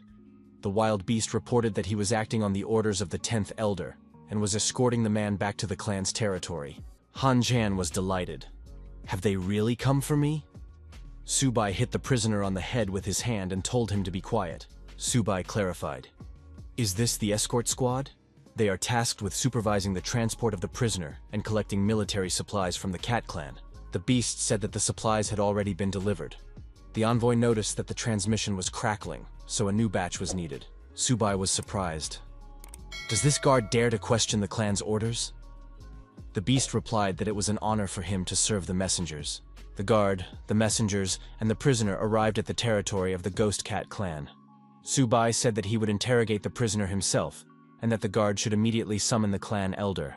The elder arrived and apologized. He had not known about the messenger's visit in advance. Subai stated that they had come for supplies and spiritual materials. The elder was surprised. The last shipment had been delivered only 10 days ago. Why again? The messenger explained that a catastrophe had struck the front. They had suffered enormous losses and needed new materials to hold their positions. Subai was furious. After so many years of war, isn't every single clan out of 10,000 races teetering on the brink? When the king of the 9 circles of hell gave the order, the Diju Xuanmen clan threw all its skilled fighters into battle. Subai continued, "Now the cat clan is unable to spare even a handful of supplies." The elder said that these words opened his eyes.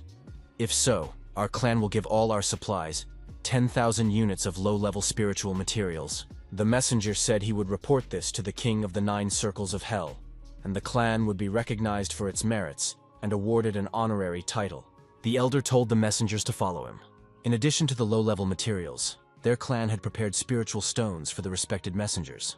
Subai expressed his immense gratitude to the elder and promised to report this to the king. The envoy ordered the elder to prepare provisions. The interrogation of the prisoner would begin right there. Hanzhong demanded to be untied, adding that there were only a few cat demons here that could be easily deactivated. Subai replied that if they did so, where would Hanzhong get the spiritual fruits to heal his wounds? He asked his colleagues if they felt anything strange in this cave. Subai added that he felt as if someone was sucking his energy. Hanzhong agreed. His strength was also fading. The protagonist pointed to a recess in the cave and said that the influence was coming from there. Now it became clear why the Grand Elder had left so calmly. Something was clearly hidden in the depths. The young people decided to go on a reconnaissance mission.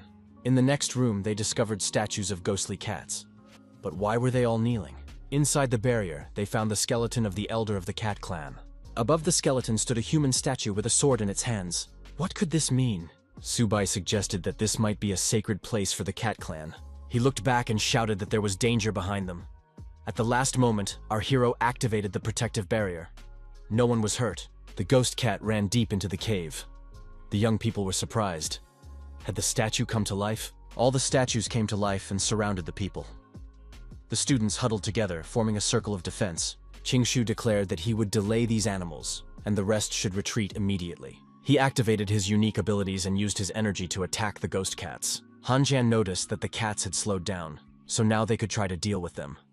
Subai warned that even at the highest level of the gold rank, these ghost cats could not be defeated. The cave was too cramped, and it was impossible to move. The statue of a man above the skeleton of a ghost cat reached for the sword.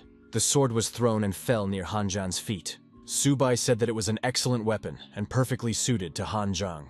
Han grabbed the sword and declared that he would test its greatness. He swung the sword and prepared to repel the attack of the approaching ghost cat. The cat was struck dead on the spot.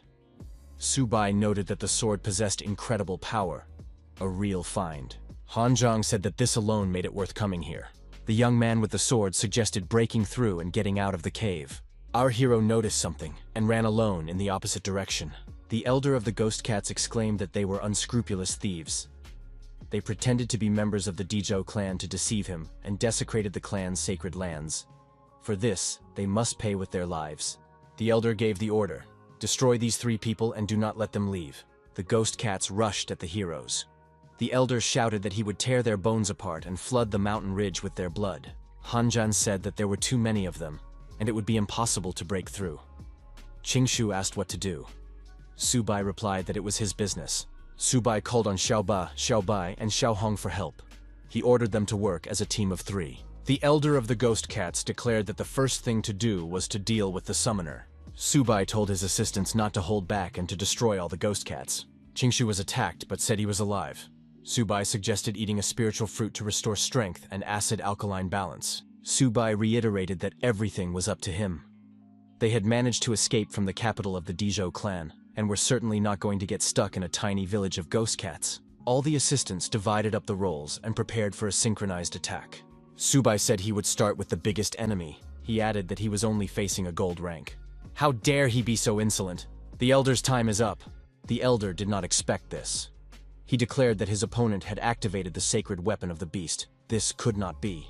Subai told his friends that they needed to leave immediately. Xiaoba and Xiaohong would cover their rear. Hanzhong picked up the wounded Qingshu and carried him out of the danger zone. Subai said that first they had destroyed the capital of the Dizhou clan, and now they had crushed the cat tribe. This campaign would be considered legendary, and their blood would illuminate the future of the human race. Qingshu told them to stop their pompous speeches and continue to act. Far away from the cat demon tribe, the monster was surprised. What is that light in the sky? It's coming from the village of ghost cats. Everything must be carefully checked. The leader of the 9 Circles of Hell clan analyzed the information and realized that it was the sacred weapon of the beast. Could this be the work of the human race? The clan elder ordered 2 diamond-ranked warriors to be sent immediately to the Cat Demon Mountains to destroy Subai. The adjutant reported to Lord Neichin that 2 diamond-level experts had been spotted ahead, rapidly moving towards the Ghost Cat clan. Neichin realized that they were talking about the students, Subai, and his colleagues. The elders issued an order to send 2 diamond experts to the Demon Cat Mountains to support Subai. Neichin said that the Golden Fire Cavalry must also be sent there immediately. Subai must be saved. They could be surrounded by millions of enemy troops. Our heroes, continuing to flee, finally managed to break away from the pursuit of the demon cats. Subai said that they couldn't stop yet. It wasn't safe here either. Suddenly, the monster woman appeared in the sky again and said that she had finally found them. The monster woman was aggressive and declared that they had nowhere to go now. Today, she would skin them, tear out their veins, grind their bones, and scatter their ashes. The monster woman summoned the giant snake again. The snake attacked the humans and said that this opponent was only gold-ranked, yet he had survived her attack. So he knew how to do more than just run away. Qingshu and Han Zhan were not so lucky. They couldn't stay on their feet and were thrown far back. The monster woman told Lao Shi to release a poisonous mist, blocking the retreat. If these 3 escaped and others found out, they could be ridiculed. She didn't want to lose face. Subai said that he would no longer run away and was ready to fight back decisively. Subai activated his sword and declared that he was not afraid of such enemies. At the same time, wings appeared behind our hero. The female monster noted that this guy was able to activate the sacred beast artifact again in such a short time. However, it was useless. However, the protagonist managed to neutralize the monster's attack. The woman became angry. How was he able to repel her blow? The confrontation continued. Qingshu, watching the fight, said that their friend's gold level was putting pressure on the 2 platinum levels. Han Zhan said that if he had been told about this earlier, he would never have believed it. The woman said that this young man was worthy of being called a sacred beast artifact, the greatest innate technique. But he must not be allowed to become stronger. Lao Shi began to blow poisonous green mist again. Subai wondered what the 2 were up to this time. The monster woman was forced to admit that her opponent was strong, but he was only at the middle gold level. His body had not even been tempered to its limit. The monster woman became even more terrifying and said that today this young man was doomed to die. Subai noticed that she had become very ugly. No one would want her. The female monster said she wanted to see how long this boy's arrogance would last. The young man was attacked, but he managed to activate his protective barrier in time and was not hurt by the blow. The next moment, a scarlet phoenix bird pounced on the monster. It screamed loudly and flapped its wings intensely. The female monster shouted that even the flames of the demonic phoenix were no match for them. Subai declared that the 2 platinum rivals were quite annoying. The protagonist continued to swing his sword. The young man did not believe that they were impossible to destroy. The female monster declared that today they would fight to the bitter end. Humans could not harm them. However, looking back, the monster saw that the diamond expert was approaching them. This was not good. The female monster thought that if she had a little more time, she would wear the young man down to death. The protagonist spat blood, but continued to stand bravely on his feet. The female monster declared that this man had destroyed their clan's sacred tree. Even if she fell today, she would drag the man down with her. The monster woman screamed that this boy would now die along with their sacred tree. Qingshu was surprised. Had this monster swallowed Subai, this would not end well because she wanted to blow herself up along with him. An explosion did occur, but not the one that was expected. Han Zhan suggested that General Lin had appeared. Could it be that he had saved Subai? General Lin, standing behind a protective barrier, asked the young man if he was okay. Subai replied that he was unharmed. But why was Uncle Lin here? General Lin thought that in order to get the 2 platinum-ranked elders of the Black Python clan to blow themselves up, there must be someone else here.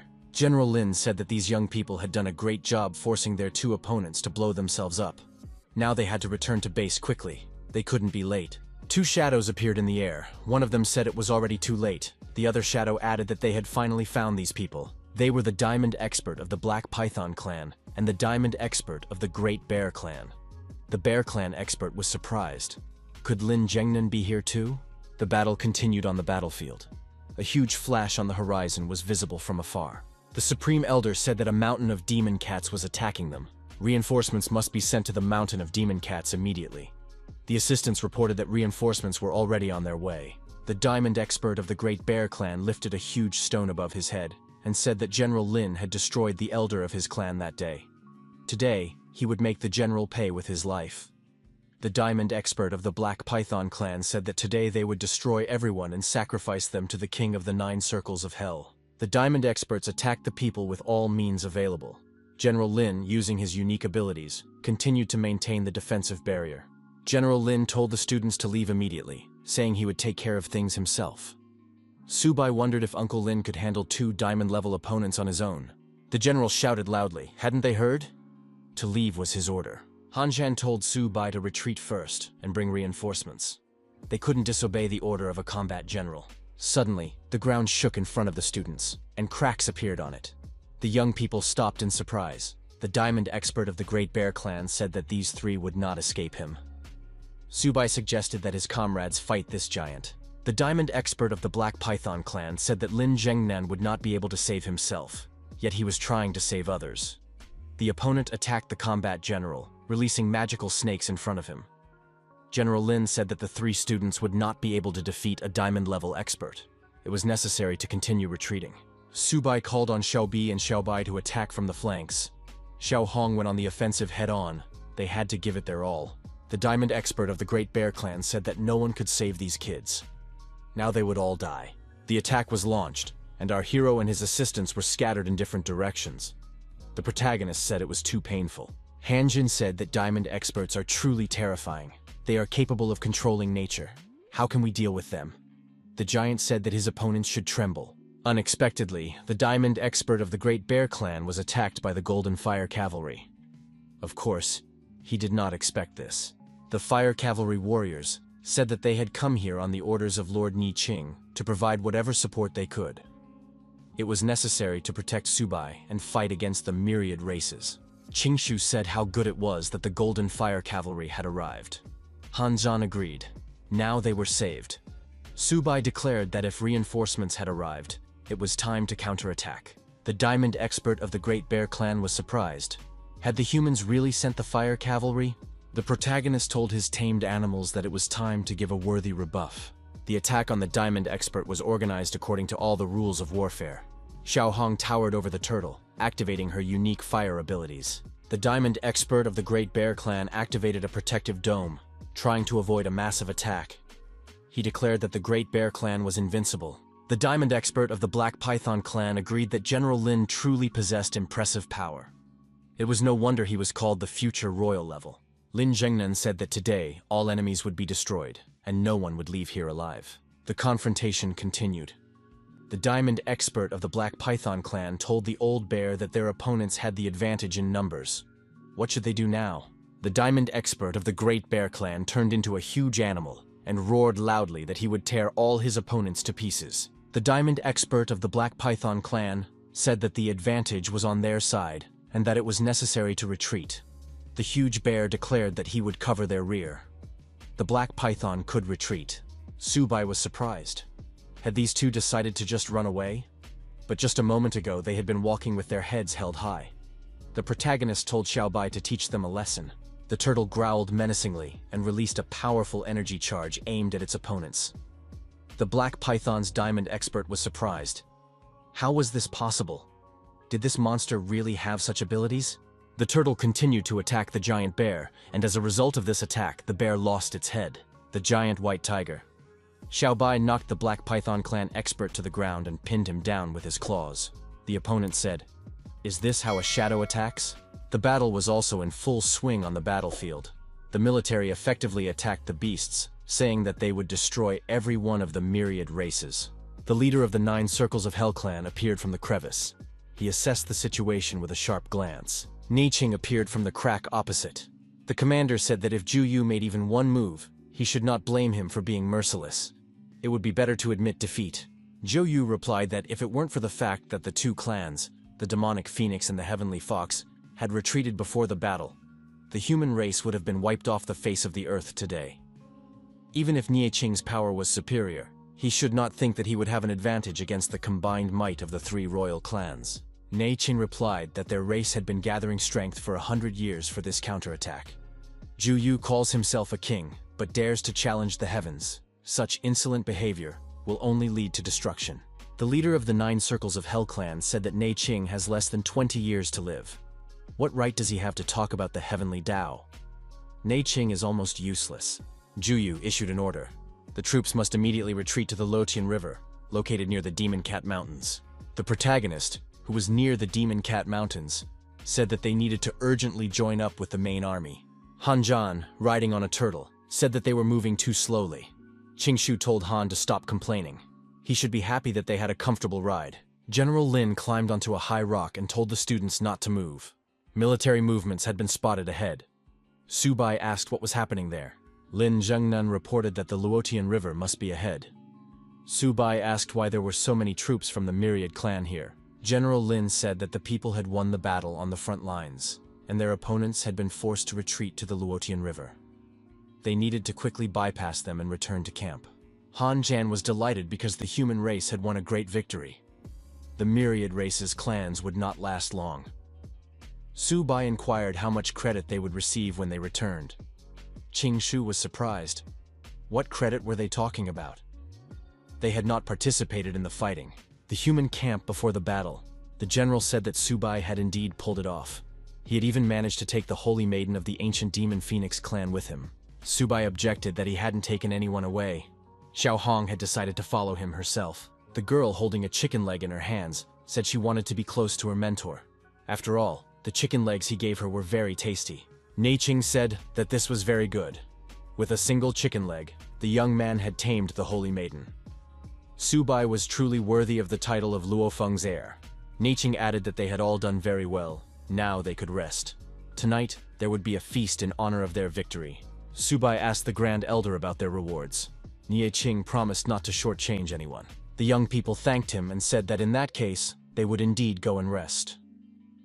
To be added that they should recover their strength well. After all, they would soon have to fight the clans of the myriad races. Nie Qing acknowledged that General Lin's rescue operation had been successful.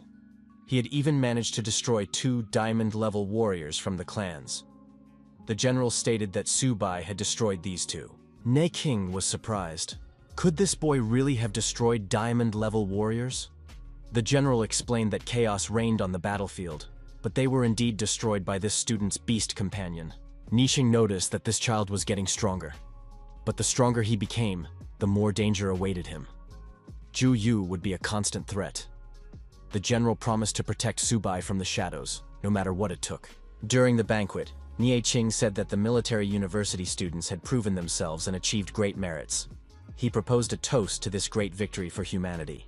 The students and military personnel raised their beer mugs and said they were drinking to the victory of humanity. Xiao Hong happily acknowledged that she was looking at a divine chicken leg. Han Zhan, with a glass of beer in his hand, said that he had almost died today. However, thanks to Su Bai, he had been saved. He wanted to drink to that. Su Bai said that Han Zhan's life was not worth a single mug of beer. He had already made a list of equipment and materials to be sent directly to Zhangzhou University. Qingshu said that Han had missed his chance again, as Su Bai was a master at seizing the moment. Han Zhen replied that he had tested Su Bai's methods, but gratitude was still necessary, so he would do it. Su Bai laughed and said that Han Zhan did have a conscience after all. Besides, he had turned misfortune into a blessing and obtained a divine weapon. Han Zhan agreed, but added that he had not yet managed to unlock the true power of this weapon. He had not even studied it thoroughly. At first glance, it seemed nothing special. Nie Qing stated that it was an ancient divine weapon, but its power was sealed. To remove the seal, the owner of the weapon must reach the level of a king. Su Bai was surprised and said that this was incredibly difficult. Han Zhan agreed to work towards this goal. Now he needed to reach the level of a king as soon as possible. The young people drank to Han Zhan's speedy ascension. The next day arrived, the Great Wall. The student said that Director Zhou had not slept for 3 days. The director noted that the battlefield was not at all like an arena.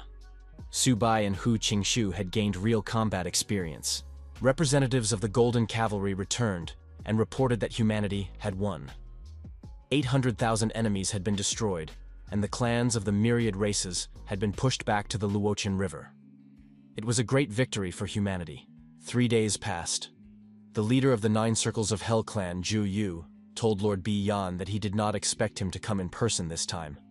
Under Bi Yan's command, humanity would surely come to an end. Bi Yan, the second royal level, said that he was facing a useless fool. He had sent Zhu Yu here so long ago, but not only had he failed to capture this planet, he had also lost troops and supplies. Zhou Yu replied that the seal was weakening day by day. They had almost no time left. With this battle, he had tested the strength of humanity. Their next target was Shanhai Pass. Zhou Yu added that humans had captured the sacred maiden of the Demon Phoenix clan. He intends to go to the ancient royal city of the clan. Bi Yan was surprised. Did humans dare to touch the sacred maiden of the Demon Phoenix clan? Bai Yan remarked that he had specially brought a drop of sacred blood for this mission. This time, they would eradicate humanity once and for all. Neching gave a report and said that the armies of countless races were gathering together, but their intentions were not yet clear. What did Huanshan think about this? Han Shan replied that if he were King Zhu Yu, he would send a detachment to capture Tianhe Fortress before humanity finished strengthening its defense systems. He would distract their troops and then break through to Shanhai Pass with all his might. Niqing pointed out that if the Shanhai Pass fortress fell, the consequences would be catastrophic. It was necessary to order the 200,000-strong army to move to a permanent base at Jianzhou to prevent any surprises. General Lin would command all the troops. The general said that by order of Lord Neiqing, he would fight and never retreat. The adjutant reported to General Lin that Subai had arrived. General Lin assumed that the young man wanted to tell him something. The young man reported that the platinum-ranked armor he had received last time had broken. Could he count on another set? Lin Zhengnan said they would discuss that later. Right now, he was interested in another question. Did the young man like his daughter, Yanzhan? Subai was surprised. Why was the general asking about this? Zhengnan explained that Yanzhan was originally supposed to train with the army defending the Great Wall, but her mother had suddenly fallen ill, so the girl had to take care of her. Subai told Uncle Lin not to worry. He would definitely take care of his daughter. General Lin thanked the young man and added that he had not been mistaken about him. Zhengnan noted that the young man would soon be leaving to defend Shanhai Pass. Perhaps a grand battle was approaching. Mr. Nie Qing had prepared special tasks for the young man. It was necessary to go to him. The secretary informed Mr. Nie Qing that the student Subai had arrived. Nie Qing said that General Lin had sacrificed a lot for humanity. The young man should stop emptying his pockets. The young man's armor had been destroyed, so he could take this card and exchange it at the logistics department for a lord-level set. Subai did indeed receive the card from Elder Nie Qing. Subai was delighted and thanked the respected Lord Nie Qing, for which he was nicknamed the Shameless One. Subai said he was ready to carry out any errands. Nie Qing expressed his desire for the young man to accompany him on his journey to Bushuitan. Subai was frightened. It was very dangerous there. Qinglong was terrifying there. Nie Qing was surprised. Was the young man really afraid? Subai replied that the elder had simply imagined it. Nie Qing suggested that the young man follow him into the teleportation rift, which would close in a minute. There was no choice, and Subai followed the elder. The young man added that he was ready to fight to the end. Nie Qing and Subai emerged from the teleportation rift on the other side.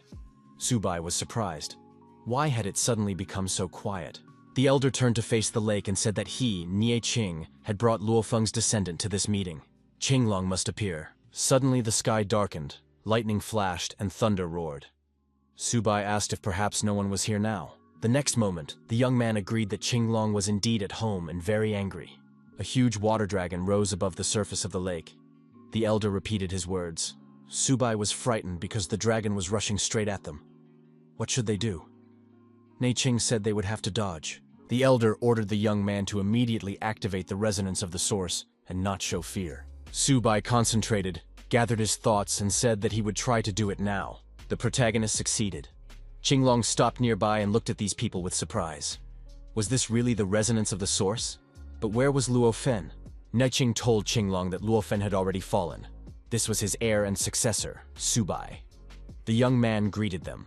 Qinglong said that he had already sensed this young man's aura earlier. Subai assumed that he was looking at Luo Feng's former beast companion and asked if he could help with anything. Qinglong said that the young man was not strong enough. He was not yet worthy.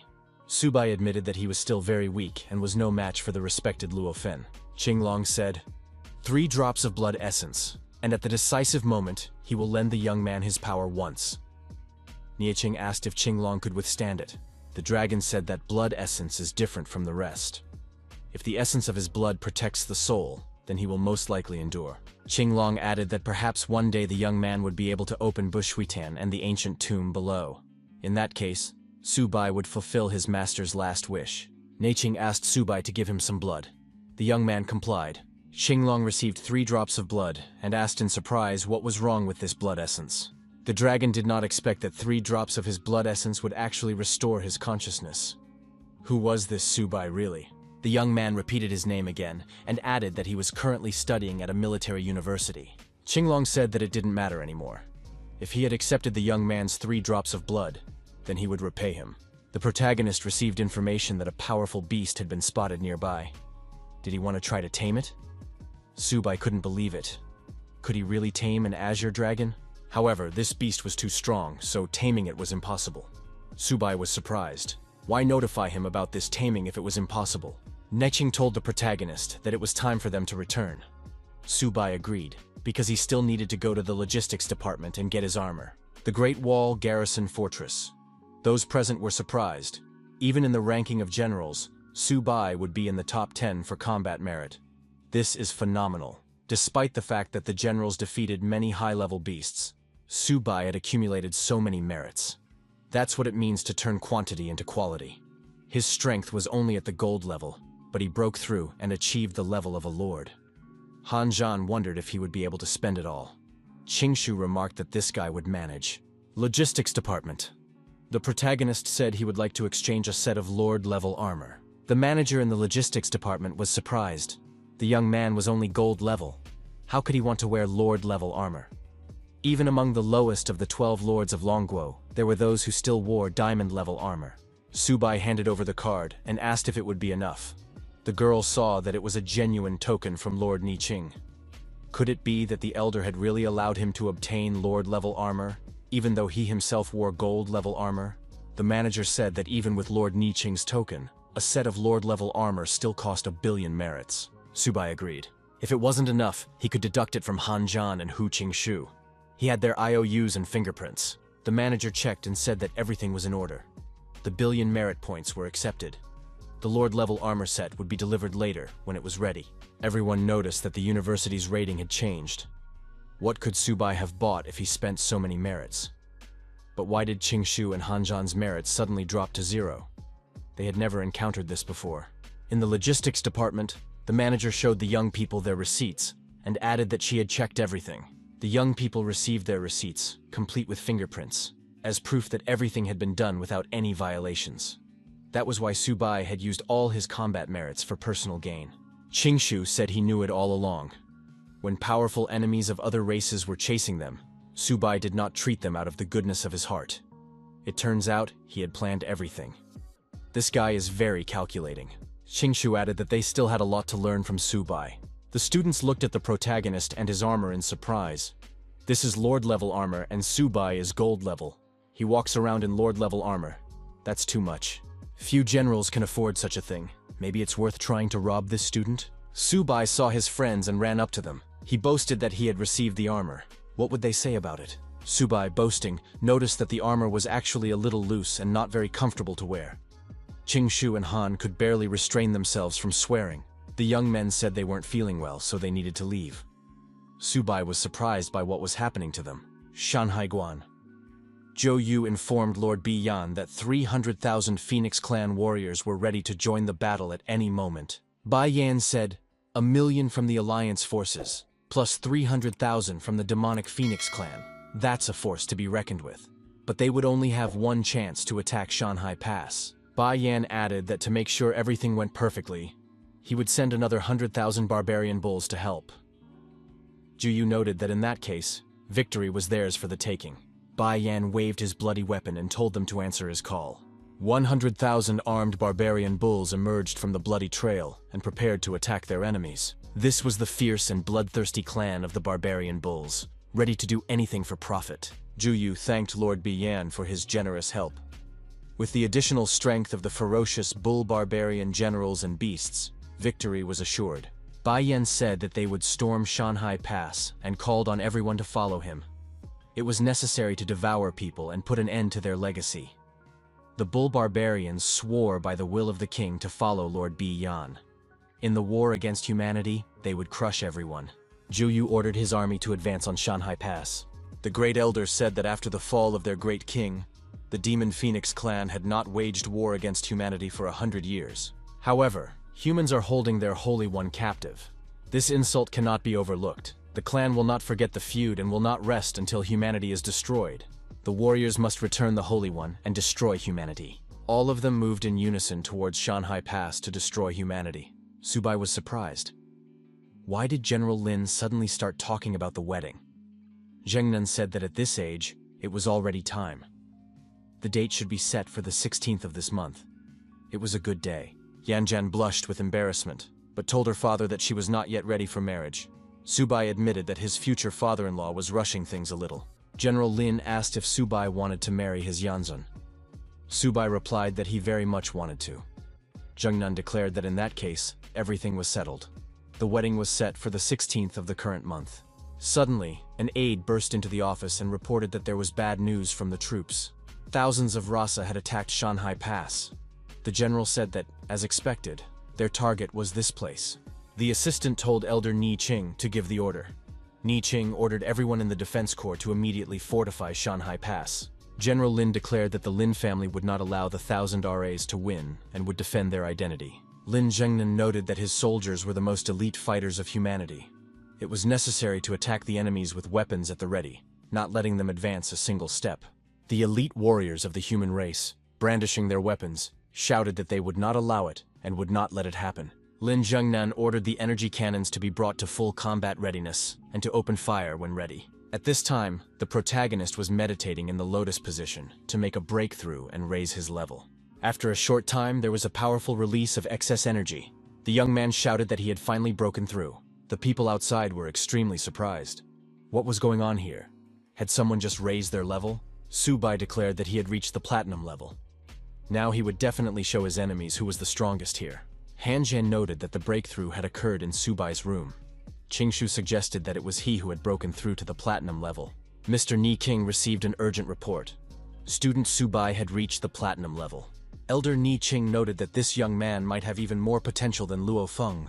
The best training for Subai would be the battlefield. It was time for him to go. The elder ordered all the students of the military university to gather. The Forbidden Lands. The Endless Sea. The elder of the Demon Phoenix clan asked Mr. Biyan why they had brought their main forces to the Endless Sea. The leader replied that as soon as they crossed the sea, they would be able to bypass Shanhai Pass and launch a surprise attack on the people directly on their territory. The elder said that her clan was ready to guard the fortress at the Great Wall and confront the people directly. Juyu noted that there was a reaper in this sea. There were rumors about it. Bai Yan said that there was no need to worry about that.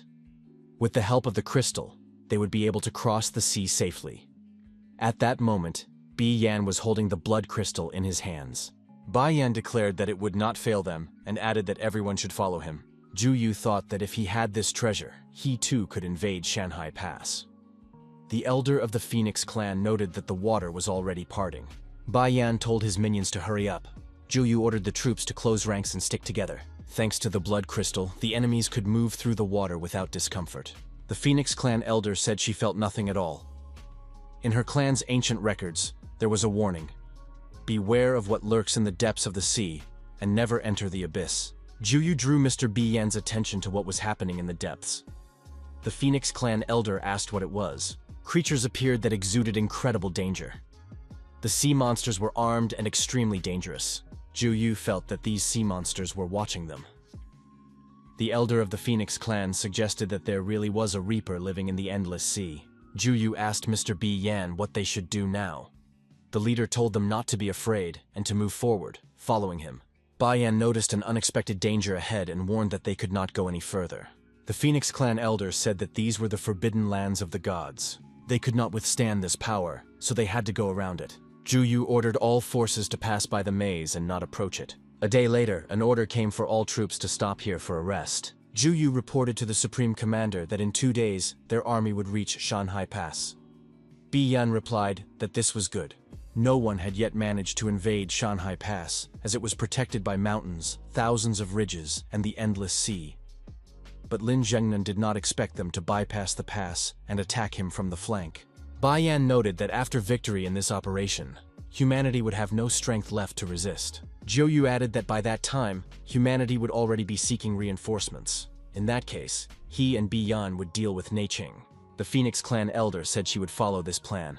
All this was for the sake of bringing back the saint. Bai Yan declared that in 2 days, humanity would come to an end. Night fell. Shanhai Pass. The enemies arrived at the outskirts. Zhu Yu noted that it was now the darkest hour before dawn. At this time, people feel most tired. Now is the best time to attack. Bai Yan ordered the attack to begin, and Shanhaiguan to be destroyed. Zhu Yu ordered all armies to listen to his command. Shanhai Pass must be destroyed. Hordes of enemies rushed at the peacefully sleeping people with the aim of destroying Shanhai Pass and all of humanity. The guards were surprised. This was not their army. Was it just their imagination? The guards determined that thousands of creatures were approaching them. How was this possible? The beasts broke into the garrison and began to destroy everything around them. The alarm sounded. Enemy attack. This must be reported immediately to General Lin Zhengnan. Thousands of RAs are attacking from the pass. The officers said it was necessary to remain calm and not panic. The artillerymen had to adjust the positions of the energy cannons. It was also necessary to beware of attacks from above.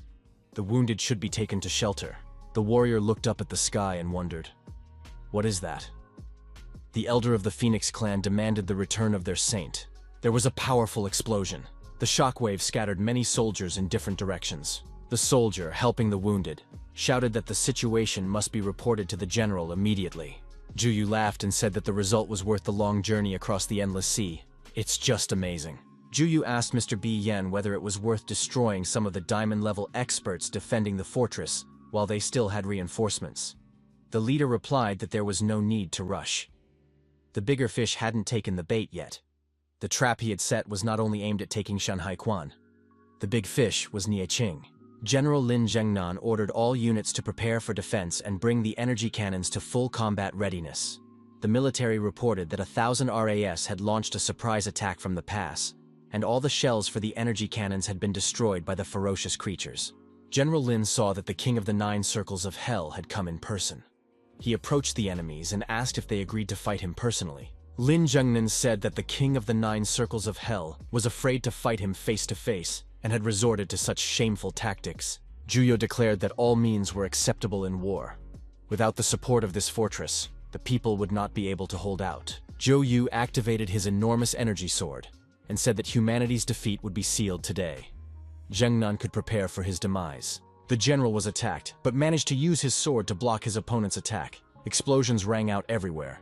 Lin Zhengnan strained with all his might and shouted that humanity would not lose. The enraged general ordered, "You scoundrels from the 1,000 races, get out of here!" Zhu Yu was surprised. Did the general use a bloody energy explosion against him? Zhu Yu wondered. Was General Lin going to take him with him to the grave? Bai Yan noticed that this man did not know his own mind. The leader of the villains said that if the general was tired of living, he would send him to his grave. General Lin Zhengnan was treacherously attacked. Huge clouds of smoke rose from the site of the explosion. The soldiers were worried. What was happening to their general? When the smoke cleared, it became clear that the general was wounded. Lin asked Bi Yan who he was. Zhu Yu apologized to Mr. Bi Yan. His dereliction of duty had forced Mr. Bi to intervene personally. The leader said he was waiting for a bigger catch, so he would leave this small fry to Zhu Yu. The head of the 9 Circles of Hell clan said that Shanhai Pass would be the place of death for General Lin. However, Zhu Yu's attack did not reach its target. A huge green turtle appeared in front of the wounded general. A protective barrier formed around it. The general was surprised. This was Subai's beast. How did it get here?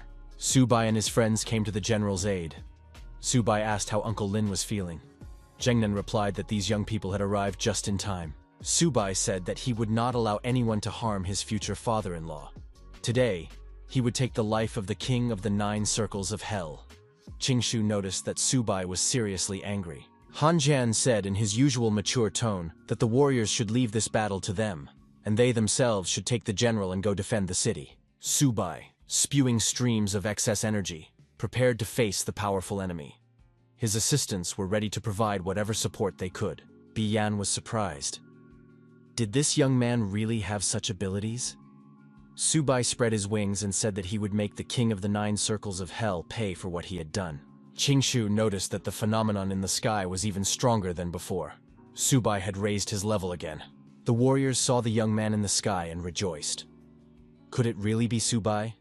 He had become much stronger. With such power, he could split the heavens and the earth. Subai declared that the king of the 9 circles of hell would be destroyed and rushed to attack him. Juyu said that the young man had a high opinion of himself. The weapon of the sacred beast was powerful, but he could not defeat the king. Han Jian admitted that there was nothing that could be done against such power. Qingshu said that there was no time to waste. They had to surround the others and destroy them. Juyu was forced to admit that he had underestimated this young man, but now he had even more reason to destroy Subai. The young man had become an enemy who had been counterattacked. Subai asked, "Is that all the king is capable of?" Juyu replied that the young man was boasting in vain.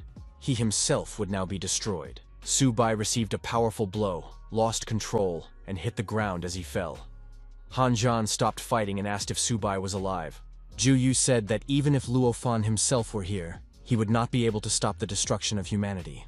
However, at that moment, Juyu was attacked. His body was pierced by an energy beam. Elder Ni Qing, the author of the blow, appeared near our hero. He said, "How ashamed I am to strike this weak young man, and he still bears the title of King of the 9 Circles of Hell. Shame on him." The warriors saw that Lord Ni Qing had appeared. This meant they were safe. Juyu said that Ni Qing had caught him off guard. Ni Qing noted that Juyu himself had just said that all means are acceptable in war. Thousands of demons were able to cross the sea and attack Shanhai Pass from an ambush.